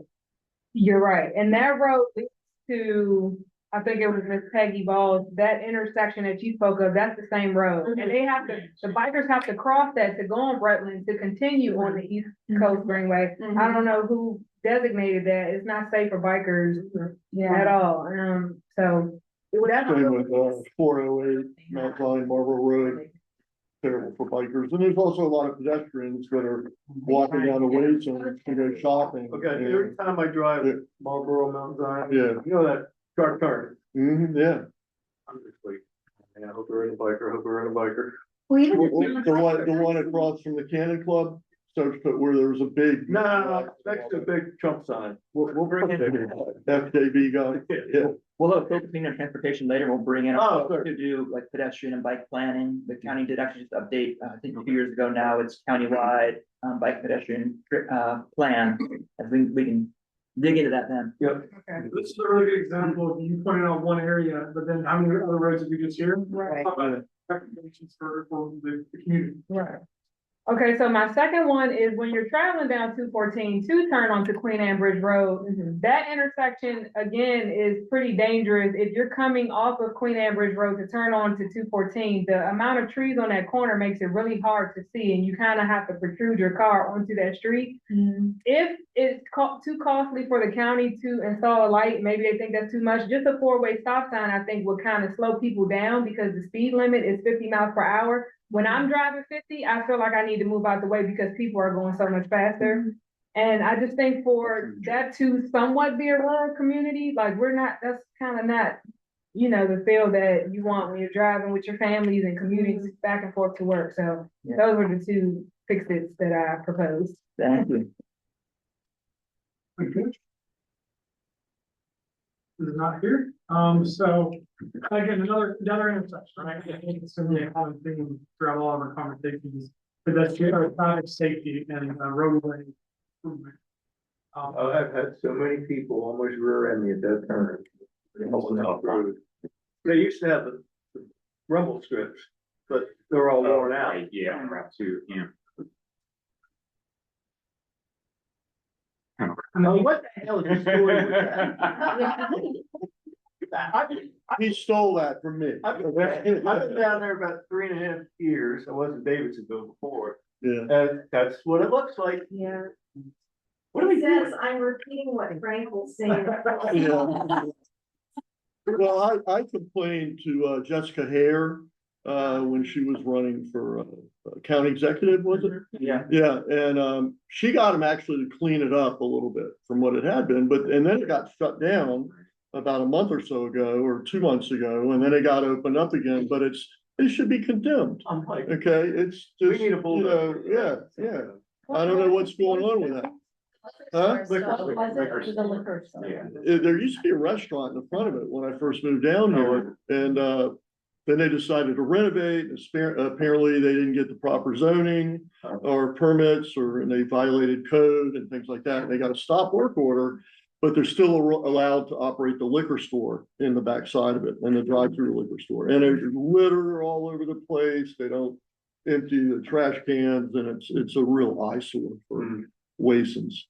I'll tell you what, when I bought the farm from the Fowler family, the folks there told me to tear every single barn down because they were covered with vines and they were full of trash. And each barn took about 7 30-yard dumpster loads out. So I invite you to consider if this is an historic landmark and that there may be a possibility for revitalization, and it could be quite nice. We need regional area agricultural locations. And it sounds like we had the same experience. I got 3 old tobacco barns on my farm. And I had many dumpsters. So, you know, But I got them all reskinned, except for the front one. if that thing's still standing, it must be solid. That's all I'm gonna say. You get dripped on during a rainstorm. Everyone. To Bill and Anna's comments, It's, so that as we've done outreach like around the mobile home communities and with folks like Bay Community Health, the need for some kind of like public service center, people to kind of get to county, get to, public resources and things has been brought up. That's actually in the old South County small area plan too. There should be some kind of public building in Wasons, and hey, maybe that's a potential location. I also saw in somebody's slide, they said something about a locally owned grocery store or something of that nature. So I would invite us to be creative on what that beautiful old building could become. At the, Very generous. at the luxury of maybe the owner, of course. There are land for the owner rights. That's an even worse picture. Yeah. You wanna go ahead and finish up on this and go to like the other one, or? Yeah, well, I also, some of my background, I grew up in Virginia Beach, Virginia. And, it was a kind of a little slow moving beach town back in the 60s when I was coming of age. And then it became the fastest growing city in the United States, with rezoning. More than half the city council had a vested interest in rezoning to higher density townhomes, things like that. So it's a completely different community. And it was kind of similar to Anne Arundel County, and there was a high density population up in the northern part of Virginia Beach. And then you go south and it's rural and it's farmland and it's quaint and there's strawberry farms and things like that. And there was what was called the Green Line between the heavily developed area and the southern. And so the Green Line has gradually been pushed south as people look for opportunities. Now, there is a large employer there with the military bases in that particular area, and the quality of life. People come there, somebody gets out of the service, out of the Navy, and they go, do I really want to go back to Idaho or Michigan or something like that? And they stay there, and that's fine. But the 4-lane toll road that connected Norfolk to Virginia Beach is now 8 lanes. Tolls are gone at least, but it's crazy. And I would hate to see something like that happen here. Notwithstanding the northern part of the county, high density, closer to Baltimore, southern part of the county, less high density, obviously, but we aren't connected to, and this brings me to traffic and traffic on Route 2 during rush hour. We have no bus lines getting from South County up to government offices where a lot of people work in South County and in Calvert County, and they commute up Route 2. And so Route 2 is crazy in the mornings and during rush hour, and because there's no public transportation alternatives there. Well, and it's gotten worse over time, and I will tell you that a lot of that is due to development in Calvert County or development up northern part of this county where people are just using, I mean, I live right off Route 2, and I can tell you that most people are not local. They're using. I went the other day, I was driving somewhere, Owens or something, I can't remember. And, middle school and elementary school. Yeah. We cried. Yeah. I had never gone in the morning. Oh, my God. Yeah. It was fun, Yeah. all from Culver County. Well, I would say further to your point is, the traffic that goes to the other roads, like Burnsville Road, because I'm a little sensitive to that one, it's insane. Yeah. Not because everybody's trying to get off Route 2 to get to Route 50 Right, like the now. left-hand And turn. Google and Waze is recommending that, and because there are no alternatives. Right. And also, for me growing up, I would like, take the bus wherever I had to go. There was not the family car, like having to drive, it wasn't gonna happen. And here, my kids can't take the bus to Annapolis to get their high school job or whatever, they. You can just Edgewater. Yeah, yeah. So it's fine, you can get a fast food job in Edgewater, whatever, but, there's no bus. There is a good commuter bus. Pardon me? Your next slide is it. Oh. Okay. Again, we'll review the traffic stuff later in the transportation meeting. Okay. Is anyone aware of the South County Call-in Ride? Raise your hand. Yeah. Yeah, a couple, okay. So the county does have a free kind of shuttle system. You can call ahead of time, they can give you a ride, but it's like the least known public program in the county. Yeah, well, we'll talk about that later. Oakwood Road.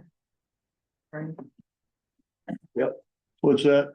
Oh, yeah, preservation of rural nature of the area, the farms, the horseback riding. My daughter grew up taking horseback riding lessons from Oakwood Farm, Okay. Tina, Oakcrest, yeah, Guess where all with a our big money turtle, okay? I think I have 5 now. Yeah, so, we love that. We like that part of things, and it was a good community. We came out here in 2020, built a home and deal on the water and went through all the waterfront permitting code process and things like that, which was no small task, but we managed to do it. I'm not there in that house anymore, but such is life. I'm over in Lothian now on Greenock Road, not Greenock. Greenock. I've heard it said both ways. Well, there is a Greenock, there's the G-R-E-N, R-E-N, right across from Cannon. So It's like Culver, he said Culver correctly. yeah. Paul God, your son was on the favorite. You mentioned the green line, and I think that's a really important point to bring up here is, a green line, a rural demarcation line. Like 214 would be perfect. That would be the perfect green line. Yeah. One time we were down. Yeah. Hi, I'm in Davidsonville, actually really close to this intersection, which I think is a hot point for everyone here because it connects people to 50 from Route 2. They don't want to go through Edgewater. And every morning I take my kids to school. They don't go to public school, they go to a private school, so they can have gardening classes and things like that. This intersection is like the bane of my existence. There's always trucks, there's always buses, there's always an accident. Every day I'm like, hey, what's gonna happen today? Like, are we gonna get to the light in 1 cycle, 5 cycles?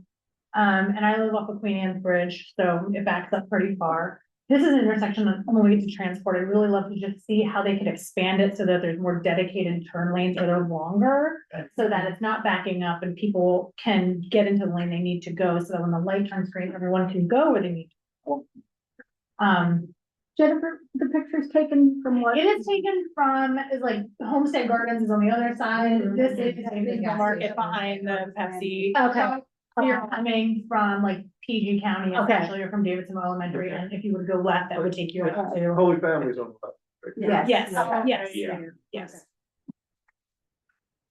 And I moved from a different part of the county, when I had my youngest son, so I moved from Pasadena to this region because I liked the rural feel, I liked the farm, I wanted my kids to learn how to like grow their own food and raise animals, so, one of the things that I gave up though in Pasadena was were a lot of parks, and I loved that, like all the parks. There was one on the water, there was one that went to the woods, and we did the park all the time.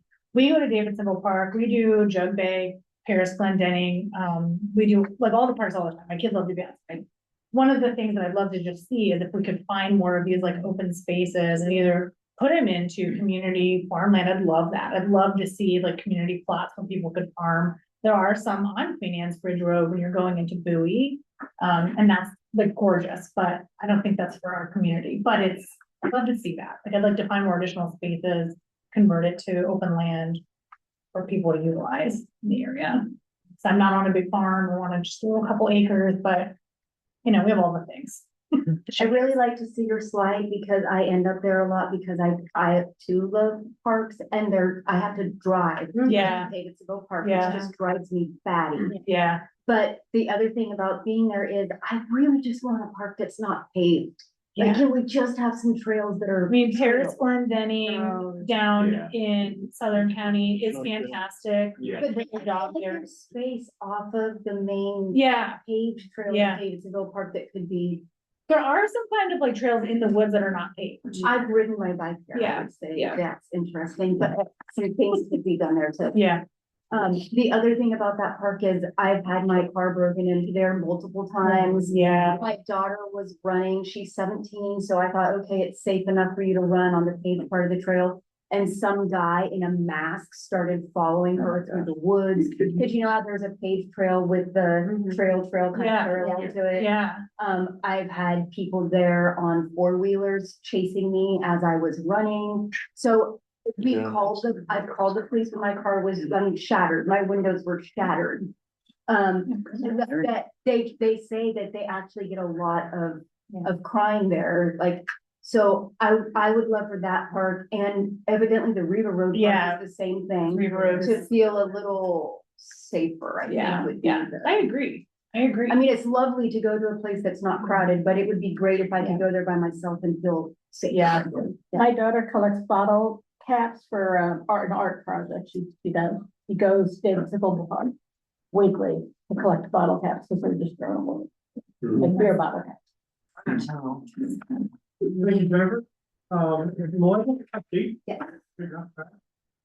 So I live in Harwood, right kind of where the Tuxet River hits Sands Road, so I'm like South Dickinsonville, but I do have a lot of friends who I care deeply for that live in the mobile home communities in Lothian, and the common theme there is the challenge for getting good groceries, good produce. For example, like my one friend, she has a daughter who's gluten-free, so she has to drive all the way to Annapolis to get something that's affordable. And just whatever we can do to kind of, I think that I definitely support the idea of South County staying rural, but that doesn't mean we don't need like amenities and infrastructure still. To support those communities, driving 30 minutes per grocery store, and you have to have those really hard. So yeah, something in that area, I think would be really wonderful to have, like, and it doesn't have to be like a family-owned store that has produce from local farms, like all those things to kind of put together to support this vision that we have. And then, yeah, parks. So I have a 2-year-old and a 4-year-old. So we also hit every park we possibly can. And there, Sands Road, there's a lot of like beautiful area down there. I forget the name of it. There's like a wetlands walkway, that's really beautiful. And then this park, there's just no basketball court. There's nothing there. And like for those communities that don't have a lot of yards, that would have a really nice, safe place with a nice playground to go for their families, that would be something really special. My friend, they drive to Dunkirk, which is like 25 minutes for them, to go to a playground, and they have to go all the way up to Edgewater. So yeah, so something local, close, safe, and very kid-friendly, walkable, I think would be really wonderful. I work on the Food Security Council in this area in particular. There's so much discussion and so much work to be done there. And I fully agree with both of your slides. I recognize your name. I was, during the pandemic, I worked with Love Eco to do the pop-up pantries, with some of the churches. So I saw you. We started the West Annapolis pop-up. Yes. And following your comment about the Sands Road Park, we gave a presentation at the Church of God in Lothian, I guess it was like 2 Sundays ago. And this turned out a big equity issue. Like, how come Sands Road Park was like this, but Davidsonville Park was beautiful? How come us down here don't have a nice park versus go up the road where the more affluent, bigger houses are? And frankly, where some of the louder voices have been to get that, and which is like such an equity issue that's so much simple, to be honest. Yeah. So that's me. I have a problem on Birdsville Road, which I already talked about, like transportation clearly seems to be a thing, and it seems like maybe we should just skip until we get to the transportation section of this project, but I think that we should think about the root causes of all that traffic.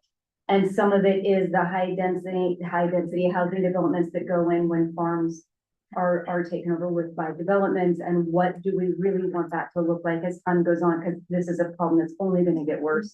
And we can widen roadways, we can do all those things, but I think we should address the root problem there. Also the ability just to be able to go for a walk somewhere. You know, I could walk around my neighborhood, but I can't go. And Well, I mean, I already have, like so I come from a very rural area in Washington State, but I lived in Annapolis for 21 years. And to just be able to go out my door and go for a walk was something I treasured. I mean, I would say that's the only thing that I don't love about our transition to Davidsonville, is that I feel extremely limited in mobility. People walk on Birdsville Road and I think they're insane. They walk, they run my neighbors do it every day.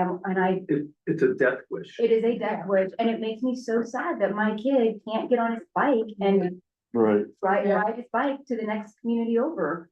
And I know that it's not just Birdsville Road, but there has to be something done for that. But yeah.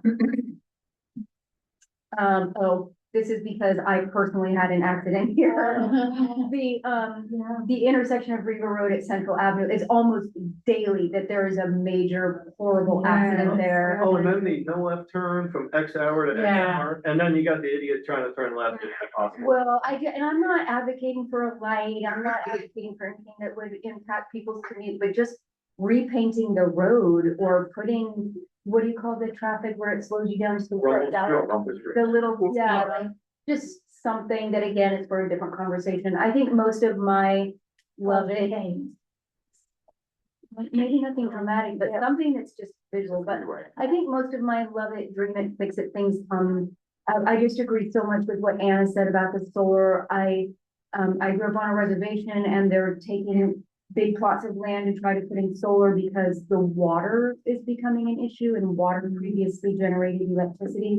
And just it's not even just visual, the windmills, the solars, whatever. It's, again, what's the root of that? Is it really gonna help our communities? Is it really gonna make a big difference? Or is it redevelopment that doesn't make sense for the long term, or isn't what we want? That's more that's why I really wanted to come to this council with that long-term vision and get to the root of what's happening here. One thing, if I may, I know some of the solar is a big discussion throughout this reading process, as it should be. I highly encourage you all to reach out to your state legislators. I know there's going to be a lot of legislation coming this session about that.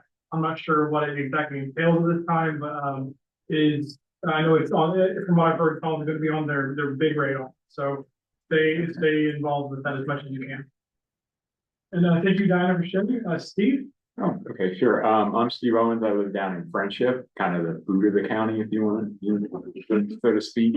I actually grew up in a family where land use was often a dinner time conversation. I'll tell you about that later. Kind of a unique upbringing. You know, I mean, obviously we've all echoed this, you know, South County's rural character. I think a lot of people are, you know, looking at South of 214 as kind of a green line. I grew up in an area, much like Frank, that suffered from bad planning and sprawl, etc. I saw how it happened, and yeah, it's bad news. And one thing I will say is, and you will see me throughout these meetings, maybe somewhat taking even more of a hard line than you would, because once you open that spigot, you can't close it. You allow that one subdivision in there, you know, and it really, so, you know, one of the things that attracted me to this area, and I've been here about 30 years, were groups like Sacred, and some of the things I've seen fought off, I've just been really encouraged by, because where I grew up, they would have built more. And so it's kind of nice to see this. Interesting conversations about the cell tower and the solar panels. I have a 300-foot cell tower directly across from my house that the county built. I get no benefit from it except an eyesore. I got some knocked off my assessment for that. And then my neighbor built, and this is, I really want to say this because when we get into solar conversations, I don't think a lot of people realize this. I had a survey of my property done, and then my neighbor promptly built a large solar array right on the property edge, and probably with the minimum setback. And nothing grows under that thing.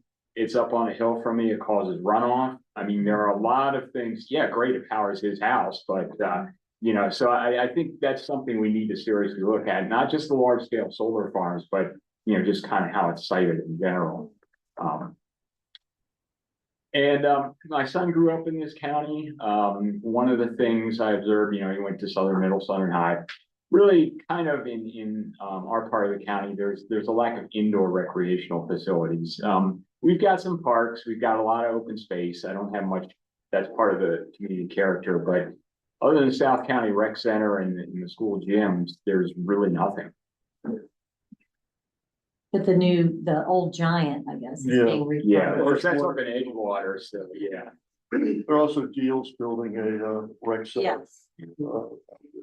Next to the library. Wasn't there a proposed, indoor rec center like across from, not Southern, what's the middle? Oh, Southern Middle? Yeah, on that farm. Like, I remember seeing it, and it was like a hot thing to do, and then I didn't see it again. Some Boys and Girls Oh, Club Boys and Girls owns some properties there or something. I don't know exactly. What it's I'm not familiar with it. I know that, so the last name Cheney is very large in our area and we are distantly related. So I know that there are, I think Manhasset is like his 6th or 7th cousins to the whatever third, I don't know how that works.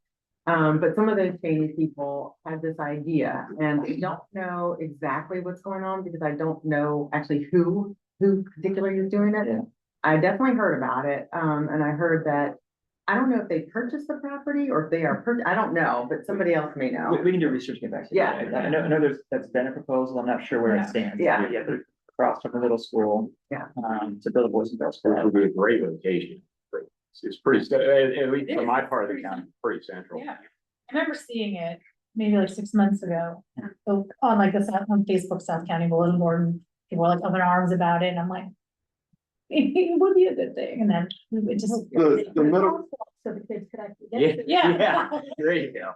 the middle school, the fire department and the elementary school are all, they're in another region, right? No. No. Are they in region 8? Yeah. Yeah. Well, what is it? And so I couldn't really figure out what is the border. I thought it was Jesse, you Route wanna- 2.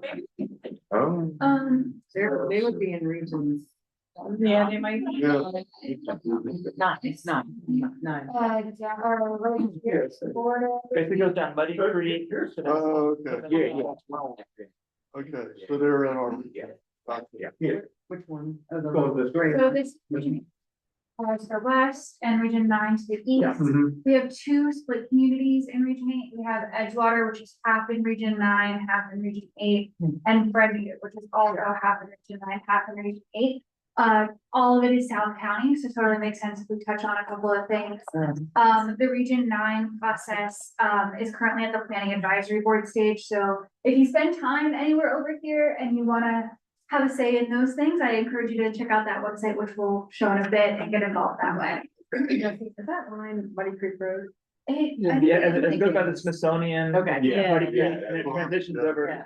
Yeah, and then where's the cut through that 258? Yeah, that's 258. Yeah, see that? Yeah. That one? Yeah. So it's Muddy Creek to 258 and then down Route 2. Right. Okay. Yeah, thank you. Well, thanks for sharing with me, Melissa. Okay, so, I'm glad to hear that many of us are upset about this, intersection at 214 and 424. If you're not familiar with the area, there's a country market right there. And sometimes cars drive through it. Yeah. Oh, yeah. Where you jump the curb on the backside. Always have a good time. I was like, I drove by the next morning, I'm like, how do you do that? They had There's a little exit. It's not really, but it looks like it. It intersection that, just, needs work. There is no safe way to really cross. Like if you're walking from Davidsonville Elementary and wanted to go to the country market, or from the churches and go to, Homestead, which is over there too. I have proposed this before in the area, and people would say, well, then why'd you move to this rural area if you want to have crosswalks? You should be able to get at, the post office used to be there. You should be able to go to the post office across the street and get a coffee and not get killed. The picture in the top left, Foxhole Estates is directly across from Davidsonville Elementary. Those kids are in the school bus. You're taking. They don't take, you do, what? That's dangerous. They don't take the school bus because, and I live not at Foxhole, but very, very close. And when we were looking at school bus would pick my son up an hour before school, and I like get him to school in 3 minutes, and he would ride that bus for a full hour as they went like this. And Foxhole was also one of the first stops. So your kids are on the bus for an hour, and then the way that they go home is the same. Like you're the last kid off the bus. And it's like, but I can see the school. We were told there was supposed to be a traffic light there and a crosswalk. It never developed. But it's insane. That children who live across the street, and even if there's a traffic light and it's not always on, whatever. But that we are having to bus kids simply because we've made our roads so dangerous for anybody. Quick bus story. So we were down in Lothian and our daughter, she was in that STEM program. Sir, I'm sorry for a second. I know we have limited time. I want to make sure I hear. Oh, sorry about that. Go ahead. So that's what that image is. So, and I'm involved in DACA, which is Davidsonville Area Civic Association. We've asked about this as well, and it's something I think that should be a priority. And everybody keeps saying state road, but Anyone notice they just changed the timing on that light, like in the last month or so? My husband talks about that all the time. On that light at 214 in Birdsville, they just changed the timing. Longer. He's so convinced of that. It took me 3 light changes. Yeah, depending on where you're coming from, And now, I actually put in 3 slides because I had made this slide, and then I saw Miriam had talked about the same thing. Can you mark her as in agreement?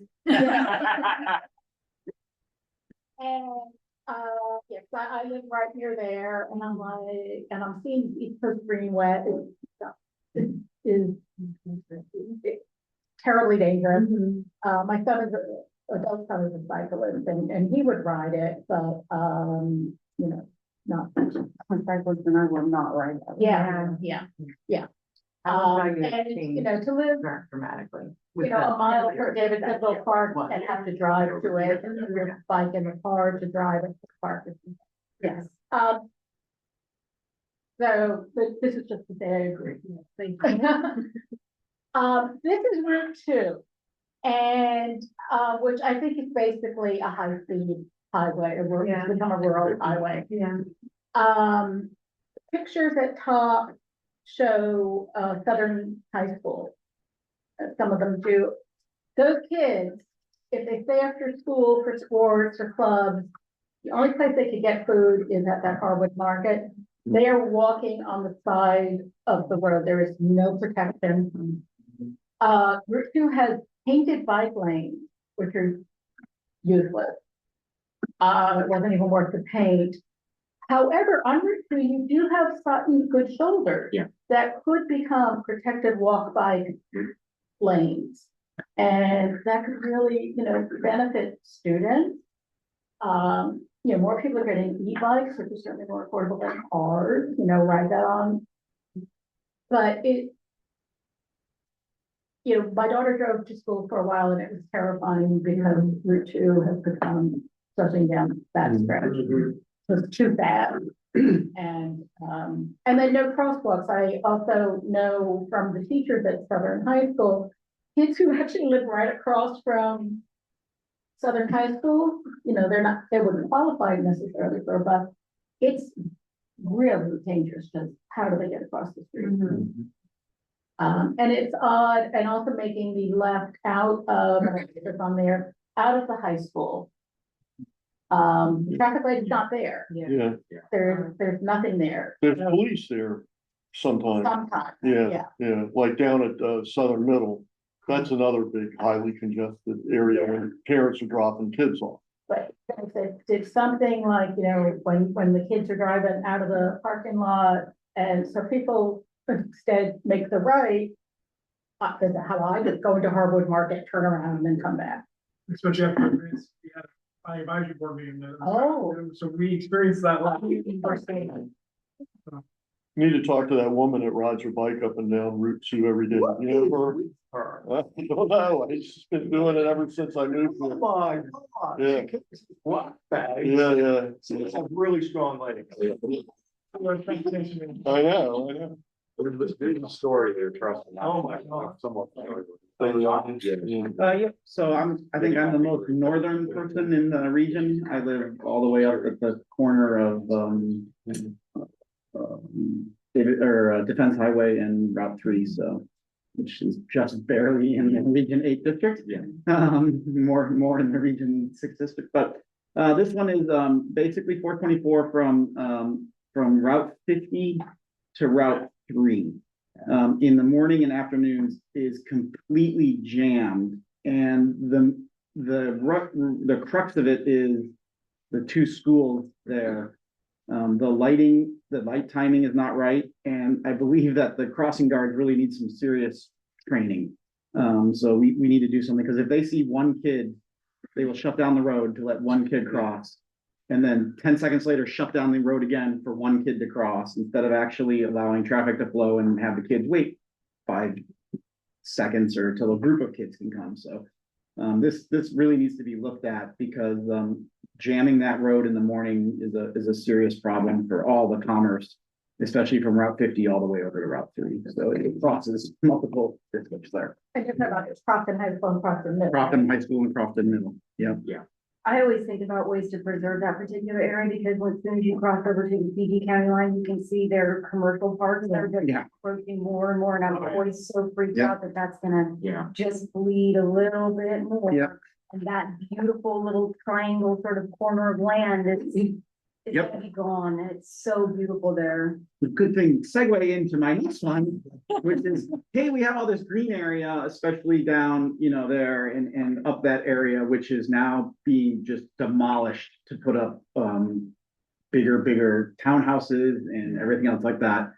And in that corridor itself cannot handle any more traffic, and we are allowing zoning for more townhouses and everything like that. And then in the green areas, especially just south of Defense Highway, they're starting to rip those down and really have a problem there. So I think those are some things we need to look at, how the zoning is happening in the green areas, and especially, as we all know, south, we have I don't want to use the word estates, but very lot of land. Where like I know my house is 3 acres and some other people are 4 acres, 3 acres. And in Montgomery County recently, they have said, oh, if you own something like this, you can separate your lot and you can actually put multi-tenant houses on it. So what I want to help preserve is that that's not going to happen here also, because when you segregate an area or that's three acres into, we'll give an acre for a 5-unit house now, the infrastructure around that area is not supported for the number of cars and everything else that's going to be good. And keep the family conveyance provisions in place. Yeah.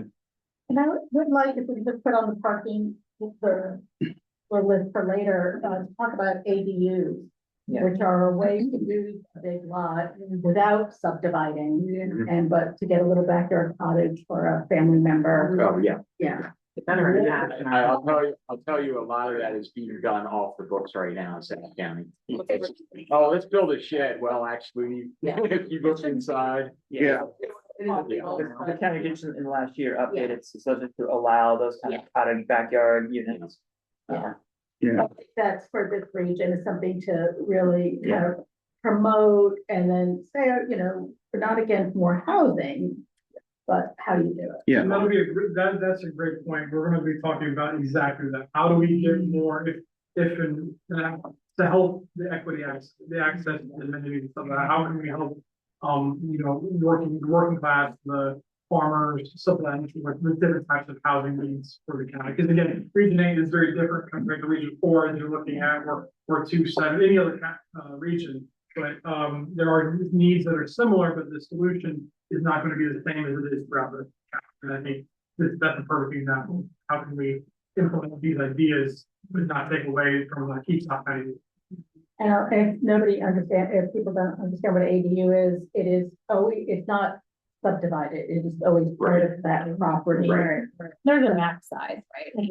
Yeah. Yeah, so like I have an ADU and, and it's, one of my kids is gonna move in when they come back from college. Now a friend living in it, but it's a way to create more housing without affordable. Yeah. Without a big McMansion. And keep your in-laws out of your house. Your in-laws, I had to. Call those in-law. Yeah.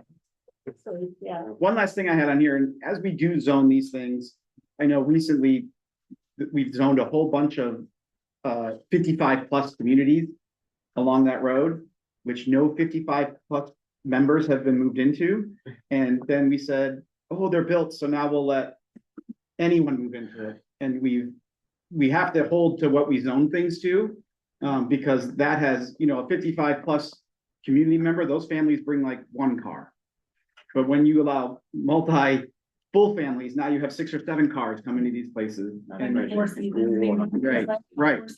Originally, those were 55 plus. Right. And then, well, no 55 plus people want to move in. Well, sorry, you shouldn't have built it then. Yeah. That was the risk you took. But developments, the prices are exorbitant. Like my mom, she moved down here and she's in Prince George right now because she can afford. There's like $2,000 for a studio in the place in Annapolis. The 55 plus communities were asking for the $4,000 and $5,000 a month. We look into that. It's crazy. Like it's just not realistic for people who are trying to slow down their life and live in these communities. But I think the developers are doing it on purpose. Like they realize that the 55 plus aren't going to move there. So they know that we will rezone it and say, okay, you can have full families now. But that impacts the schools because if 55 plus members aren't bringing families, kids for schools and everything like that. So we have to start holding to what we zone to. Harry Vanderhorst is not here. So last, but certainly not least, Emily's next week for another. Hi. I grew up in Harwood on my family's farm. My grandmother bought it in the 40s and she was many folks' doctor in that area of rural South County. So obviously, my big theme is what it sounds like everyone's is, which is great to hear. It's keep South County rural. We talked about this green line, I think 214, it sounds like makes a lot of sense. It's always been that way sort of unofficially. But we could certainly model it after, there's at least 2 counties that come to my mind, Baltimore and Montgomery. Baltimore's got the Arundel, the urban rural line of demarcation, and Montgomery County has the ag reserve in that western part of the county, believe it or not. You don't necessarily think of Montgomery County as having nice open spaces and farmlands, but you look at the western part of the county and it's beautiful. It can be done. So we just need to make sure to keep that, I think, in Anne Arundel County as we keep getting development pressure and pressure and pressure. I think, and when I say this, I also include, even though we're not in Region 9, but certainly Region 9, part of that, south of 214 as well, needs to be that whole South County character. The traffic is just, if I turn left to go on, we're right on Route 2. And if I try to make a left on Route 2 out of my driveway, I'm sitting there for 10 minutes sometimes. And I know 10 minutes doesn't sound like a long time, but if you're sitting in your car waiting to turn left, it's crazy. And I know we've been speaking a lot about, schools and bus traffic and so forth. And it sounds like there needs to be a better conversation with the bus routes too, because I know a lot of parents end up driving their kids to school, which causes a lot of traffic backups at the schools. Whereas if the bus routes made more sense, I guess we're more reliable, that could be a lot more efficient. So my fix-it was, Birdsville Road and Route 2, which is the intersection, right at my husband's farm. And there have been multiple fatalities there, and my husband and I both have to drive big farm equipment up and down the road. We have a couple of farms right there along Route 2, and I shake every time I get in the tractor because I feel like I'm taking my life in my hands because people are in such a hurry. I know that State Highway is moving towards a traffic light here, but I think a traffic circle makes a lot more sense. I believe they're doing the traffic light because they don't have to purchase any additional property. They can just stick it right in there. But a roundabout, like if we're talking about long-term planning, that makes a lot more sense. This is a T intersection. It just slows traffic down a little bit. You've got another light right down there at Harwood Road, and you're just gonna back up and back up. And then I know another person mentioned at Polling House in Route 2, which is just below Harwood Road. That's a nightmare too. So you could also consider a traffic circle there, but that's kind of my two. Yeah, I'll support that. Down in Friendship, we had a traffic circle installed on Route 2 and 261 in Salisbury. And yeah, it does. It really does. It's, Definitely think a circle fits into the nature of the road all the way from Calvert all the way up. Yeah. I do think a light would just create even more, it would be a nightmare. Yeah. As a planner, it's lovely to hear people accepting circles. Reluctance to it, then they're good, put everywhere. So thank you all for sharing. I want to balance that last little point about the traffic circle. And I'm not saying this, I'm going to study, I don't know anything about the study, but as a planning perspective, sometimes the best thing isn't always the easiest.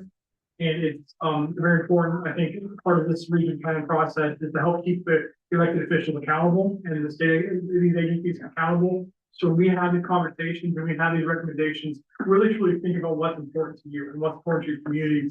We can add that into this. Because again, this will be hopefully adopted by county council in early 26. And when this becomes effective, we can always point back that we agreed on this, we said this, it's fine. So this is a very important process that you don't feel afraid to share your ideas, right? I'm going to go a little bit off script for a minute because we are ahead of schedule. I want to show you two very important things that I hope you guys use a lot and often. And the first is going to be the Region 8 Planning Hub website. We will send this out in a million different emails. Anybody signs up for a newsletter, as well as this is going to be a great place to share with all your friends, family, community members, etc. The website's easy to remember. It's aacounty.org/region8, the number 8. And this is where we're going to put everything. Meeting notes, meeting reportings, links to surveys, links to public outreach, different events, meeting schedules, agendas, everything. Anything you can think of that we do is we put on summaries, public outreach, all of it. So just to kind of give you a quick run through how this is laid out. At the very top, when you come here, it's going to look just like this. The yellow box will often change. This is where we're going to have our updated information of what's currently going on. You will often see most likely the next SAC meeting is here at this time. But right now we have the zoning change application. So if anyone that you know, or if you are interested in applying for a zoning change, this is where they would go to click that link. And also right now, as you can see, in addition to that application, we have the visioning questionnaire. Anybody who wants to provide input, ideas, suggestions to the overall vision of Region 8, direct them here. We are accepting comments and ideas through November 1st, and we will produce a summary to share with you about everything we've heard. Underneath there, we have the project purpose. It has links to very important documents. I would highly suggest, if you guys haven't done so already, take a review of Plan 2040. It's a very large document. Don't expect to be able to know word by word like all the planners in General County do. But do take a look at the Region Plan Handbook. I think there's a lot of good information there as well. And then you can areas that we're gonna start changing and adding to as the process goes on. The planning area is the same. We are gonna have different maps and data in this section, these sections below. So this just gives a general overview of understanding the project, the feedback map that we had out. It's here as well. And then again, the things we've heard, this will likely be updated throughout the process. And community snapshots, this is where the data is going to be. Whenever so you can really see the population of Region 8, the different demographics, socioeconomic information is here as well. It's really good tool that we're going to use. It would be present you with different briefing papers and different information. And then you can click here, you can see different maps. This will take you to links to our county website that talk about different aspects of the built environment, health communities, and health economy. The same layout that's in the region plan, as well as in the same layout that's in the plan. And then again, the timeline, what Mike presented out earlier, is also online. Take a look at or to send people to if they have any questions. And then again, the upcoming, stay involved. We have it broken down into 2 sections. The upcoming and current activities, which includes today, and as well as different SAC meetings that we will produce up here. And then anything we've done in the past. And so your next SAC meeting is going to be on the 7th. It will eventually move to the past activity section. And you can see the meeting notes, the agenda, the recording, all that good stuff is put here for all time. So always direct people here if they miss a meeting or if you miss a meeting and you want to hear what was said or to see what was going on, you can absolutely click that. And just at one point to show, if you're ever like, oh, I need to reference the notes from 3 meetings ago because I want to bring up this point or XYZ, Eric's been scrolling down the entire time, but if you're in a rush, the tabs at the top, you can click on them and it might take a second for it to load. It might land you in the wrong place the first time, but if you hit that stay involved section, it usually brings you to right here. So it's pretty quick to just pull you on down to where you want to go. Thank you. That's a great point. So yeah, if you know, as Jesse just said, if you go to the website, you know you want to look at one thing and one thing only, click that tab. It'll take you right there as you just saw. And then, I'm sorry. With our SAC meetings, will they just be announced a month in advance, or are you guys gonna plan it for the whole year? Yeah, we're working on finalizing meeting locations for the beginning of the year. Oh, We're into the process, but yeah, we have the date. I believe they're shared with you. If not, we'll share them with you immediately. And then, yeah, so then here's the committee section. I believe we will update this to reflect U15. I have a little bio I think you submitted during your application process as well. And then comp zoning, I won't touch too much on this right now. This will be the majority of our process in the spring of next year. But this gives a pretty broad and general good overview of the process. And there's also a list of 7 criteria we'll add up on here as well that shows how the decisions are. And then again, the project team at the end here. Look at that good looking guy. And one thing I do want to start to is and highlight is this email address right here. Anybody that you know that has comments or questions or suggestions or whatever that's not part of this group, please have them reach out to us so we can have it as part of the record. It's often difficult to record a in-person conversation at an outreach event word by word, but if they can email us, we can absolutely keep that part of the record for the whole process, including the time. So if anybody ever wants to let us know something that's going on, I highly encourage them to reach out. And before we move on from the hub site, like I said, Region 9 is currently in process, but if you can get to the Region 8 hub site, you can easily get to the Region 9. It's the same exact layout we just walked you all through. So if you're like, man, I have things to say about Galesville, I don't want to miss this opportunity while it's still being worked on. It's got that same exact very first red box where it shows you what's current. It's got that same stay involved where you can go and check and see, oh, is there opportunity coming up that's been advertised? Yeah. Thank you. Are there any questions about the website or anything we've mentioned through this? We have about 10 minutes left for we'll all reconvene. We're going to talk a bit about meeting space and. Yeah, and I want to talk about the Google Drive real quick. So the other big important factor that we're going to really utilize a lot is the Google Drive. I believe there may be an email to you all about how to access that. If you have any issues, please let us know. We'll sit down with you if we need to and really walk you through this. This is going to be where we put all the information regarding even agendas, meeting notes, but also the briefing papers that we'll send out, all your homework. We'll send this out via email as well, but sometimes some files are too large to send. We will direct you here. When we get to the conference zoning section, and review of applications, the applications will be put on for this. This is going to be a very good source of information for the entire process. I highly encourage you all to kind of look around, click through different folders and files to see what's there. Really dive on in. We're getting started in less than a month with our first SAC meeting. We don't expect anybody to know everything that's already on the drive, but if you can take a look over things, it's very helpful. And again, we as staff, we try to be as responsive as possible. So if you have a question, call us, email us, and we'll get back to you as soon as we can. So That plan 2040 folder was, I thought it was a good folder. yeah, and there's both of the volumes there, so you can see everything that we've produced. The poverty index plenty that Mike mentioned earlier is on here as well. So just feel free to explore this and yeah. So then, Mike, did you want to go ahead and talk about the meeting spaces?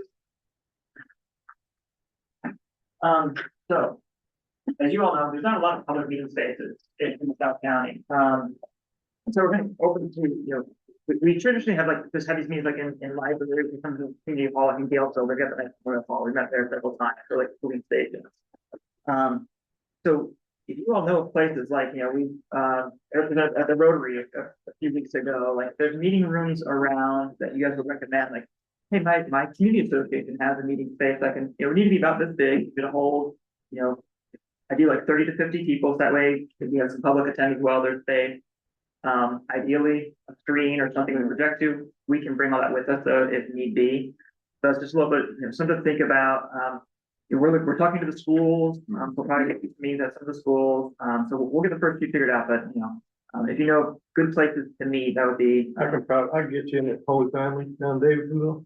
Right. There's wherever next comes meeting. Room about this size. Yeah, those ideas are great. South County Rec Center meeting, we may have this space. I'm gonna say we have a couple of these barns. Yeah. You don't love Heated? Heated barns? Bonfire. Marshmallows. I don't have a heated barn, but I know it's packed room. The DFRC should be a public meeting space, but it doesn't have the technology and, but I mean, there's space, but not. For rec centers and also for a library, we've used them in the past. You wouldn't be surprised how many times we have to fight with the Girl Scouts to get a room. They've got the market cornered, they already know their schedule. They've been in there for years, so. The Girl Scouts does have pretty good for meeting spaces. But don't sell Girl Scout cookies at work, right? Yes. Wasn't that a question on the ethics thing? So one last thing, just to kind of preface. One more meeting was just a thing. It's awkward, but we don't have budget to feed you guys. The Region 9 group did just kind of holiday group just ordered pizza and they passed the hat around and paid for it. I don't want to say you should do that, but it worked really well for them. And Good. Unless it's Litos. I'm with you. I'll see if I can bring some healthy stuff. I'm a food now.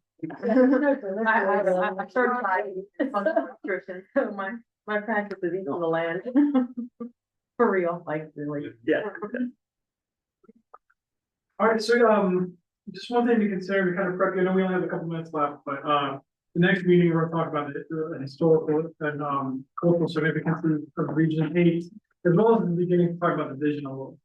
I know today we got into a lot of it, which is great. I think it gave us a good head start. And most importantly, it seems like Keep South County Rule is still the forefront of this conversation. We also heard a lot about traffic safety, traffic impacts, a lot of good discussion about community parks, community facilities, the access to those, expansion of those potentially, as well as access to food. I heard that from a couple of people. So again, I think when we start moving forward in this conversation, really think about what is the most important. I would think about 2 or 3 things that are most important to you. And don't necessarily come in with a paragraph about them, but just bullet points. These are the 2 or 3 most important things that really hit home with me and my family, my friends, my community, and bring that to the table. And we're gonna have a discussion about that, how to craft this into a vision statement of all. There are some I think this group, I think we can start off a conversation as a whole group, but if there's interest in having a couple of you all split away and having a subcommittee, that's an opportunity. But it does seem like this group is step by step moving forward. Again, there could be an opportunity for subcommittee if you want. If not, fully up to you. The whole group will come to a consensus on a vision statement one way or the other. So again, I just want to emphasize, if there is a subcommittee, everything that subcommittee does will be presented to the entire group. We want to make sure everybody, all 15 of you, have the same amount of impact on anything we do moving forward, because you all are here for a reason, and it's the same reason. It's to really make Region 8 the best place for Region 8. Just before we go back to the big group, I just wanted to say, I know a lot of y'all have already submitted your ethics certificates. I just want to make sure that I say to everybody, just make sure you get it sent to us, please. You completing the course, we don't get any special email or like copy of it. So if you could send us a copy, that's really what we need. But I also, if you want to stay civically engaged in Anne Arundel County throughout all your years, save a copy for your records, because I'm pretty sure you just need to take it once and then you can send the same copy over to whenever you join a different board. So the key didn't work for me. So the one that I did for the Food Security Council will probably work. It will probably work. If you'd like to send me a copy, I can let you know. I can find it. Following up on Eric's comments about the vision statement, there's an online questionnaire right now, that's kind of where we distill what we heard from the community, and the president, a lot of what you guys have said today about key elements of a vision. We'll give you guys a special version of that, so that you can take it, and that way we'll kind of, when you walk in your meeting next time, we'll be able to say, okay, 50% of you say, these 3 were the top ones that are most important. But again, like doing those little kind of surveys pre-meeting helps us kind of get that group thought together, make the most efficient use of your time. So we'll send it out to you next. So I'm in marketing and PR, and so my big question is what that happens in these meetings, do you actually want us to share publicly, and how do you want us to say that? Everything is public. Anything that's, so we are going to do our best to record every single meeting with those owls that you're seeing in front of you, including this meeting today. This meeting will be recorded exactly as presented into the public. We will also produce a more summarized version of the meeting notes, that if you don't want to sit through the whole 3-hour meeting to find a certain point, you can look through the notes and get the general idea of what was said. But again, we try to do our best to be as transparent as possible to anybody and everybody that wants to know about this process. So there are no secrets in this room. Anything that's said is public record, essentially. So feel free to share everything. It's really important. Now, one caveat, there will be times where we ask the SAC members to do your homework first. I'm thinking of the zoning application. We want you all to have your first take at it before it's presented to the public. But the public will absolutely get an opportunity to review that as well. But because you guys are part of this committee, there are some things that we value your input first, and that's one of the aspects. But anything that you guys do, the public's gonna be able to do as well. There's not. We're all one. Adding on to Eric's point, with those specific times when we ask you to look at it and then we send it to the public, there is also an opportunity for if you guys hear back from the public, and so you were on the fence before, but now your opinion's been swayed, you can offer to bring something back up, and if the group is agreeable, you can bring it back up and vote on it again. So once again, everything in the end, it all comes out as 100% to the public. All right, well, I hope you guys are excited.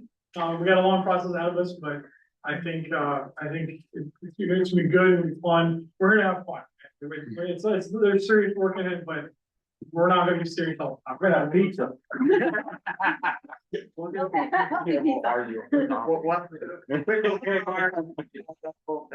guys have the rest of your day. We have a couple minutes to go the rest of the meeting, but yeah, again, we're gonna. Okay, thank you, everyone. We're almost wrapping up. We're gonna get you out early today. I heard some wonderful discussions. You guys bring a lot of insight, perspective in your communities. That's exactly what we want. Also heard great listening and responding to each other. It sounds like the groups are already starting to gel, which is wonderful. So let me just give a quick note on next steps. And I know each of the planner teams kind of talked about the resources and the hub site and coming up to the next meetings. We've got our schedules coming up in November for your first kind of meetings. They'll just be each region on their own, and we'll focus on history. We'll do some mapping exercise, kind of looking at community assets, understanding the communities within the region, and then we'll also discuss vision. I mentioned at the beginning that we've got a vision survey that's now out online. We're also handing that out in some public spaces to get paper surveys. And we'll give you guys a specific link to that. So that way each region, stakeholder advisory committee can fill out that vision questionnaire. So if you come in your next meeting, you'll already kind of get a sense about statistically kind of which ideas do we think are most important to incorporate into a vision statement. So that'll be one of your homework pieces before these meetings in November. So again, thank you all for your efforts today. Let me introduce Jansen Evelyn from the County Executive Office to say some closing remarks. Hello, good afternoon, everyone. I'm going to be as brief as possible. Like I told Region 6, I'm the last thing standing between you and getting out of here. I serve as the County Executive Deputy Chief Administrative Officer. My portfolio includes land use policy, housing policy, and economic development policy. So I have some notes, especially after I bumped into the county executive on the way in, and he told me that I was involved. And I had 2 happy hours last night, so there was no way I was going to be able to wow you. So I can take a couple of notes.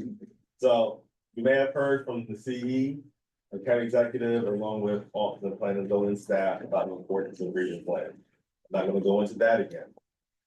You've had a chance to get to know and each other a bit and discuss as a group your dreams for the future of your region and your dislikes for the future of your region. I have had the opportunity and the pleasure to listen and dream, to listen to your dreams, your love it's and your fix it's. Many of you talked about traffic, safe intersections, preservation of neighborhood character. See, I wasn't just on my phone texting. No. Sprawl development, increased indoor recreational opportunities, improving road infrastructure, having connectivity between neighborhoods and congestion, and how to fix all of the above. Yet I've also heard some people talk about the concepts of transit-oriented development, multimodal transportation opportunities and protected bike lanes, and increasing opportunities for micro and small businesses. You guys have dreamed about community reuse, redevelopment with better walkability. There is also a housing crisis that is well documented. And that's why housing prices are increasingly out of reach for the working middle class family. How do we do both? How do we balance it? While making sure we preserve and protect our wooded areas, our wild spaces, yet if equity is going to be a point and a part of the work we're doing, we have to somehow do both. And as I told Region 5, good luck, right? Because this, in my opinion, is one of the hardest, most difficult, yet most important things that electeds, staff, and residents have to do. So as you go through this process, know that there'll be days where you won't have talking heads here. It'll be boring, technical days where you will need multiple cups of coffee to stay awake. At the end of the day, sorry, but at the end of the day, you get to partner envision it, and this is the part that gets me excited. I may not do the folksy thing that the county executive does, and I love it, Brad. But at the end of the day, you get to partner envisioning the future of your community in placemaking. And I say placemaking because it's easy to use technical terms, but we're really ultimately talking about how do we create a place that serves our interests now, as well as our interests in the future. In providing practical solutions, like what Ms. Stanton suggested in having protected bike lanes rather than painted bike lanes. Shout out to Region 8. But during those tense days, during those technical days, during those dull days, know that you're doing what could be what should be. And I know that Jennifer, I'm sorry, Jenny, I know she ended with quoting David Vernon. I'm gonna end with quoting one of my favorite architects, or actually developer, which is not always a bad thing. His name is Jim Rouse. And he said, vision describes what best should be, what could be, if and when mankind has the will to make them real. So may you serve with vision. May the end result, your respective region recommendations, reflect that vision, the best of what could be, what should be, an inspired, concerned, loving community and society that will serve and dignify your fellow neighbor. So thank you so much for your time.